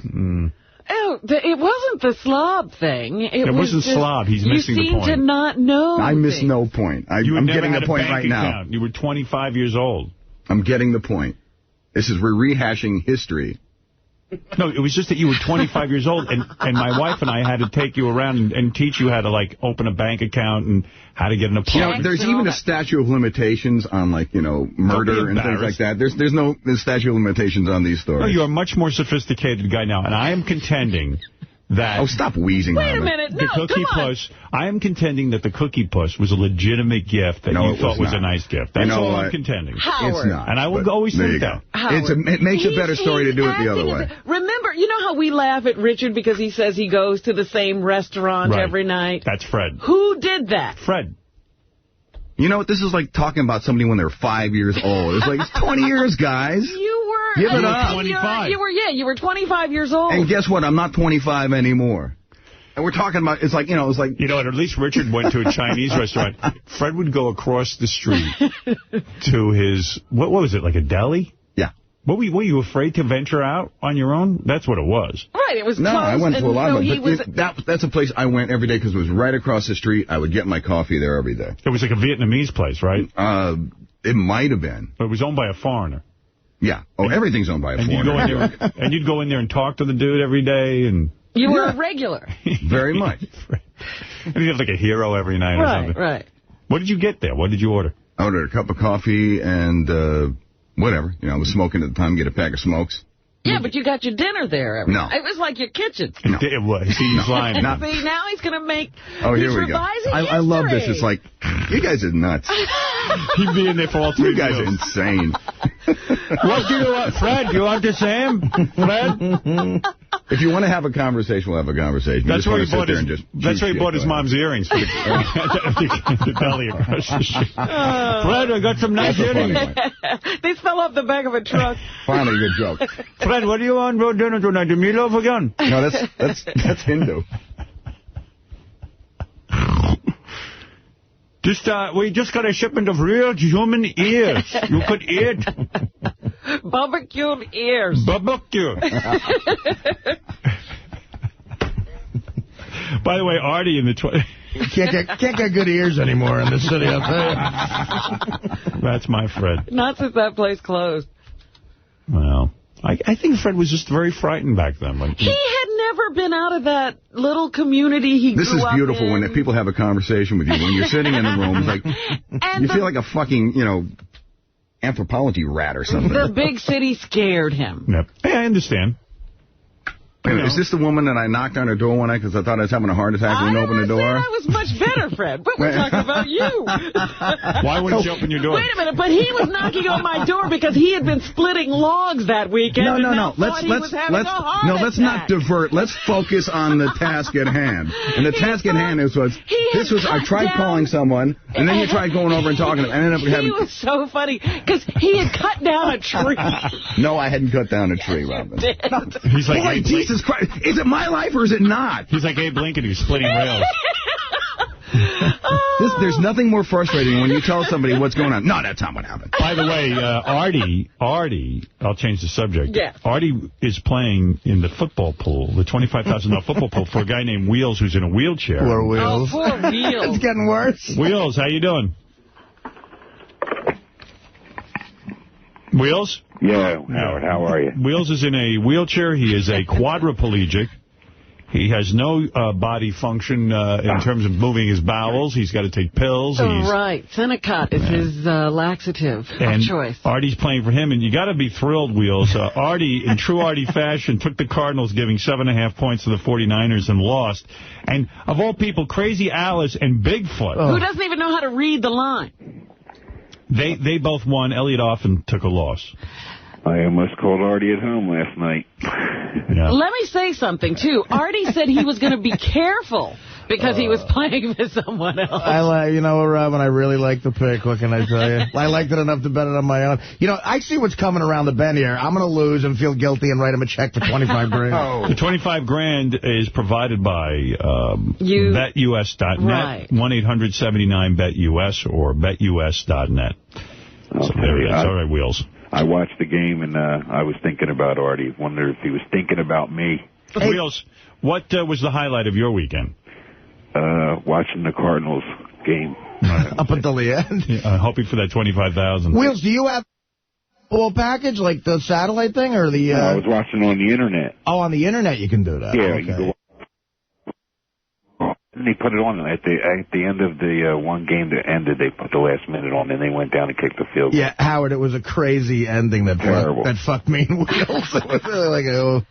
So what do you think, Howard? Should I be able to steal some tickets for Wednesday night just in case this money thing don't fall through, or what? I forget what our deal was. Did you have a choice? No, I don't have a choice. He's just asking now. Are you coming? I don't know. He doesn't have tickets. No. Oh, I see. You're right. I don't want to tour the studio. All right, I'll give you a pair of tickets. This is to the premiere of Beer League at the Ziegfeld Theater, Wednesday, September 13th. Beer League opens on Friday, September 15th in New York, Philly, and Cleveland. All right, Wheels, we'll see you down there. Good, all right, Wheels. Thanks. Hold on. Hey, thanks, Artie. All right, at least you get to see the movie. No, unless it sucks, then it's going to be a awful night. Old Cookie Puss ad on your page in orange. Oh, let's see. That'll be good for Fred. Because this inspired him to give me do palpitations. Hello, I'm Carvel's Cookie Puss, CP, the celestial person. The new Carvel ice cream cake made fresh daily at your participating Carvel ice cream store. Now, for St. Patrick's Day, I'd like to introduce my friend, Cookie O Puss. My name is Cookie O Puss. Did you get your mom a Cookie O Puss? Actually, you want to know something? It wasn't, but I could have because she's born on St. Patrick's Day. Fresh Carvel ice cream cake. You can also be sending either of us to a friend by calling this toll-free number, and we honor most major credit cards, too. Thanks and a grand day to you now. Cookie O Puss. Cookie O Puss. You missed the most important part. You can get that on a credit card. What an awful brogue by Cookie Puss. It bothers me, too, like eating something that has a voice attached to it. Yeah. You know what I mean? Like I don't want to eat Cookie O Puss. A voice that speaks English. Yeah. All right, we got to take a little break, Fred. We can't talk about you all morning. I'm sorry. You were number one, though. I was having so much fun. Once again, I guess the 9/11 show starts at 8:58. I thought it was going to start at 8:30, Gary, so that you could hear the switchover. You know what? There's a whole bunch of discrepancies. It might start at 8:56 or 8:49. We don't know when it's going to start? Tim keeps telling me a different time, and he's not even sure, too. But how is he not sure? How's he going to start the show? Wouldn't she start at 8:30 when we were talking about Pam Anderson, and then all of a sudden... It's just a little bit of that. It's not like a ton of that. Because what happens is I listened to it the other day.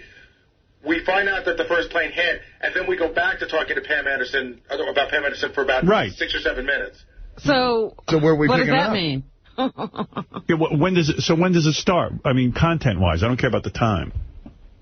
Content-wise, it's not the beginning of you talking about Pam Anderson. It's a little bit of you talking about Pam Anderson. All right, and what time are we off the air and we play the tape? Sometime between 8:49 and 8:56, and I'm going to find out for you within the next 5 minutes. Thank you. And then we're having our big meeting. What is that? Well, Tim said to me, Bubba's in town with his whole crew, and... Is he coming in today or sometime later? No, he's in.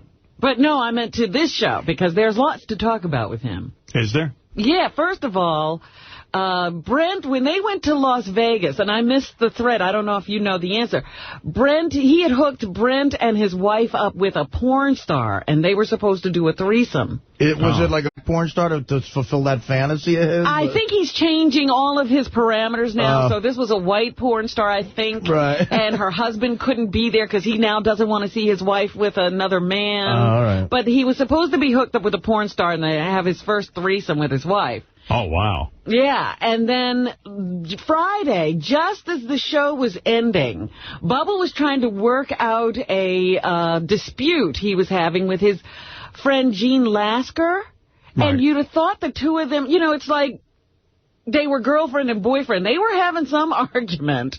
And Bubba wanted Lasker to apologize, and Lasker screaming, I ain't no bitch. And they ended without resolving anything. All right. Got a lot of good Bubba feedback. I was in Cleveland this weekend. A lot of people had the Shock the Push shirts. Oh, yeah? So, yeah, Bubba making... He only made a limited amount of Shock the Push shirts. They were saying that, yeah. They love Bubba. Very well, lucky. That's their new thing now. They don't just make shirts. It's always a limited edition. Yeah. Bubba's quite the businessman. Good move. So, I'll be curious to see him, too. Somebody told me he put on a lot of weight. Oh, yeah, really? Somebody else said that. Yeah, he's gaining back all his weight. He doesn't have,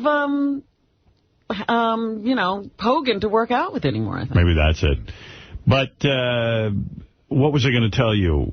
So, big meeting. Yeah. We're having a big meeting today with a bunch of people who work on the channels. Basically, and again, this isn't my meeting. Tim called the meeting, but I think it's a good idea for everyone just to get together. There are people who work on our channels who don't even know each other, haven't seen each other. It sounded like the convention of the delegates or something. Well, it's just a chance for everyone to get together, maybe ask any questions they might have, also to talk about the future and what they'd like to see happen and that kind of thing. Yeah, so. It sounded like there was supposed to be some big announcement about where we're going. No.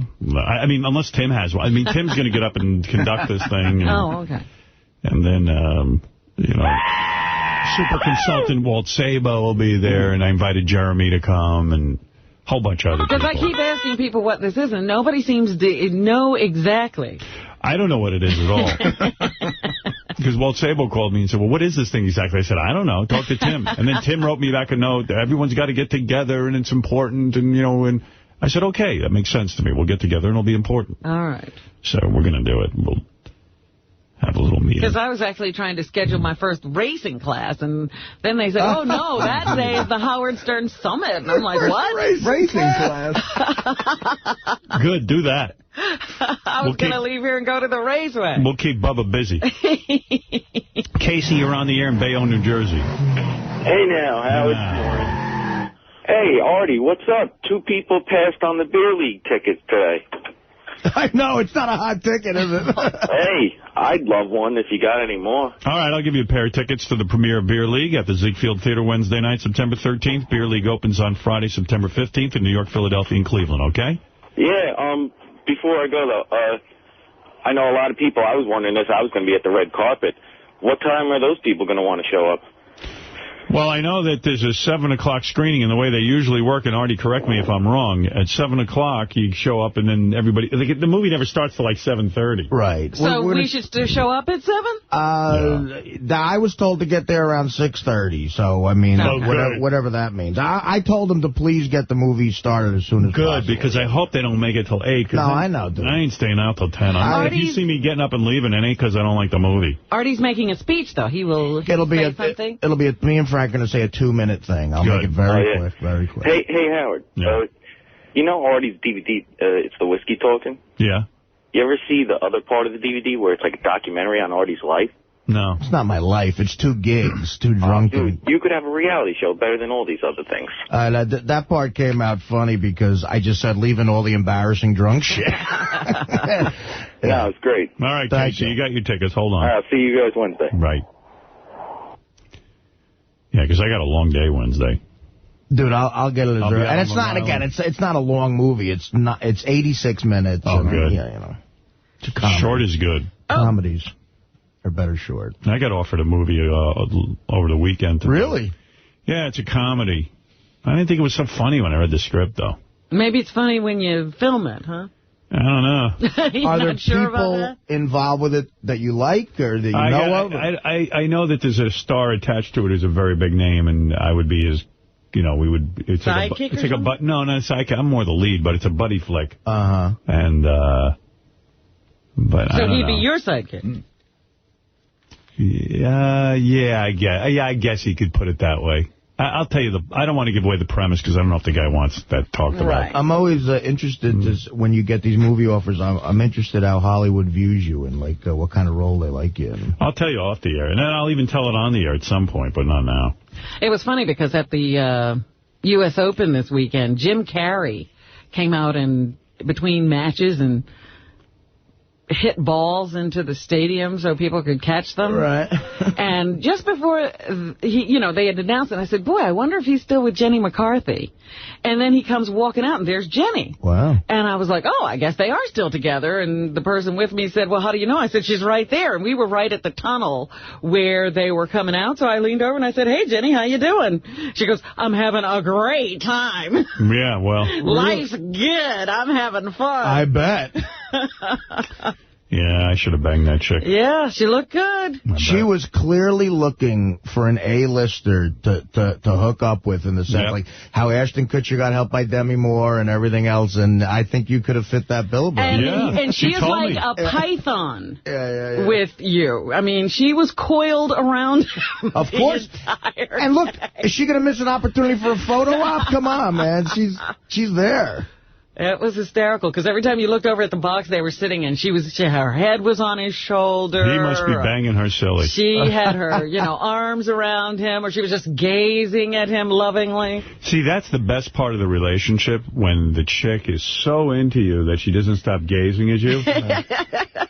But that eventually wears off at some point. It's got to. They can't look at you that way forever. Yeah, unless Disney gets a hold of her and puts a new brain in her head. But that is the best, right? That's why guys fall in love. They're like, Jesus Christ, I feel like an important human being. Yeah, she makes Jim Carrey realize that he's Jim Carrey. Yeah. And so he still remembers. She's all over him. Yeah, I got like a whiny little bitch this weekend to Beth. I was like, there was some point I wanted to bang, and then she was like, well, I don't know what the hell she was doing, but she was, like, kind of busy, and I was just like, this is ridiculous. Busy? Yeah. I was like, busy, you're not paying attention to me, I'm ready to bang, it's very important to me, and I was just whining, and she just goes, shut up. Marana Mia. Yeah, I mean, calm down, bitch. Who's the bitch, you? Yeah. Oh, not her, me. I was being like a little whiny girl. Yeah, well, Jenny hasn't gotten to that point with Jim yet. No, she's afraid. Jim will dump your ass real quick. Yeah, because they'd put him up on the Jumbotron, and she'd be just there staring at him. Can't believe it. That's annoying. And he always feels it's necessary for him to make funny faces. Right. Whenever there's a camera on him, like people must expect him to be goofy, because he can't just sit there and have his picture taken. And by the way, she's the same way. Well, her job now is just to stare at him while he's making the funny faces. What was she wearing? Was she all hot? You know what Jenny wear. She had bare shoulders. I couldn't really see the exact outfit, but, there was a lot of skin showing, and, she had the big Paris Hilton glasses on. And where's that kid of hers? I don't think that the kid exists anymore. She got rid of it. Oh, God. Where's this kid? Every picture I see, they're off on jets. Yeah. Right. I didn't see any kid. Yeah. Sorry, Mommy has to be famous. Mommy needs to hang with Jim Carrey. That's right. Mommy's got a boyfriend. Leave us alone. Yeah. Jim Carrey took a tennis racket and hit the kid out of the park. Whap! Right out the door, baby. And he's got some new hairdo. I almost didn't recognize him when he was standing there. I was like, where's Jim Carrey? And then all of a sudden I was, it's the guy with the long shoulder-length hair. How's he looking? Is he a good-looking guy? Yeah, he looked good with the hair. Yeah. Yeah. He's keeping it together. Only he was wearing white pants, and it's after September. Right, you're not supposed to. First. I got to take a break, I guess. I don't know. Think I should? It's been an hour and 10 minutes. Well, again, satellite, you can do whatever you want. I feel weak. I haven't been eating. I wanted to lose weight. God, I'm so damn thin right now, but... Man, I don't eat anything. So the weight you put on, you took off? Yeah, I got inspired by Beth. She's doing a lingerie shoot today. Right. Uh-huh. So she goes into this mode. She broke her foot, so she can't really exercise. Although she's been going to a gym anyway, she doesn't care. She told me she was going to try Pilates. She doesn't care. And then she had the shoot, so she had to get real thin for it. So she just doesn't eat. Literally doesn't eat for days. Wow. I go, what day are you up to that you haven't eaten? She goes, She hardly can lift her head off the pillow. I was reading in one of the tabloids. That's what it keeps ending Renee Zellweger's relationships. They say she is so obsessed about her weight and dieting that she makes every guy she's with crazy. That's why they can't stay with her. Really? Yeah, they say she'll starve herself to the point where, she's weak and tired and cranky. Past that. I told Beth, banging me is such great exercise. I told her how many calories you lose when you bang me. It's a good move. Yeah. That's right. That's all the exercise you should need. That's right. Want to work out a little more? That's right. Come back to the gym. I met a cousin of Beth's in Cleveland this weekend. She was at my show. She's very pretty family. Yeah. They all are pretty, huh? Yeah. Good. Which cousin is that? I probably don't even know her. she said she's a second cousin, but she has Beth's last name. Oh. And, you look in her face, you could tell. See a resemblance? Yeah. No. She was very nice. Do you think there's any chance the two of them would go to bed with me? I don't know. Or maybe, Artie, were you trying to work something? You're a single guy now. Yeah, Artie, we could be brother-in-laws. You could be dating Beth's cousin. That would be great. Howard fun. Howard's worst nightmare. No, I like that. Yeah. That would be hysterical. You two in the same family.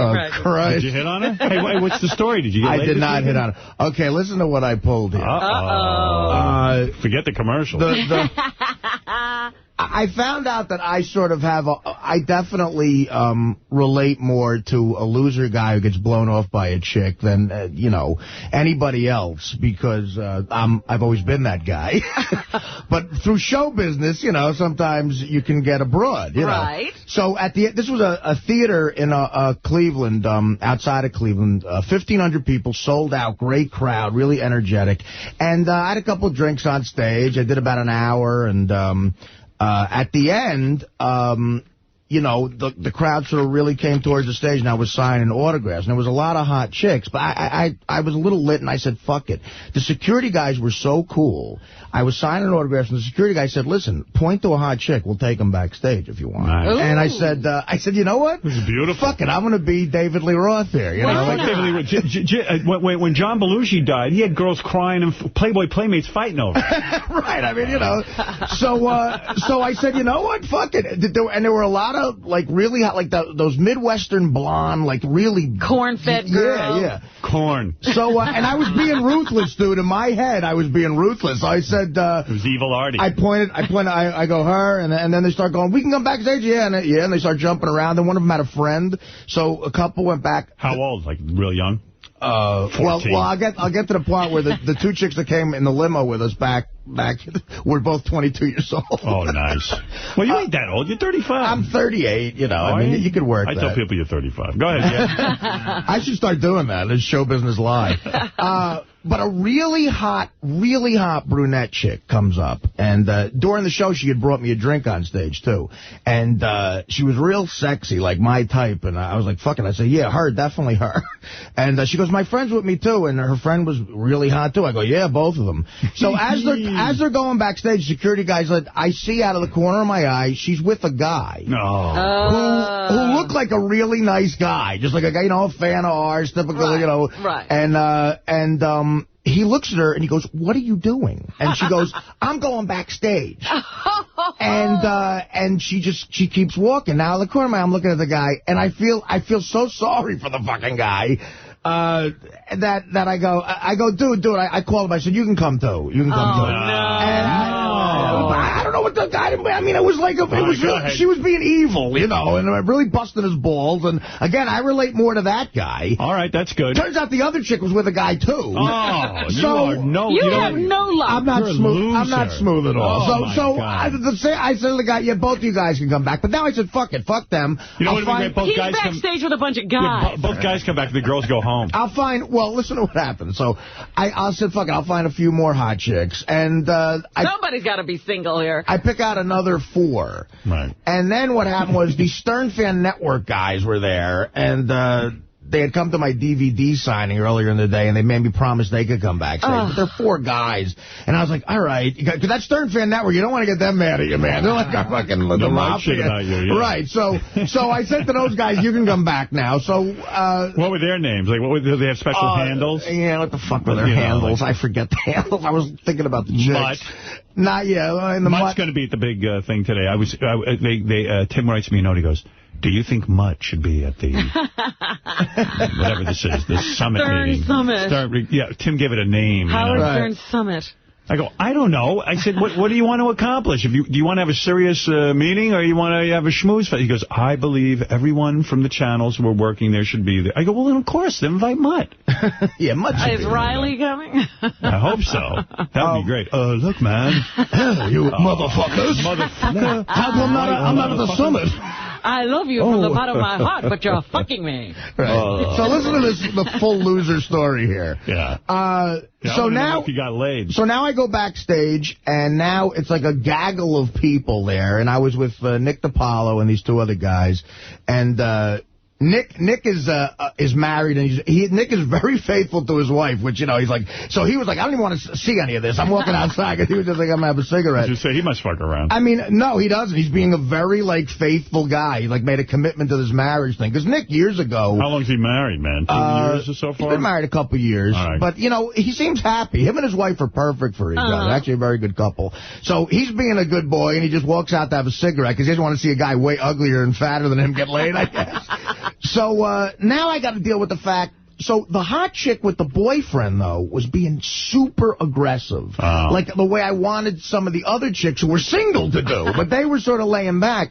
She was coming up to me and going, I'm originally from New York, Artie. I'm taking you out. We're partying. And the guy is looking at her like, what are you doing? And she goes, I'm going to party with Artie. That's what I'm going to do. She started hugging me, and like it was really awkward for me. And again, because I'm not used to being that guy that the girl wants, you know. Right. And the other guy's way better looking than me. And I'm thinking showbiz, man. It's unreal. That's the greatest. So, yeah, right. No. So she's being more aggressive. I'm like, I don't know. The story doesn't end with you getting a load on your chest, does it? No, it's not quite that bad. Good.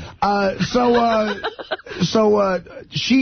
finally I go to her. I go, I don't know, you guys going to a bar? She goes, we'll take you out. And then the guy sort of gets her aside, and I see out of the corner of my eye he's getting a little tense, and he goes, you are married. That's what he says to her. My God. He married her. I guess either that or he's talking about her husband that he knows. I don't know what the fuck. Right. You're married to another man, and you're cheating on both of us. It was weird. He goes, you are married. So now I'm going, okay, this chick is bad news. All right? So I don't want any part. Bad news is the kind I like. Well, you know, I don't. But the guy's there, Howard. He could shoot him. I don't want to get shot. I've done that move. But go ahead. Oh, you have? You're better than me. The guy there? Oh, yeah. Oh, look at well, wait. We'll hear that story after this. I had a mean streak. Really fucked the commercial after this. We'll hear that one. So now I'm like just trying. I got to keep her away from me because I don't want to get shot. So these other two girls, they talk about a part of Cleveland called the West 6th Street bar. There are a lot of great bars. She goes, we're all going to a bar. It'll be real fun. It's like a college bar. But I go, the bar's going to be nuts. And you try to make that creepy move where you go, well, you know, my hotel has a bar. Yes. No, that's the hard part. So they were kind of not into that. And I was like, okay, I don't want to creep them out here. So I said, well, where's this bar? They go, all our friends are going. Dude, and you're wasting time. You just say to one of them, listen, man, let's get out of here together. Well, so now they go. This is getting crazy. Let's get away from it. We had a really big limo, and they say, can we come in the limo with you? So what, all the dudes, too? No. Just these two other girls. The other people, I had to focus on a couple. You know what I mean? Good. So I like this. Because me and my other buddy who was there. You got the two girls in the limo and got rid of these guys. Right. Me and the one other comedian that was there is single as well. There was like the other chick pissed? The one who was with the guy, was she all pissed? You know what? They went off to their own domestic squabble. I said, fuck it. It looked like there was going to be a major argument going on over there. So the two chicks, like 22-year-old chicks, both really, really hot. You know, definitely solid 8s. Come in the limo with us, and they go, we'll go to the bar together. So they get in the limo, and then it's me, the other comic who's single is trying to rap with them, too, and Nick, again, still miserable, smoking a cigarette, and the limo driver. So now it's like you're talking to 22-year-old girls, which is, oh, my God, you know. Who cares? Right, so I realize I have nothing to say to them. We pull up to the hotel. We drop Nick off. He gets out, and he goes, it's good luck, fucker. Well, Nick's a bummer at this point. Yeah, so he leaves, but he was cool. He's like, I'm going to get out of your way. Go nuts, you know.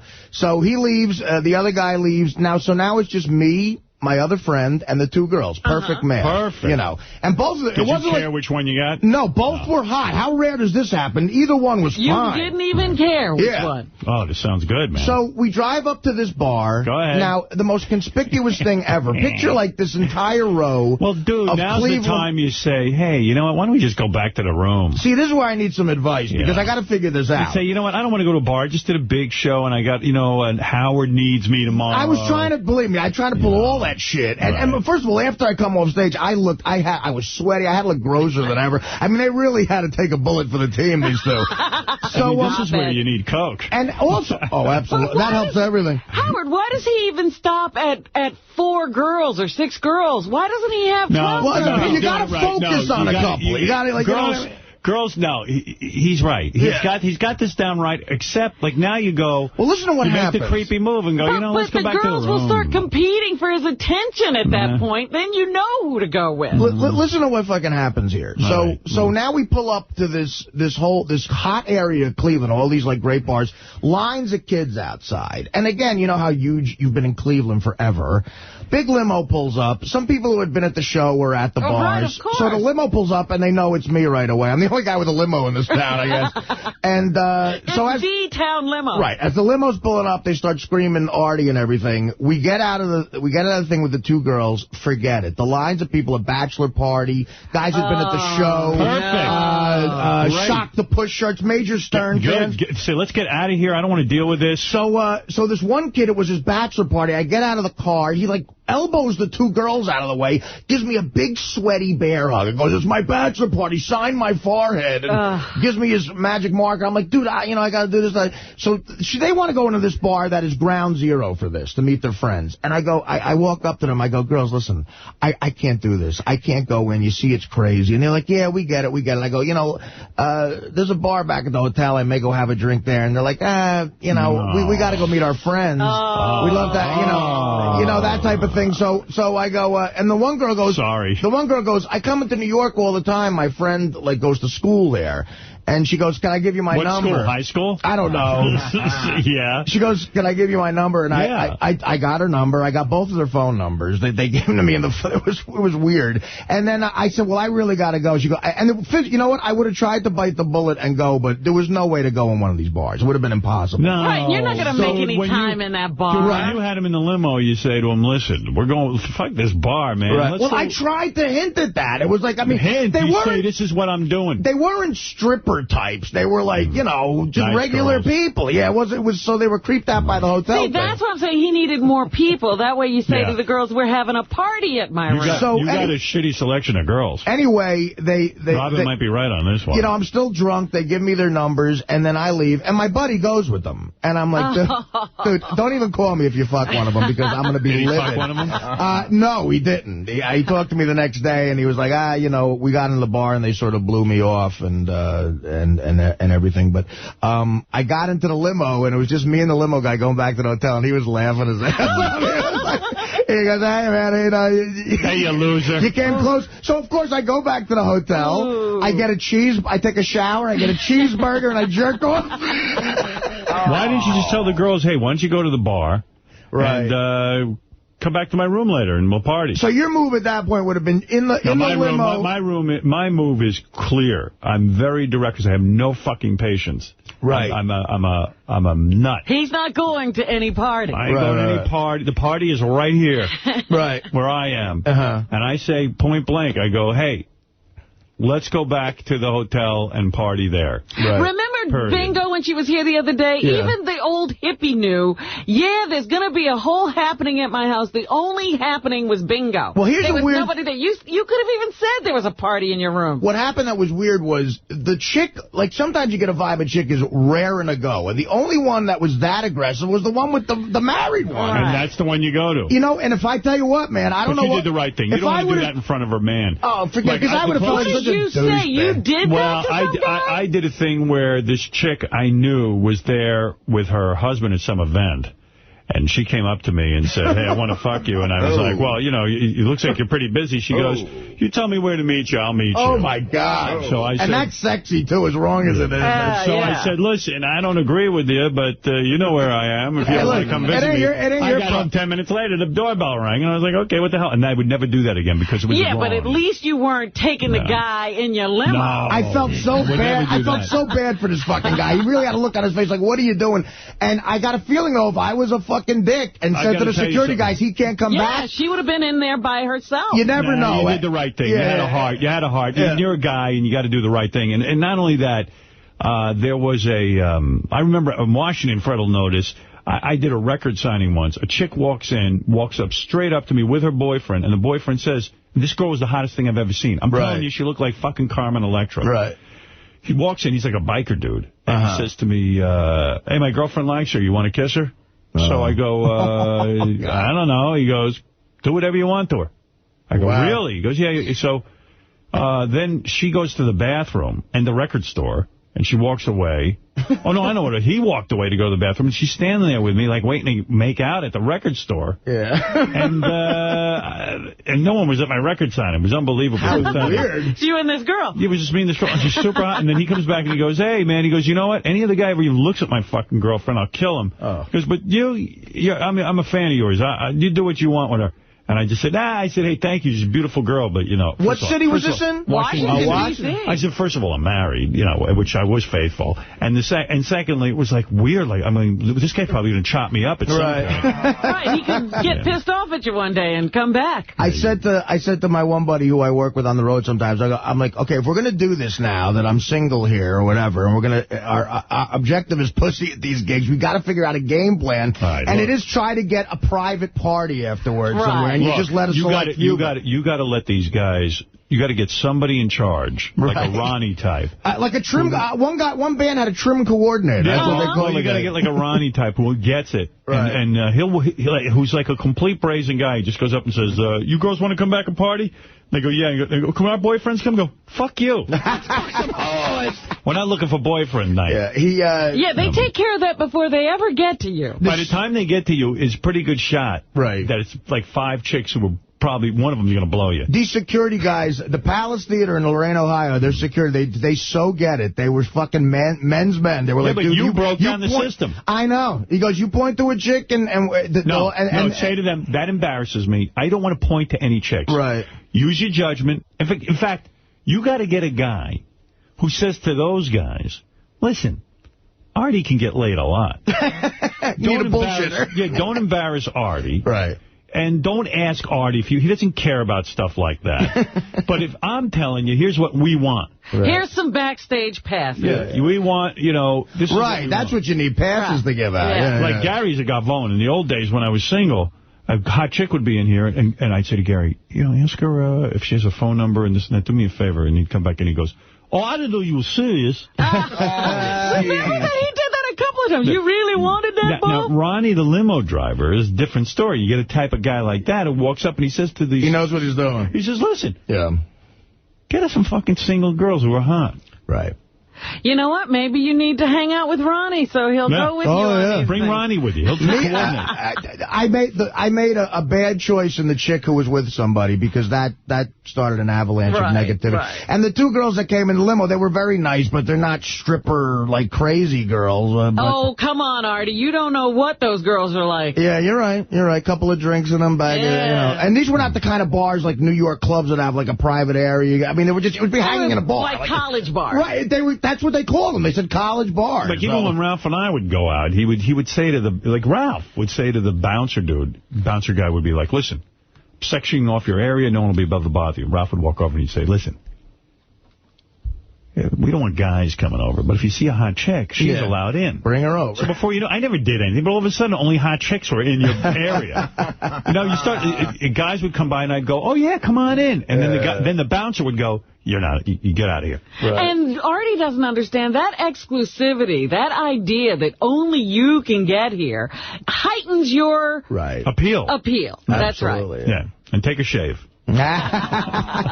That's why that scene at the Hard Rock Pool a few years ago, that whatever they call it, rehab on Sundays. Yeah. Oh, God, what a scene. Are you bringing that girl to the premiere, the one who called in the other day with the flat stomach? I'm not bringing her. I mean, she'll be there. Right? I'm not taking her. She said she's going to blow you. What about Siobhan's daughter? I'm not taking her. Are you going to call her? You know what? I'm really thinking about calling her. You want to know something? Siobhan keeps calling and saying, when are you going to call the daughter? Again, which worries me, because I'm afraid the girl is grossed out by me and Siobhan is forcing her on me. That's not it. But, dude, who cares? I'm not taking a date. That's disrespectful to Dana. It's too soon. I'm not taking a date to the premiere.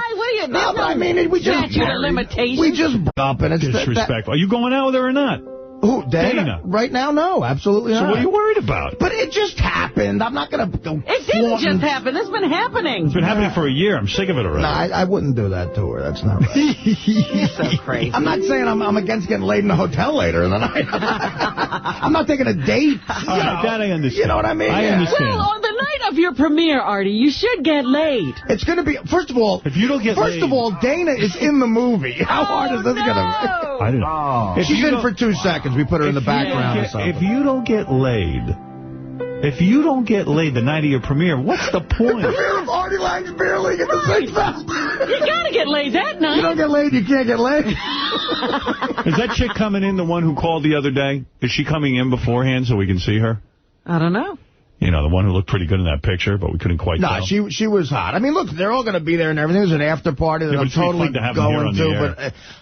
But yeah, if she we could have her on the air the day of if she comes in, yeah. You know you want to get laid, dude. Dude, forget it. You know how horny I am right now? Unbelievable. Man. I gave it a legitimate shot. And girls, Artie's ready to get married, trust me. Just be nice to him. What is it? No, just I'm having trouble getting hold of that girl that was supposed to come in and ride the Sibian for the tickets. Oh, yeah, she was going to ride the Sibian. Yeah. You're not you can't get a hold of her? Yeah, exactly. Well, you get a hold of her. I'm trying my best. All right, good. I got to take a break. We'll be back right after these words. And now, Preacher Talk on the Howard Stern Show. O God, do not remain quiet, for behold, thy enemies make an uproar, and those who hate thee have exalted themselves. And I think of that in light of what I heard today. Howard, this Antichrist Jew blasphemer. But I heard him use more of the name, or at least I heard on his network, the name Jesus Christ more than you'll hear today with preachers. Oh, he used it in vain. Well, may those that take the Lord's name in vain receive the Lord's wrath. So long as you and the Lord are listening. 4 million subscribers, baby! Yeah. You're listening to The Howard Stern Show. F you, asshole. I hate guys. I hate preachers. Rip-off. Con men. Snake oil salesman. Hey, Allison, you're on the air in Cleveland. And then we got to get to Lisa G., who's here with the headlines. Go ahead, Allison. Oh, hey, Artie. I was the one that bought you a shot at the end of the show. Oh, okay. Yeah. We wanted you to come out with us so bad. Wait, was this the girl who came backstage? I did. With your boyfriend? Well, he's actually my husband. But, sweetie, what was going on there? Like, you were going backstage, and you weren't taking him, though. Oh, well, this is so funny. He and my friend's husband, they wanted to go get the T-shirts. They were like, oh, go meet Artie, go say hi. And we really wanted to take you out, get you out of Lorraine, and go out. See, this is what girls don't understand. Yeah, but it didn't look... I know, that's what my husband said. You don't understand. Artie doesn't want to go out. He wants to fuck you. I know. You know, he doesn't want to go out. He can go out anytime. He's not looking for a good time in Cleveland. Howard, this chick is hot. Don't get it. Yeah, she thinks I want to go out to find the bar. He just got out of prison. Honey, were you going to have sex with Artie at any point? No, I know. My husband said that. He's like, you're going to cockblock Artie. Just let him be. Go Your husband is so right, and I'm glad, because, I mean, look, honey, you're really hot, And, of course, I was thinking you were a little lit. I was lit. I was thinking I might have a shot. Could he have gotten a shot with you? No. She's married. It's Artie just because I'm married. Yeah, all right. All right, yeah, you read the situation properly. Yeah, it would have been... Are you coming back to Cleveland soon? These girls are so... I'm hanging up on it. Yeah. They think you want to hang out with them. She really thinks I want to find the bar to drink. Yeah, like we could show you such a good time, me and my husband, and it'll be so cool, Artie. We'll be hanging out with Artie. You and your husband. And you can talk about the show. Yeah, broads don't get it. They really, and this chick seemed like a chick who's, she's not naive, and even hip chicks, they don't get it. Guys want to hook up. Although, like possibly if you went out with her and her husband, like maybe you get laid. But if you can't get laid at your own concert, where the hell are you going to get laid? Right. I mean, you're the star of the party here. It was a very awkward situation. Yeah. And, you need some help putting that all together. I can see what's going on there. You don't have people. I got to get people. Yeah. Lisa G is here with the headlines. This guy's walking around looking to get ladies who run around with married couples. Yeah, everybody's married he talks to. Lisa G, looking charming. She looks like she's ready for her party today. Ready for the big presentation. Yeah, right. There is no presentation. Unless yes, Tim, it is. Oh, it is? Tim's going to make a presentation? Oh, PowerPoint and slides. Oh, really? Really? Oh, great. The news department. Is this Amway? Are we having a convention to launch the sales team? Tim sometimes hands me charts and things. I can't even, my mind gets dizzy from it. Oh, yeah? My mind doesn't work that way, with charts and graphs. Graphs and pie charts. Yeah. Are you talking? I would like to get up and say something, sure. But I don't have anything planned. No graphs? No. He has no idea what the meeting's about, but he has something to say. Anytime you get a group of people together, I'll talk to them. Lisa G was mentioned in the voicemail. Guy was all worked up over her sexually. Here you go, Lisa. Maybe this will make you feel very, very pretty today. Hey, Richard. Dude, I was just wondering, why can't you get Lisa G to do the news topless or at least in a bikini? Oh, that's going to happen. Kind of cute, man. Yeah, see if you can make that happen. Oh, yeah. That'd be a nice suggestion. And also, that dude Bigfoot, man, I don't know, man. I don't know why we need another Bigfoot. Why can't we just call that dude Shrek? I think that'd be the way to go. All right. Thanks, buddy. Thank you. That's Timmy. They're calling Richard? Yeah, we have so many different voicemails. People just leave messages everywhere. I mean, even Gary the retard called up. I don't know who put him up to this or he did it on his own. He was at first I didn't know what he was talking about. I think he's saying he's going to go out and bang Dana to taunt Artie. Gary the retard? Yeah, because he hates you because he was goofy. Now, what if that happens? Hey, Artie, you son of a bitch! I'm telling you, talking about Dana, you asshole! I'm going to fuck Dana, you retard! I'm going to fuck her like a fireman and stick the fire hose up her piss and let it all wet up! Oh. See, you asshole! Bye, you cunt! That would be good. Wow. You find out Gary the retard's banging Dana behind your back. Hello, Artie. I just want you to be the first to know. I didn't want your friends to tell you or you to hear it on the air, but I hooked up with Gary the retard.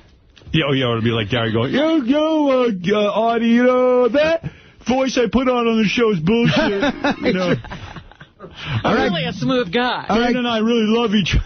All right, Gary, it's war, motherfucker. You just crossed. I'm going to fuck that chick who was in prison with you. The absolute best is if Gary called from Dana's apartment while he was in bed with her. Yeah. Hey, I'm smoking a cigarette.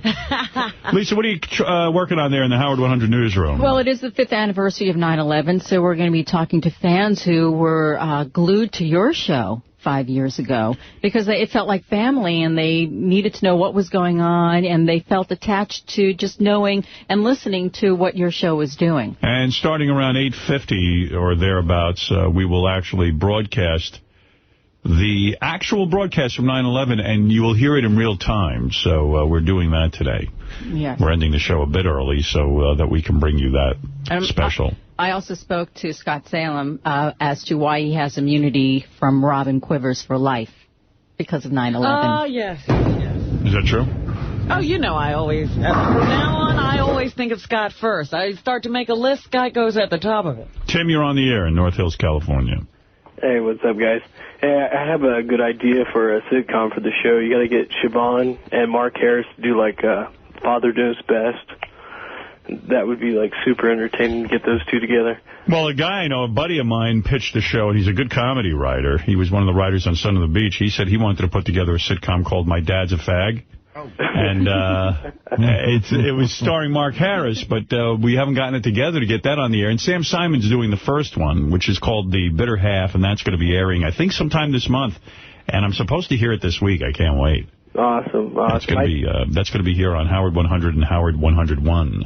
Can't wait. I couldn't hear your 9/11 show when it happened because the carrier, the station that used to have you on, like, cut you guys off. Yeah, well, you'll hear it today. Oh, yeah, I can't wait because 9/11/77 used to be like a killer lucky number for a birthday. And then after 9/11 that morning, it kind of became infamous, you know. Yes. All right. Well, you'll hear it today, Paul. Rather, Tim. Thank you, Tim. Thanks, man. All right. I guess his birthday's 9/11/77. Yeah. Let's go back to Lisa G. What else are you working on? Well, Bubba the Love Sponge is on the air all week long from here in New York City, right. And we'll have a preview of the latest episode of Basic Training with Brent, a special show hosted by Brent, his producer, and former U.S. Marine. Okay. Yeah, I understand. I heard a promo for this. Maybe it was a newscast where they were asking Brent and Bubba what they were going to do for 9/11, and Brent says that he has been studying the terrorists. Yes. For years now. Uh-oh. And I said, well, now I see what the problem is. Brent is studying the terrorists. I tell you. And he works with Bubba. You might think Brent is like a lot of hot air, but the fucking guy does know a few things. Well, my point is, why isn't he working for the government who's trying to solve this problem? He works with Bubba. Because Bubba needs him.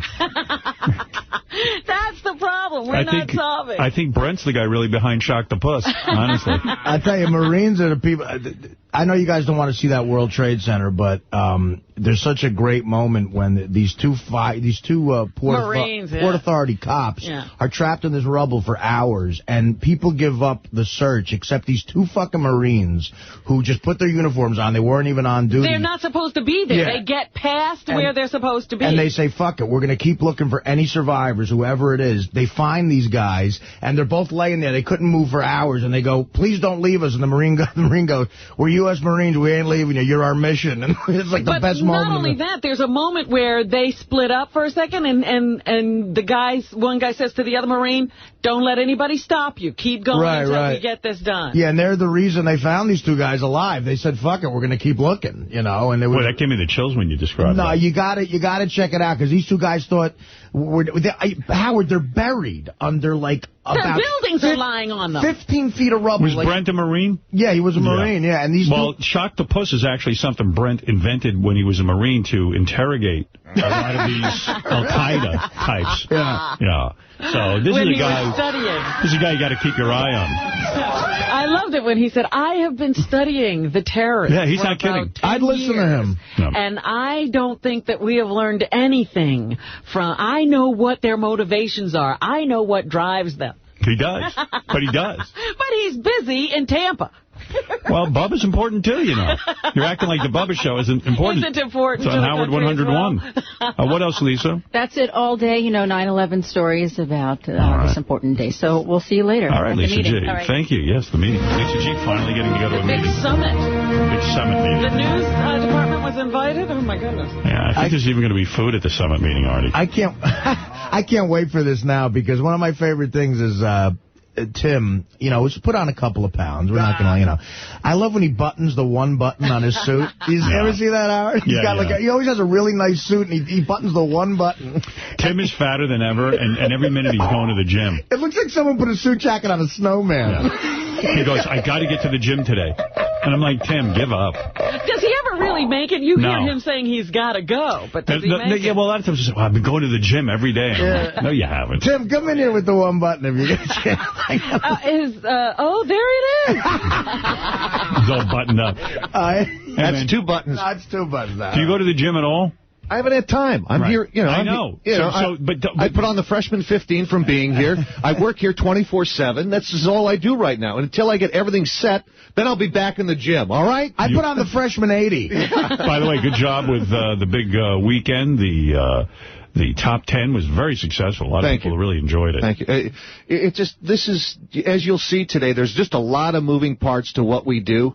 And it's just not one show. It's a bunch of things that go on. And you'll get a chance to hear from everybody, what everybody's doing here. It's pretty impressive. Very impressive. What's interesting to me? I always think of you as just handling us. Yeah. But then I'll listen to the Bubba Show in the afternoon, and apparently you're constantly talking to Brent and Pharrell. Howard 100 News, David Height. You're involved in all production, of that. Got the Sam Simon project going. Sam Simon. So there's a lot going on. I didn't realize that. It's a lot of great stuff. Yeah. And it's also a lot to run the mechanics of our replays and stuff. You got to understand there's like a system here, computer system that runs everything, and it's just but I didn't realize he's on the phone with Brent practically every day. Oh, yeah. And God bless John Hunterlock and Jimmy McClure and Jared. I mean, these guys just... Dude, it's not the Academy Awards. No, it really is. Yeah. And the way that Brent and Bubba talk about Tim, you think he was important. I love these guys. They take him seriously. Oh, my God. I love these people. They call you the pit bull or something? No. All right. How many people are going to be at the meeting today? Probably about 80. 80? 80? It's up to 80? Where'd you get those 80, people? I don't know. We have a lot of people. And you see in the room, you go, my God, this is all the people that make up these channels? It's really mind-boggling. Yes. 4 of them are in charge of getting Artie food. Thank you. Yeah. And you've instructed everyone not to look at me directly, I hope. Yeah, you can just sit and relax. No pressure on you today. No, I would like to say a few words. Well, I would like, if you feel comfortable, absolutely. But thank you. Okay. All right, Tim. We'll look forward to your meeting today. Artie, you fat fuck. Now, you know what, Tim? You actually maybe slimmed down. You look good in the suit. With the buttons buttoned, he looks slim. Well, you know what it's like? when I started, I probably put on 20 pounds since I started here because you just don't eat right. And, I don't have time to go to the gym anymore. I had good intentions. There is no schedule, yeah. Someone told me Pharrell is giving a speech. Yeah, we're going to have Is Pharrell. that true? Yeah, a lot of moving parts to this thing. Oh, by the way, I have to congratulate the Bubba guys. They did a great bit of Pharrell interviewing Jesus Christ. It is hysterical. Really? Because you know how Pharrell never lets anybody talk? Right. He doesn't let Jesus talk. That's great. I got to hear that. It's great. Haven't heard that one yet. Hey, I want to comment on Liza Minnelli and her husband David Guest and that lawsuit that's going on. This is despicable. I mean, David Guest is going around talking about how Liza Minnelli has herpes and this and that, the other thing. And didn't tell him. And he's just a whining bitch. I mean, I got to say it, that here's a guy who signed a prenuptial agreement. He's an adult male. And now he's just smacking this woman around in the press, slandering Liza Minnelli. You can see she's not too stable anyway. And he really is just a whining bitch who's after her money, as far as I'm concerned. I mean, you signed a prenuptial agreement. Just get over it. But you know what? I got to say, she has to know that that's why a guy's interested in her, too. Right. She's got to expect a lawsuit. She's got to expect that. I mean, for crying out, I mean, you do question her judgment, but my God almighty, I mean, what this guy's saying about her is unbelievable, and really... first of all, how's he going to prove that he got herpes from Liza Minnelli? He wants a dismissal of the prenup now because he wants to be able to have full access to her cash if she's got any. Wowee. But, you got to expect that when some guy's coming on to you and you're in a wheelchair. I got to read you this from the email. We had Steve-O on the other day, and it was quite a day on Friday. We had Van Halen, Eddie Van Halen, and, of course... It was a great day. Great day, Steve-O. And, Steve-O dropped a bomb on us and said that his father was the head of Nabisco. President of Nabisco. He ran PepsiCo. He grew up in Peru. Where did he say he was running? Some foreign country, and his first words were in Portuguese or something. Peru, dude. Brazil. Anyway, we were shocked by that, and as Artie pointed out during the interview, was, man, if your dad was head of Nabisco, you're talking about a major player. That's a lot of money, I would assume. So anyway, a guy emailed us. I guess he knows Steve-O or knows the history of Steve-O's dad, and he said, Howard, Steve-O's dad was head of security at Del Monte. Head of security? A division of Nabisco. He wasn't the head of Nabisco. Head of security? Security? Are you serious? That's what this guy said. So when Steve-O comes in here, we're going to find out what the truth is. No. His father wasn't Mel Karmazin, and he was Ronnie Mund. That's funny, because Steve-O is under the impression that his father's a big deal. Here's some feedback on the Eddie Van Halen interview that we did on Friday. The interview with Eddie Van Halen was excellent. I didn't want it to end. Always makes me feel good when people say that. Number 2, you guys have to get Eddie Van Halen on the show again. I'm still trying to figure out what the hell he said regarding his tongue and curing cancer. They cut out a third of his tongue and did what?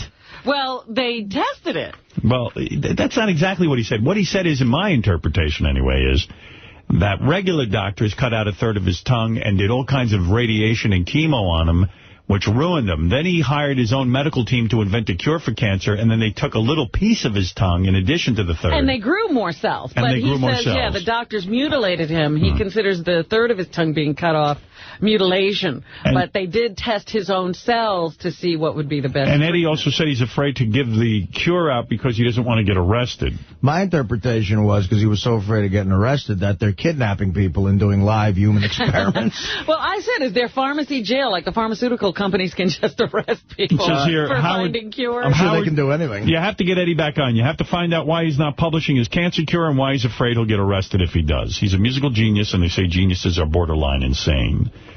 Well, there you go with that. A lot of people love Bingo, who got on the Sybian. I believe that episode is on Howard TV already. Doug Stanhope's girlfriend Bingo was here. This email says, the interview was one of the best ever. Stanhope and Bingo, a classic. I've already listened to it twice. Keep up the great work, guys. I want to sodomize that chick so bad. And by the way, that is up on Howard TV, another highly viewed program. Howard, did you see what Jessica Simpson was wearing on The Tonight Show? She definitely has the best body of any celebrity. I haven't seen it. And I'll put J.D. in charge of making me aware of that. Here's a person who thinks Robin is uppity. That would be Fred. Fred wrote it. Robin had a major hissy fit when Howard said they should sing more karaoke. Is she serious? She refuses to sing ever again for the show and tells Howard to take a flying leap. Maybe that rebellious streak of hers could be tamed by having her sing the next karaoke song from the front seat of her new Mercedes Howard gave her. Ungrateful witch. There you go. And here's a person who has a theory that Lisa G is in love with me, Howard Stern. Ooh. It can't be apparent only to me that Lisa G is in love with Howard. If she could hit Beth O over the head and take her place, she would. She loved the jewelry Howard bought Beth, and today stated how good Howard looked. So Maybe he's onto something. Maybe I could get Lisa G. Maybe Beth had better watch out. Maybe she should. And I told her that this weekend. People want you. I said, you may not know it, but I'm still desirable. People love when Artie does Mike Tyson, Robin. That Mike Tyson bit was the funniest shit I've ever heard. I was listening at work on my S50, and I actually had to stop working because I was laughing so hard. I lent my S50 to my buddy, and he listened to the show. He caught me a break and said the same. Well, there it is. Artie, you're a hit. The ultimate. You are the ultimate. Sometimes I find I want Artie to do more of his Mike Tyson, but it's you got to wait for it to happen. Yeah. It's got to be organic. Mm-hmm. I thought you were going to break into it today when I played the Mike Tyson bit. You did a little bit. You did a little. You tease us. You never know. my ass with a feather. I never know what you want. You got, I'm trying to figure out how you want the show to move along. It's part of my job. I want it to be funny. Okay. That's all he cares about. That's the only thing I can tell you. I'm the ultimate. I am sitting here, I'm fixated on, like telling you something else that I was watching at the tennis match, but I can't talk about it. Come on, just let Really? it out. Well, nobody's listening. It's satellite. Satellite. It's just going to be us and a few friends. Does it have to do with Mike Tyson? For legal reasons, I can't talk about it. You saw somebody making out with someone who wasn't supposed to be together. No. Not that. No. For legal reasons, I can't talk about it. We're not supposed to talk about certain people from certain companies. Oh, okay. So you saw him. Oh. All right. And would something look strange? Well, all right, don't say I it. can't say. All right. Grillo is great. You have to make Steve Grillo the official Howard 100 and 101 movie critic. I think you're right. He just found his niche. Let me tell you something. Not only was he great, I was fascinated by, every word he says could be the wrong word and lead to hours of entertainment. Gary, tell Tim we recommend that Steve Grillo get his own movie review show. And he should never be coached. He called me and said he loved my positive comments and he wanted to talk to me about how to get better. You should never get better. That's what's saving you right now. Howard, what do you think about, we were talking about this the other day, what do you think about Grillo doing movie reviews, say, for the news? Just do every Friday, like Fridays. Yeah, or should he have his own show? I think he should. I know Marshall Fine, a real movie critic, wanted to do them, but he might have been beaten out by Steve. Absolutely. Marshall Fine contacted me and said that he saw the Borat movie, and he said it's so funny that it's painful to watch you laugh so hard. Wow. Because there was a poster somewhere that I just saw. Have you seen it? He's wearing like a V-shaped thong thing. It's hysterical. Well, anyway, that's the new movie from Ali G. And so everybody says that's, Marshall says it's really funny. Marshall says it's real funny, and I usually find myself 90% in agreement with Marshall. Can't wait to see it.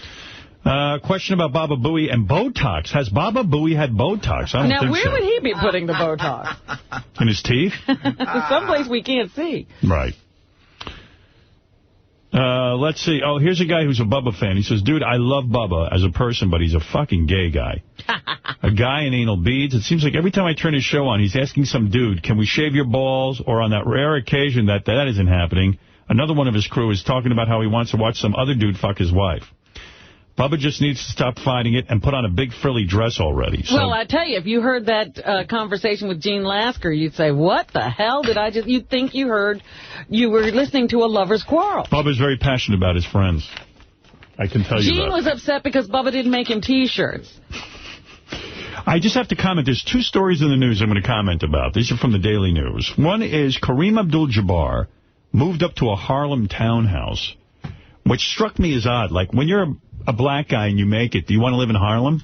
Well, lots of white people are living in Harlem now. Those were the last area where you could actually afford the townhouses, and now they're skyrocketing in value. Well, anyway, he moved in, and it is a bizarre picture on page 8 of the Daily News of Kareem Abdul-Jabbar's apartment. Outside the apartment, literally moved in and supposedly threw just boxes and boxes onto the ground with, like, not wrapped up or anything. And like he just threw them out there? Piles of garbage, and the neighbors are really upset. And even his old sneakers, some guy took the sneakers and wants to sell them on eBay, but like all, like I don't know if you can see it, but it's just like if somebody dumped 500 pounds of garbage on your front stoop. Look, wow, there it is. Oh, my goodness. Yeah, I mean, he turned the neighborhood into a junkyard. And it's just weird that he has that arrogance. It's just, he seems like a bizarre guy. And they said even some of the boxes and things, you know, he's a super karate guy. Bruce Lee taught him karate. Yes. He's even in a Bruce Lee movie, Kareem Abdul-Jabbar. Enter the Dragon, I think it is. That's right. But included in the garbage was not only his sneakers, which are size 14, I believe. He also... that seems small in his case. Yeah, he also... It does seem small, right? Because he's 7'2". He's got tiny feet, actually. Let's see, what size did they say they were? Maybe I have that wrong. But they said also in the garbage was like weird boxes, like boxes from... a empty cardboard box for a martial arts kendo sword. You know what I mean? Oh, just random crap shit. That nobody should have. There was also a Dear Kareem postcard from a masseuse. A blowgun. Uh-oh. I would have liked that. You know, maybe the FD or that alcohol and tobacco group should come and get him out of there. Abdul-Jabbar is 59. And he spent Saturday moving into the stately brownstone overlooking Mount Morris Park in Harlem. And a lot of people said, you know, you just don't come into a neighborhood and dump all your garbage on there. Yeah, I don't care who you are. I tell you, it's true. You got it, because between the Jordan era now and all this stuff with Shaq, people forget this dude was fucking unstoppable. He might be the best. He might be the best player. That skyhook was unbelievable. It was so amazing. For 10 years, he was unstoppable, and he might be the best player ever. And it is weird. He's not looked like that anymore. But you know what you're trying to imply is that what's wrong with this guy that he's maybe doing all this stuff himself? Is he like running out of money? I heard. I don't know. The other thing is I heard he had financial problems. Right, years that's ago. a question. Yeah. Does he have a money problem? I made a mistake. It's size 17 sneaker. Yeah, that's 14 seems small. Yeah. I heard he's a big fan of the show, you know. Kareem? Yeah. So we should, Kareem, call in and tell us why you dumped all that garbage. Somebody told us once they went to go shoot something at his house, and he had a private parts poster in the house in the background. Private parts poster? Yeah. Did he throw that out? I don't know. I don't know if that made it. Garbage? Imagine, on top of the pile was the private parts poster. Hey, if you get a chance, Howard, you should, if you go to preview page 1, Jeff the Drunk left Artie a voicemail that I know Artie's going to love. All right. Well, let's see. Gary the Retard wants to fuck his old girlfriend, so what could this be? Preview page 1? Mm-hmm. It's in orange. All right. Yeah, Gary, Jeff here. Artie lying. I would not see a freaking movie if you paid me to go. I'd have to. If you paid for a limo and the whole 9 freaking yards. Oh, he'd be there. I'll wait to see it when it comes out on DVD next freaking month. Fuck you, Artie Lang. Ooh. You know what? That was a list of his demands, actually. If you go and do all that, he will come. Now listen to this guy. Everything you've done for this guy. Yeah, now listen to this motherfucker. This guy who begged me to send money to him before he worked for it. I ran around and overnighted him the money and overpaid him for a task he probably didn't do. And this is what he's like. You know what, Jeff? I fucking hate your guts, motherfucker. I'm livid at this motherfucker.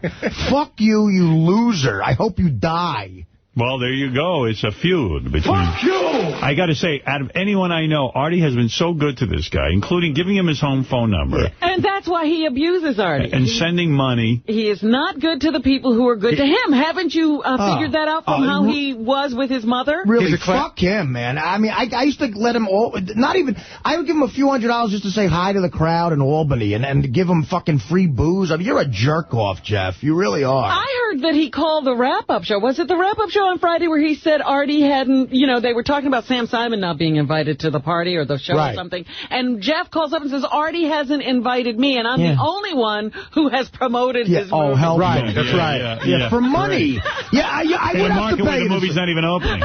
Right. Yeah. I would have to pay you to see it. Exactly. I have to pay you to do anything. I was also shocked to read this, and I don't know if this is relevant to anybody, but Mark McEwen, who is a guy whose career I've followed because he was the morning man on a rock station in Detroit right before I got there, Mark McEwen. And I remember learning that he was a black guy, and I said, oh, that's interesting that there's not too many rock stations in the country at the time that put a black guy on in the morning.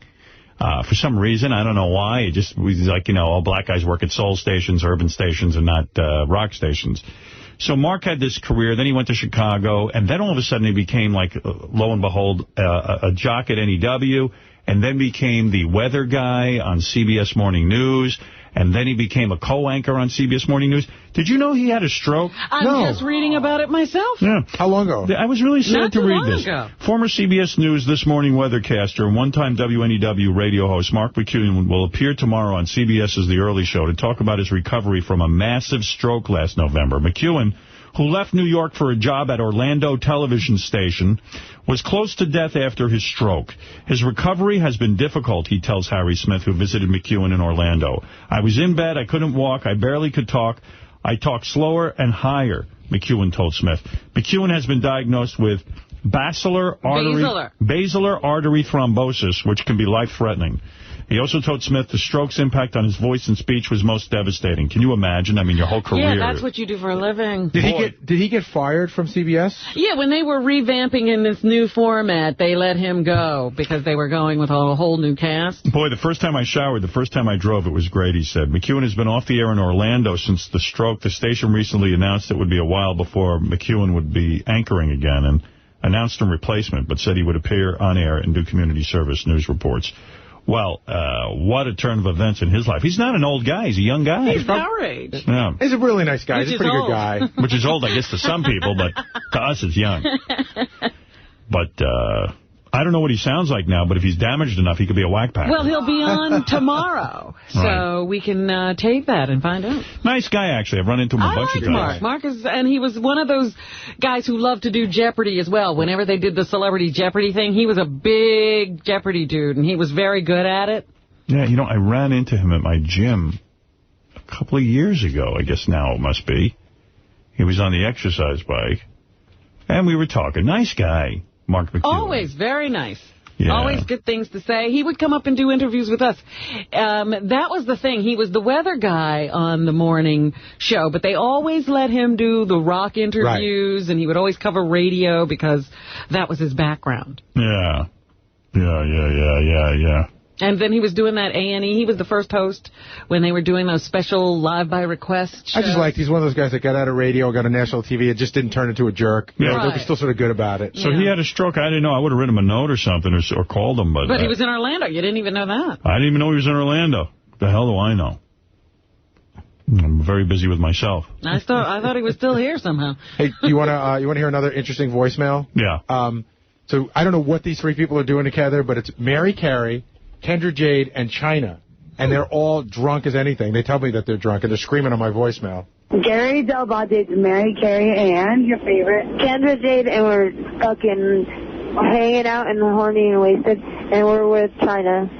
That's where. China, say hi to Gary Delbate. Hi, Gary. Anyways, me and Kendra want to do Snow Angels and drink Jaeger. Wait, we want to go on together and try and top our drunk appearances by being drunker than we were the last time we were drunk. Yeah, we're going to ride the Sibian together drunk. Naked. Me and Mary want to ride the Sibian together. Naked. Ride it together, Gary. Gary, we fucking, I can say fuck, it's serious. We fucking love you. Do you love and the Sibian. And I didn't, Gary, I didn't do the Sibian right the last time. And you guys were frustrated with me, but this time me and Mary and China, we're going to get drunk and we're going to ride the Sibian together. Ride it. All right. Now that sounds like a party. What the hell are they doing together? Hey, Cabby. How did that group get together? Cabby, by the way, part of the 9/11 show that you'll be hearing today. That'll start at about 8:50. I'll bet you Cabby's a big part. Yes, he is. It's going to start in about 40 minutes. Yeah, Cabby. Did you, why are you playing it? I'm just curious.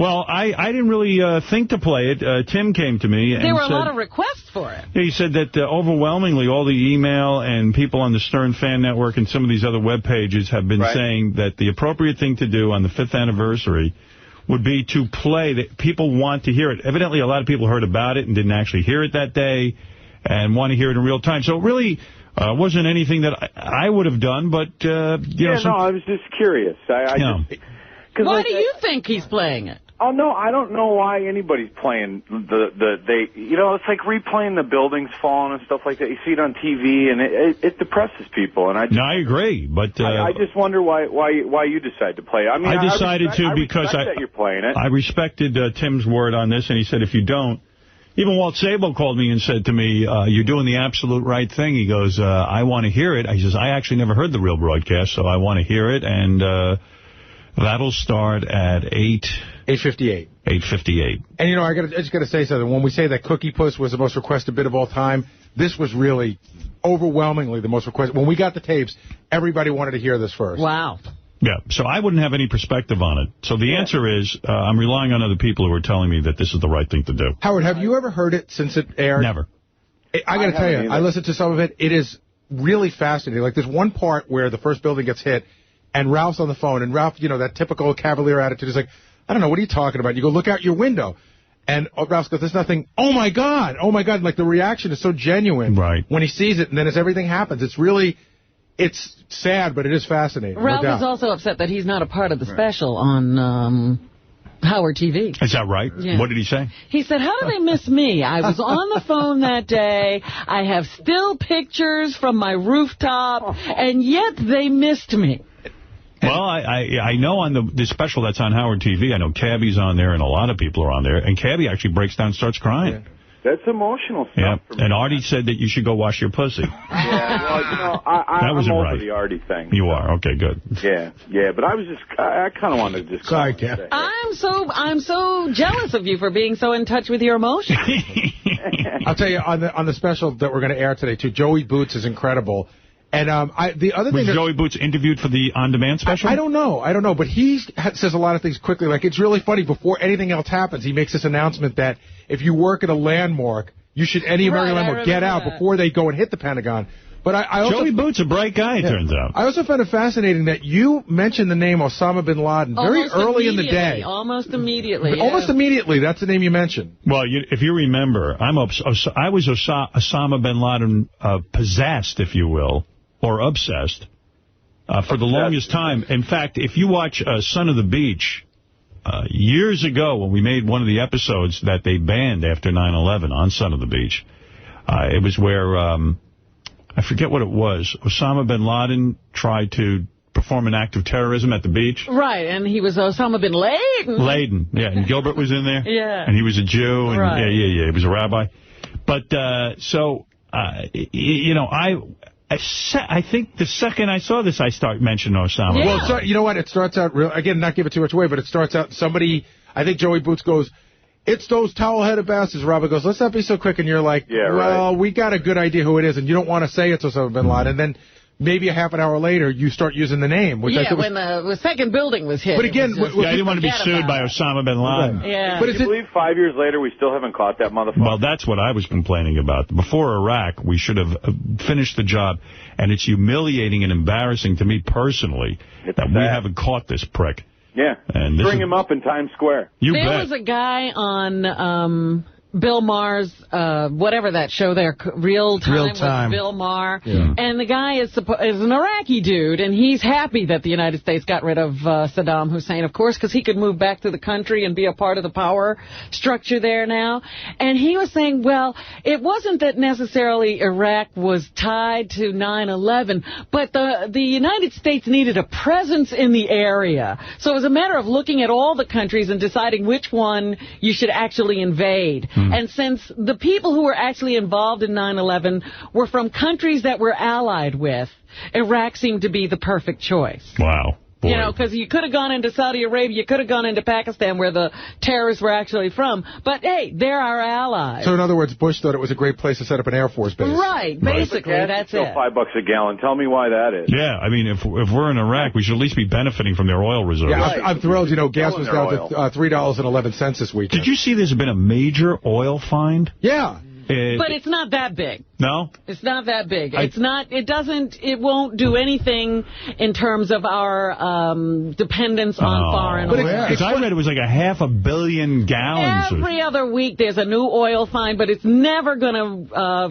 release us from foreign oil. Okay, so explain to me why on the news last week. Election time is coming right now, and the gas has started to get cheaper. And right, did you notice that? Explain to me how all of a sudden gas prices are starting to come down, and they say that they've suddenly found the surplus is up. But why is the surplus up? And then they say, they give you, this is the great rap, don't get used to it, it's only short term. Right. Like till after November. The prices will go back up again. Yeah, you notice what timing we have here. There's primaries and an election coming up, and they say that part of the reason there's a surplus now is that people can't afford the gas, so they're not buying it, they're not driving. Can I say something? The actual attack, the planes attacking, occurred at 8:46 a.m. Now, I think we should start our special today at 8:46. Okay. I don't know if you can now. But the reason it should have started is because it would have been funny to hear how frivolous the show was with me talking about Pam Anderson. To such a switch, but that's my thought. But you know what? Well, that was one of the things I said when they were interviewing me. I said it was like the whole world changed on a dime. We were this frivolous, carefree country, and then all of a sudden... The only thing good about 9/11 was you guys stopped ridiculing me about the fact that I didn't bang Pam Anderson. Right, and you were really coming off in a very bad and wimpy way. Yeah, I was coming off as less than a man. No wonder you were so adamant about attacking our enemies. You were trying to man up. I had to look macho again. It comes across because what happens is, you find out that the plane hits the World Trade Center, but we don't know what it is. Right. And you go back to that frivolous conversation. Okay. Until we realize what's going on. We didn't really get the full gist of it right away. Hey, as long as we got Cabby on the phone. And by the way, how did your audition go at Free FM? It went pretty good. Kane and I, getting back together was kind of something that we wanted to do, and actually we wanted to try it at Sirius, but he's locked up in a XM radio deal, so he can't really do that. And seeing as CBS and XM are sleeping together now, they allowed us to do it, and I thought it went really good. I think we got a shot for a show over there. This is funny. Sometimes I play people send in bits from the audience, and they're bad. But one was a fan interviewing Cabby about gay sex. I heard that online. Yeah, you heard it already? Yeah, is it the one where he takes my 9/11 stuff from the Howard TV thing and chops it up? Yeah, I don't know where it's from, but it's not funny, though. That's the problem. It was a good idea. Horrible. It's not good. So here's an example of a bad bit sent in by an audience member. Yeah, don't try this at home. How about that? Hey, everyone. How you doing? This is Curly, and I'm here with Cabby. We're here talking about how gay he is. Cabby, do you sleep with a lot of guys? I bounce around a lot. Cabby, when you think about cock, what happens? I get chills talking about it because it really fucks me up. Okay, maybe I spoke too soon. This is hysterical. I don't know. I was listening to it and I went, the guy could have actually interviewed me and it would have probably been better. No. This is great. Hold on. I think it does fall apart, though. All right. No offense, Curly. Think of another guy's ass. It really fucks me up. How can you think of another guy's ass? I don't go, look at the whole... Like I said, Cabby, I just don't get all that gay shit. I guess to give people a better visual, why don't you describe it like a PATH train and what it felt like later, or looked like? The PATH train went through there, and it's a graveyard.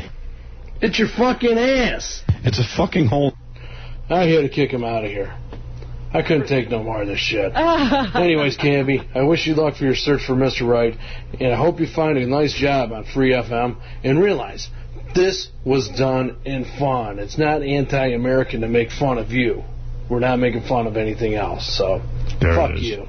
All right, well, there's Curly. The end is a little weird. See, I told you. It has roast its me moments. online all the time. Like I care. It's just sad that he had to use that audio to make some bad comedy. Yeah, the audio was sacred audio from Cabby talking about 9/11. Well, it isn't even about being sacred. It's just, I don't think you can take that stuff and turn it into something funny. He did. Well, he got 2 good lines off. He can suck a dick. That's all I care. I mean, All right, Cabby, thank you. He's got a huge comedy career ahead of him, I see. By the way, Cabby will be a huge part of today's show. So stay tuned, and it will be on shortly. Yes. You think America stopped waving the flag? Do I think America stopped waving the flag? No. No. You don't? No. At the tennis match this weekend, they unfurled a huge American flag and had Gladys Knight singing the Battle Hymn of the Republic in Oh Beautiful. A lot of my neighbors on Long Island have a big pole and a lot of people flying the flag. Flying American flags. I see a lot, actually. In fact, it was funny. I was thinking about that this weekend. I was watching a neighbor of mine. It was a nice breeze, and I was watching the flag, and I felt good. I was like, wow, that's a cool thing to do, Yeah, I just think that, a lot of people put it away. Cabby, you got back last week. Yeah, Cabby, you've been in jail. That's why you haven't seen too many flags. Those guys aren't exactly all bumped up about America. Oh, man. I love this country, and God bless America, and God bless you for staying on the air that day, man. I know that's one of the things a lot of people say to me is that you really helped them get through that, and that's all I'm going to say, man. You love it so much, you should never have withdrawn your support. Cabby, you should pay your taxes and support the country. All right, goodbye. All right, later, man. Love is cheap. Waving a flag's easy. Paying your taxes is hard. Oh. That's the real way to wave the flag. There you go. Here's a spot or two. Take a listen. We'll come right back. Joe, it's been a tough season for Jet fans. What does it mean to you now when the team is struggling? I want to kiss you. I couldn't care less about the team struggling. What we know is we can improve. We're looking to make a noise now, and I want to kiss you. Thanks, Joe. Yeah! God bless Joe Namath. You're listening to The Howard Stern Show. Yes. The Howard Stern Show. Viva la revolution. Revolution. Whatever. Detroit Dave is on the air. Hey, Howard, how's it going? Hey, now. Hey, Artie sounds a little pussy-whipped even without Dana. Well, you think so? I just think it just went horribly wrong at his concert, and it just didn't work out for him with the sex. He just seems a little scared to, try to move on, Well, no, I was trying. Trying the key word. Richard Roper reviewed your movie. Did you hear about this? We got a copy of the he review. did? Yeah, him and the girl from, Aisha. Motherfucker. Not Aisha. Who was the girl who used to host Talk Soup? Aisha Tyler. Yeah, her. She's the co-host. I'm wondering how I only got a piece of it. I'm wondering how we got to see it, because we're keeping this so secret from critics. I don't know.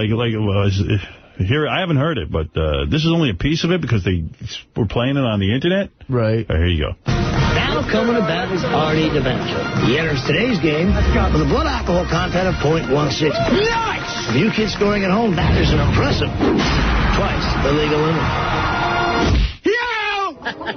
Ball bag. I'm here to tell you why it sucks on a gargantuan level. In fact, it's so bad that it's almost a guilty pleasure thumbs up for its value as a cinematic car wreck, but I just can't do that to you, the home viewer. You still live with your mother. I made Chinese soup. You kids want some. No, Mom. Go back inside. I'll see you on the field, loser. How about a toast? Huh? Toast my I got a so bad I could drown a horse. All right, that put a damper on a toast. Don't even get me started on some of the plot developments that are actually impossible. Even within the insane universe of this movie. So, I don't know if you can guess, but I'm actually giving this thumbs down. What? Oh, I didn't see that coming at all.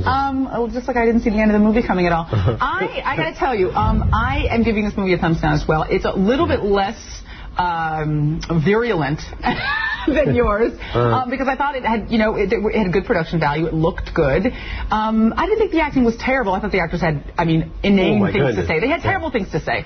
But the movie was just, it made no sense. It made no sense at all. Well, at least this was, I guess you could say, entertainingly bad. He's a smart guy, and it is entertainingly bad. I think if you go, you'll be amused in some way. Hey, are we done here? Because I'm losing my buzz. Oh, what do you think of that review? Well, I mean, that's why we kept it secret from critics. I don't even have the heart to do this. Scott put that together. He took a really bad review from a Nicolas Cage movie. And they made it a beer league review? Yeah. That hasn't been a review. That was a Nicolas Cage movie? Yeah, oh my God. Scott put that, this is the first time Scott ever woke up to do a bit. That's great. And I was like, and I said, oh, and I'm playing it, and I go, oh. It's Evil Scott. Yeah. That's not your review. That's a Nicolas Cage movie. What Nicolas Cage movie? Wicker Man. It's probably the one he just had out. Oh, yeah. Wow. I heard a woman coming out of the theater say that is the worst movie she's ever seen. But Artie Lang's Beer League actually did get reviewed by a guy named Mark Bell, and he gave you like 20 stars or something. He gave you, 4.5 stars out of 5. Where's he from? He just got out of jail, actually. No, I don't know. He's from something called Film Thread. It's like a website. Oh, that's nice. But he gave it a good review. That's nice. Says, Beer League is a welcome return to a time when comedy was offensive and disturbing, but hilariously so. So there you go, bro. Wow. Good for you. Were you freaking out during that? No, I couldn't even go on with it, Robin. I don't have the heart. The website... I want to hear it. Come on, it was funny. The editing sounded... no, that was it. But I couldn't go on with the gag. Oh, you couldn't let it just stand. You had to tell Artie right away. I did. I buckled. I'm sorry. Were you upset because you had been promoting his book so heavily that it didn't make a difference? Yeah, I was like, none of that ass-kissing worked at all. I mean, look, we're not letting critics review it, so we plan on most critics not liking it. Oh, really? You're going to hold this from the critics? Yeah, definitely. Yeah. I mean, because, Seems like some of these critics liked it. Yeah, I guess. I mean, that's nice that that guy liked it. And Variety, again, gave it sort of a positive thing, but it wouldn't be surprising if that's the actual Richard Roper review. Right.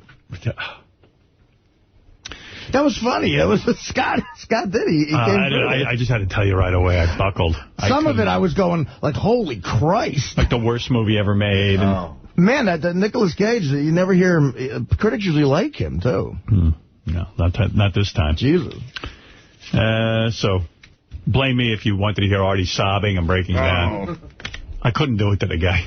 Because you know what? He's vulnerable right now. Well, yeah. I mean, you don't want him falling apart thinking that that's what Richard Roper really said. If there's one thing I'm used to, it's bad reviews.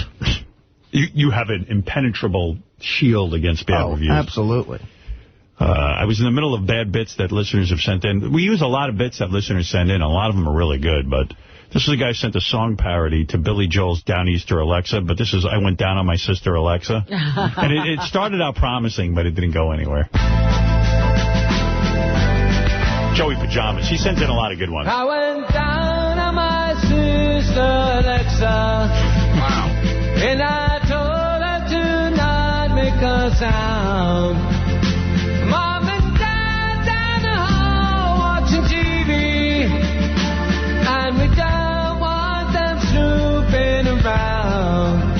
This is about going down on your sister and not telling your parents. I'm not sure I want to play this one. I'm not sure it went anywhere, actually. Oh, I erased it. Damn, I wanted to keep going. I just hit the wrong friggin' button. Oh, you erase it when you do that? Yeah, you could hit the wrong button here and just blow out a whole bit. Wait, maybe I can find it. I got it somewhere else. Like one of these pages. Howard page, Gary waiting page. Gary preview page in red in the middle. Yeah.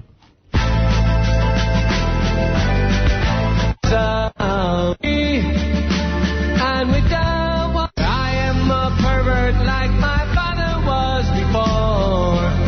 You can't hear us fucking safe behind my bedroom door. They say that incest isn't what it used to be. But I ain't complaining when my sis goes down on me. What do you think? Was that right to keep that off? Kind of. It's very creepy. All right, and then there was Surf and Bowie. A lot of people send in Baba Booey songs, and you can't go wrong with a Baba Booey song, but sometimes you can. I don't think this one worked. When everybody's heard about Baba Booey, Baba Booey,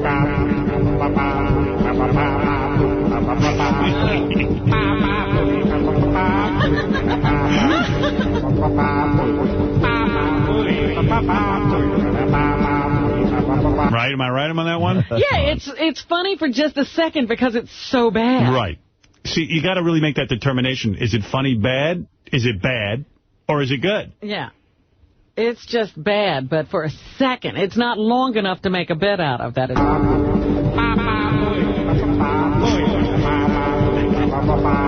You just feel sad for this guy. Yeah, I felt bad for him. The worst was Bob Levy. Bob Levy tried to make a Baba Booey song. And Bob Levy's a funny guy. I mean, Bob's part of our roast. He started the whole roast thing with us. And very funny. We put him in charge of it. And he does that whole miserable men thing. And he's a funny stand-up, but he went horribly wrong on his Baba Booey song, too. What I love about that is that the guys didn't tell him how bad it was. They sort of kept it to themselves until we could play it. That's the key. He looks like he lives in a tree. He's half man and half monkey. Wow. It's getting hard to look at him in his mouth. Because his teeth are yellow like pee. Yell like pee. Let me take you down, 'cause I'm going to Baba Booey Land. Oh, God. Yeah. Just not good. He's half ape, half man. Howard's going to love this. Yeah. His teeth are gnarly and hang out of his mouth. Bob's so funny. How could he write this and send it to us? And he thought it was a home run. He was like, this is a home run. Oh, and he's using half the Beatles lyrics. Like, in a song parody, you just don't do that. Let me take you down, 'cause I'm going to Baba Booey Land. That's going to kill. And it doesn't fit. He's, it's just awful. Yell teeth. Baba Booey Land forever. No energy. Baba Booey Land forever. Teeth that yell like pee. Baba Booey Land forever. He's got a whole. It's an opus. Sal probably. I want to know how Sal kept it to himself. I mean, he had to be laughing his ass off inside. Here's Bob saying, Howard's going to love this. You know these city council meetings where people in the public once a month can get up in front of the city council and talk? This is from the internet. This is a real clip. Yeah, they call them like town hall meetings. Like this guy gets up at the town hall meeting, and at first he sounds somewhat normal, and you realize there's something off with the guy, and then like they have to get rid of him and pull him out of there. It's so great to listen to. You got to hang in there. It's about 2 minutes long, but it's worth playing. This is some guy just sort of going psycho at a city council hearing in Charlotte, North Carolina. Next speaker is David Thompson. Talk about Homeland Security. Welcome, David. I'm here tonight to request John Walsh of the FBI's Most Wanted to make public and request America's number one public enemy. We have a rogue helicopter pilot on the loose inside this airspace. He's also on the loose inside this country. And I am after this report right here, which is a classified document from the Freedom of Information Act within the FAA. I've been... So, at first it's not obvious what's, you're sitting there going, oh. Right, what's he talking about? And then they got to pull him out of there. Ready to explode like Mount St. Helens since the weekend of May 27th and 28th. And what happened to me was the evening of the 28th, I woke up in my house late in the evening, early mornings a.m., and my house was shaking. And it's shaking. And it kept shaking. And it's shaking. It shakes for over a minute to 2 minutes. It shook constantly. And it was the same white helicopter that I saw on Sunday afternoon that flew over my house when I walked from my part of the house to my garage. The exact same. I won't raise I've got Boy Scouts in the audience, and they may be getting scared because of your behavior. That's fine. They have a right to be scared because that's why I'm here tonight. I was scared. I was endangered, and I was threatened. My life was in danger because we have a helicopter pilot that flew 25 to 30 feet off my roof line between the magnolia tree and the property line for 1 to 2 minutes, and then he bailed out. And I followed him. And I've tracked him down through the FAA because I made an official report. Sue Myrick knows about this. The FBI knows about this. John Edwards knows about this. The Criminal Intelligence Division, the Charlotte Metro Police Department knows about this. I want this pilot. It's a matter of national security. Wherever you are, Mr. Helicopter Pilot, come out of your hole. And you too, George Shin, because you were in that helicopter pilot. You were in that helicopter, and you're nothing but a chameleon, lemon-headed, coward, terrorist pussy. And I'm after you, buddy. You're going to pay for it. Good night. Thank you very much, sir. Nice. Isn't that great? I love those meetings just for those reasons. I'm going to make a speech like that at this Tim Sabian summit. I'm going to get up. By the way, I just realized the time is flying. It's 8:43, so we're like 5 or 6 minutes away from doing our 9/11 show. And 3 minutes away from, I think, doing a moment of silence somewhere at 8:46, right? Who's doing that? I heard somewhere in the city they're doing, because 8:46 is the exact time of the first plane. 4 moments of silence. Yeah. One for each building getting hit and one for each building falling. That's taking place down at the World Trade Center. Right. Oh, I might be into that. I tell you what, I don't go for all these, sort of demonstrations where everyone's silent and stuff. But, man, 9/11 is such a shit thing, man. I mean, my God, every time I see anything on the news about all those people that died there, people jumping from the building, people burning up, people calling their loved ones and saying, I love you, goodbye. People on the planes who were, Did you watch the second part of 60 Minutes last night? I wouldn't watch it. That was tough. But the second Katie Couric interview? Yeah, well, there were two things. No, it was the kids of 9/11. All the kids of 9/11. No, they also had a show on afterwards about, like, that. They showed parts of that documentary that the French guy shot about the firehouse, and De Niro hosted it. See, I missed that. That was such a heartbreaker. I was busy programming my TiVo for Dancing with the Stars and Survivor. But even the Katie Couric one, where they're talking to the people, that really pisses me off now, that the people who stay down there and help clean up the rubble and help rescue people are not, like, have to fight to get help because they're sick. It sucks. Hey, can I just say we are doing a wrap-up show today, like a special wrap-up show. I think it starts at 12:20 and it goes to like 1:30, and we have different people stopping by and calling in and everything, so if you get a chance. Celeste, you're on the air in New York. So was someone going to kill me when I have to break get into the Yeah, I whole guess thing? Fred will. They want to start at 8:58, so I guess 8:58. At 8:57, Fred, am I done with my commercials and stuff? Your commercials were out of the way. Good. We took care of that. At 8:57, I'll give you a minute. All right, Celeste, sorry, go ahead. All right, Howard, you're perfect. This is the perfect way of doing it. Doing it right along with your show. This is great. Good. I woke up the second you announced it on 9/11 in 2001, and it's like I couldn't go to sleep all this morning. I had to hear you. You're a chick, right? I'm a girl, yeah, and I always sound like a guy. I was going to say, there's something funny about this voice. He lost his penis on 9/11. You know me. Who are you? I'm Celeste. Oh, Celeste in the wheelchair? Ooh. Yeah. Oh. What the hell happened? Well, she didn't sound too big. No, remember Celeste? No, I've been awake. I went to sleep at 4 o'clock. I thought you died. I woke up at 6. I thought you died. No, I didn't fucking die. You know I didn't die. But do you remember her history with the show? She started out because she called in and said she would give oral to some virgin we had on the air. Yeah. And I did. Yeah, well, Celeste, he was an asshole. He was an asshole. It was Darren. Oh, it was Darren. Remember Darren the footlicker? He was an asshole. The kid who was in love with Robin. Right? Yeah. Let's not start that up. Yeah, let's keep that quiet. All right, thank you, Celeste. Thank you very much. Howard, I adore you. You're wonderful. You are all so absolutely wonderful since you came on Sirius. You're amazing. The last time we saw Celeste, she was upset with us because we didn't include her in our last show on terrestrial radio. Well, that was Robin's call, Celeste, not mine. Robin decided that one. She's really the brains of the outfit. Thank you. Double A, you're on the air. Hey, Howard, how's it going? What's going on? I want the whole world to know that what a treat you're in for just a few minutes away. Because that day treat? Oh, my God. I mean, nice choice of words. That was the best radio ever. I mean, like, you guys were, like, amazing that morning. It was so incredible how you stayed on and, like, passed your time. Thank you. We have 1 minute left, and then we will break into that. So, Double A, I'm going to move it along, and thank you for the kind words. All right, bro. Have a good one. All right, Double A, everybody. Well, they got 10 minutes left. In fact, they say the show was so good that morning, a lot of fans stayed in the towers as not to miss a moment. Oh, geez. And that's what did them in. That's what people are saying. There was one kid on the 60 Minutes show last night. She lost her father and her grandfather. They were two firefighters. I got to tell you this.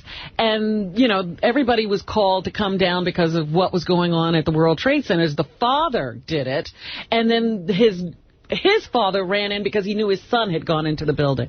All right, listen, let me just say, we have 1 minute or... No, 10 minutes. 10 minutes, Fred. Did I have that wrong? Yeah, it's 8:48. Okay. Okay, sorry. Let me set this up. Well, all right, I'll take a few more phone calls and then I'll set it up. Right. We're starting at 8:58, Howard.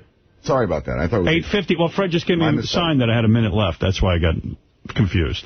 But it's okay. You made a mistake. Yeah, but I mean, you know, the stories from that day are just incredible. Yeah, when you listen to this broadcast, we were on the air just about now talking about Pam Anderson. And whether you could have gotten her. Yeah, I was at a club, and she kind of made out with me, and then everyone was like, well, did you bang her? And I go, no, I went home. I had to work the next day. And well, your excuse was I had to go to sleep. Yeah, I did. I was tired. So everyone was goofing on me and calling me a homo and all that stuff, and we were watching TV when, Gary walked in and said, put the TV on, and we saw the first building up in flames because we had been told that a plane had flown into it. Yeah, so that's what you're going to see. That's what you're going to hear when we break away this morning to commemorate the 5th anniversary of 9/11. Steve, you're on the air in Middlesex, New Jersey. Yes, I'm calling for a Fred Eric Norris. Yes. Is this Cookie Puss? Oh, yes, it is. Is Fred there? Yeah, hold on, Cookie Puss. Fred, it's for you. It's Cookie Puss. This is a phony. I can tell. Fred, you didn't forget about me, did you? We had some good times together. This is a phony. The princess got between us. Listen, I fell for the Riley thing. I'm not falling for you. You don't think this is the real Cookie Puss? I don't think so. I'm going to put Steve back on, okay? Hold on. All right, put on Steve. All right. Oh, I'm sorry about that, Howard. You hey, took Steve. the phone for me. I wanted to say one thing about the Howard TV special on... Put the voice back on. 9/11. Put the voice back on. Hey, boy.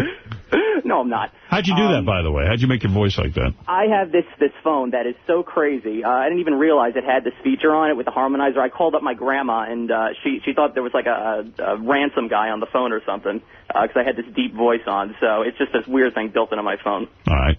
It sounded good, though, right? Yes. Okay. The cabbie's crying on the Howard TV special. It's just the most insincere thing in the world. I mean, he's so obviously faking it. Really? Oh, absolutely. And, he's not, there's no tears, Howard. He's just totally over the top. I mean, everything the guy says, it's so hard to take him seriously. Well, that's the beauty of Howard TV. Everybody gets to express themselves. I have not seen the cabbie footage yet with the special, so I will watch it tonight. You have to see it to really appreciate it. Real cool. All right, thanks, Steve. We love you, Howard. Some people questioning whether cabbie's crying is sincere. How could you do that? All right, here's Dominic Barber, who I believe was part of the 9/11 show that you're about to hear. Yes, Dominic. Before the show starts, and because it's an incredible moment, maybe just 1 minute of prayer and then it starts. What? Well, 1 minute of prayer for all the people who died. Who would you say is capable of delivering a prayer? Lightning Fred Norris. You want me to do one of those big gaudy signs of the crosses? Yeah, that's a good one. Yeah, Artie did a big sign of the cross at Gary's father's funeral. Were you an altar boy? No, God, no. I went to catechism, but I wasn't an altar boy. No. All right, thank you, Dominic, for the suggestion. And like all your suggestions, we'll ignore it. Thank you. I don't think there's anybody capable of saying a few words, is there? I'll make an act of contrition. Not unless we have a religious channel here. No, I could say a few words. I will say that... well, that's not a prayer. I mean, you could say a few words. I'm going to say a few words before we begin the 9/11 replay. First of all, we have this 9/11 tape because of a miracle that happened where we got our tapes. So I'm glad for that. Thank goodness this isn't on the garbage heap with everything else that they wanted to put on the garbage heap. Yeah, that, wasn't out there with Kareem Abdul-Jabbar's trash. I do want to ask God, where were you that day? Yeah. Why didn't you intervene on behalf of the United States? Well, now you're going to start yelling at God if people said prayer. Why? You should do like the old Richard Pryor bit. God! Why? Well, yeah, we need one of those ministers. What we have here is a person who is possessed. So, I believe it's the lesbians. It's destroying us. The membranes in your asshole. That ain't no entrance. That's an exit. It ain't real. Tell him, preacher. Anyway, I will say... Membranes. Membranes. My son cannot get a date to the prom. All the pretty girls are lesbians. Yeah, only 2 girls in my high school are straight and both damn ugly. So, what's it? All right, now I can talk. Beautiful. Let Tom have a word. Yeah, Tom, you're on the air. Go ahead. What's up, Howard? Hey, Tom. How you doing? All right. Hey, I'm glad you're playing that 9/11 show, because I missed that. I never did hear that. Yeah, we're about, let's see, 5 minutes away from playing it. Yeah, great. Hey, Howard TV, right? They just started offering on demand where I live, but I got to get some people to call the cable provider, so they put it in their programming so I can get Howard TV. Yeah, I know they... Valley, RCN, you got to call RCN up. Whoever's out there lives in the area wants to get Howard TV, so we can get it on a program so we can get it, you know? Yeah, I know that Howard TV was just added in a lot of new markets, and I'm not sure what they are. I don't have that in front of me. Yeah, well, they said if enough people call and request it, they'll put it up there and then we can get it. But it's bumming me out because I can't get Howard TV. They got every other piece of crap on there, but that you have to request. Yeah, exactly. Yeah, there always has to be a movement in order for them to react to me. Well, what are you going to do? I got a chip on my shoulder, now I know why. You know. Let's go to Chris. Chris, go ahead. We have seconds now.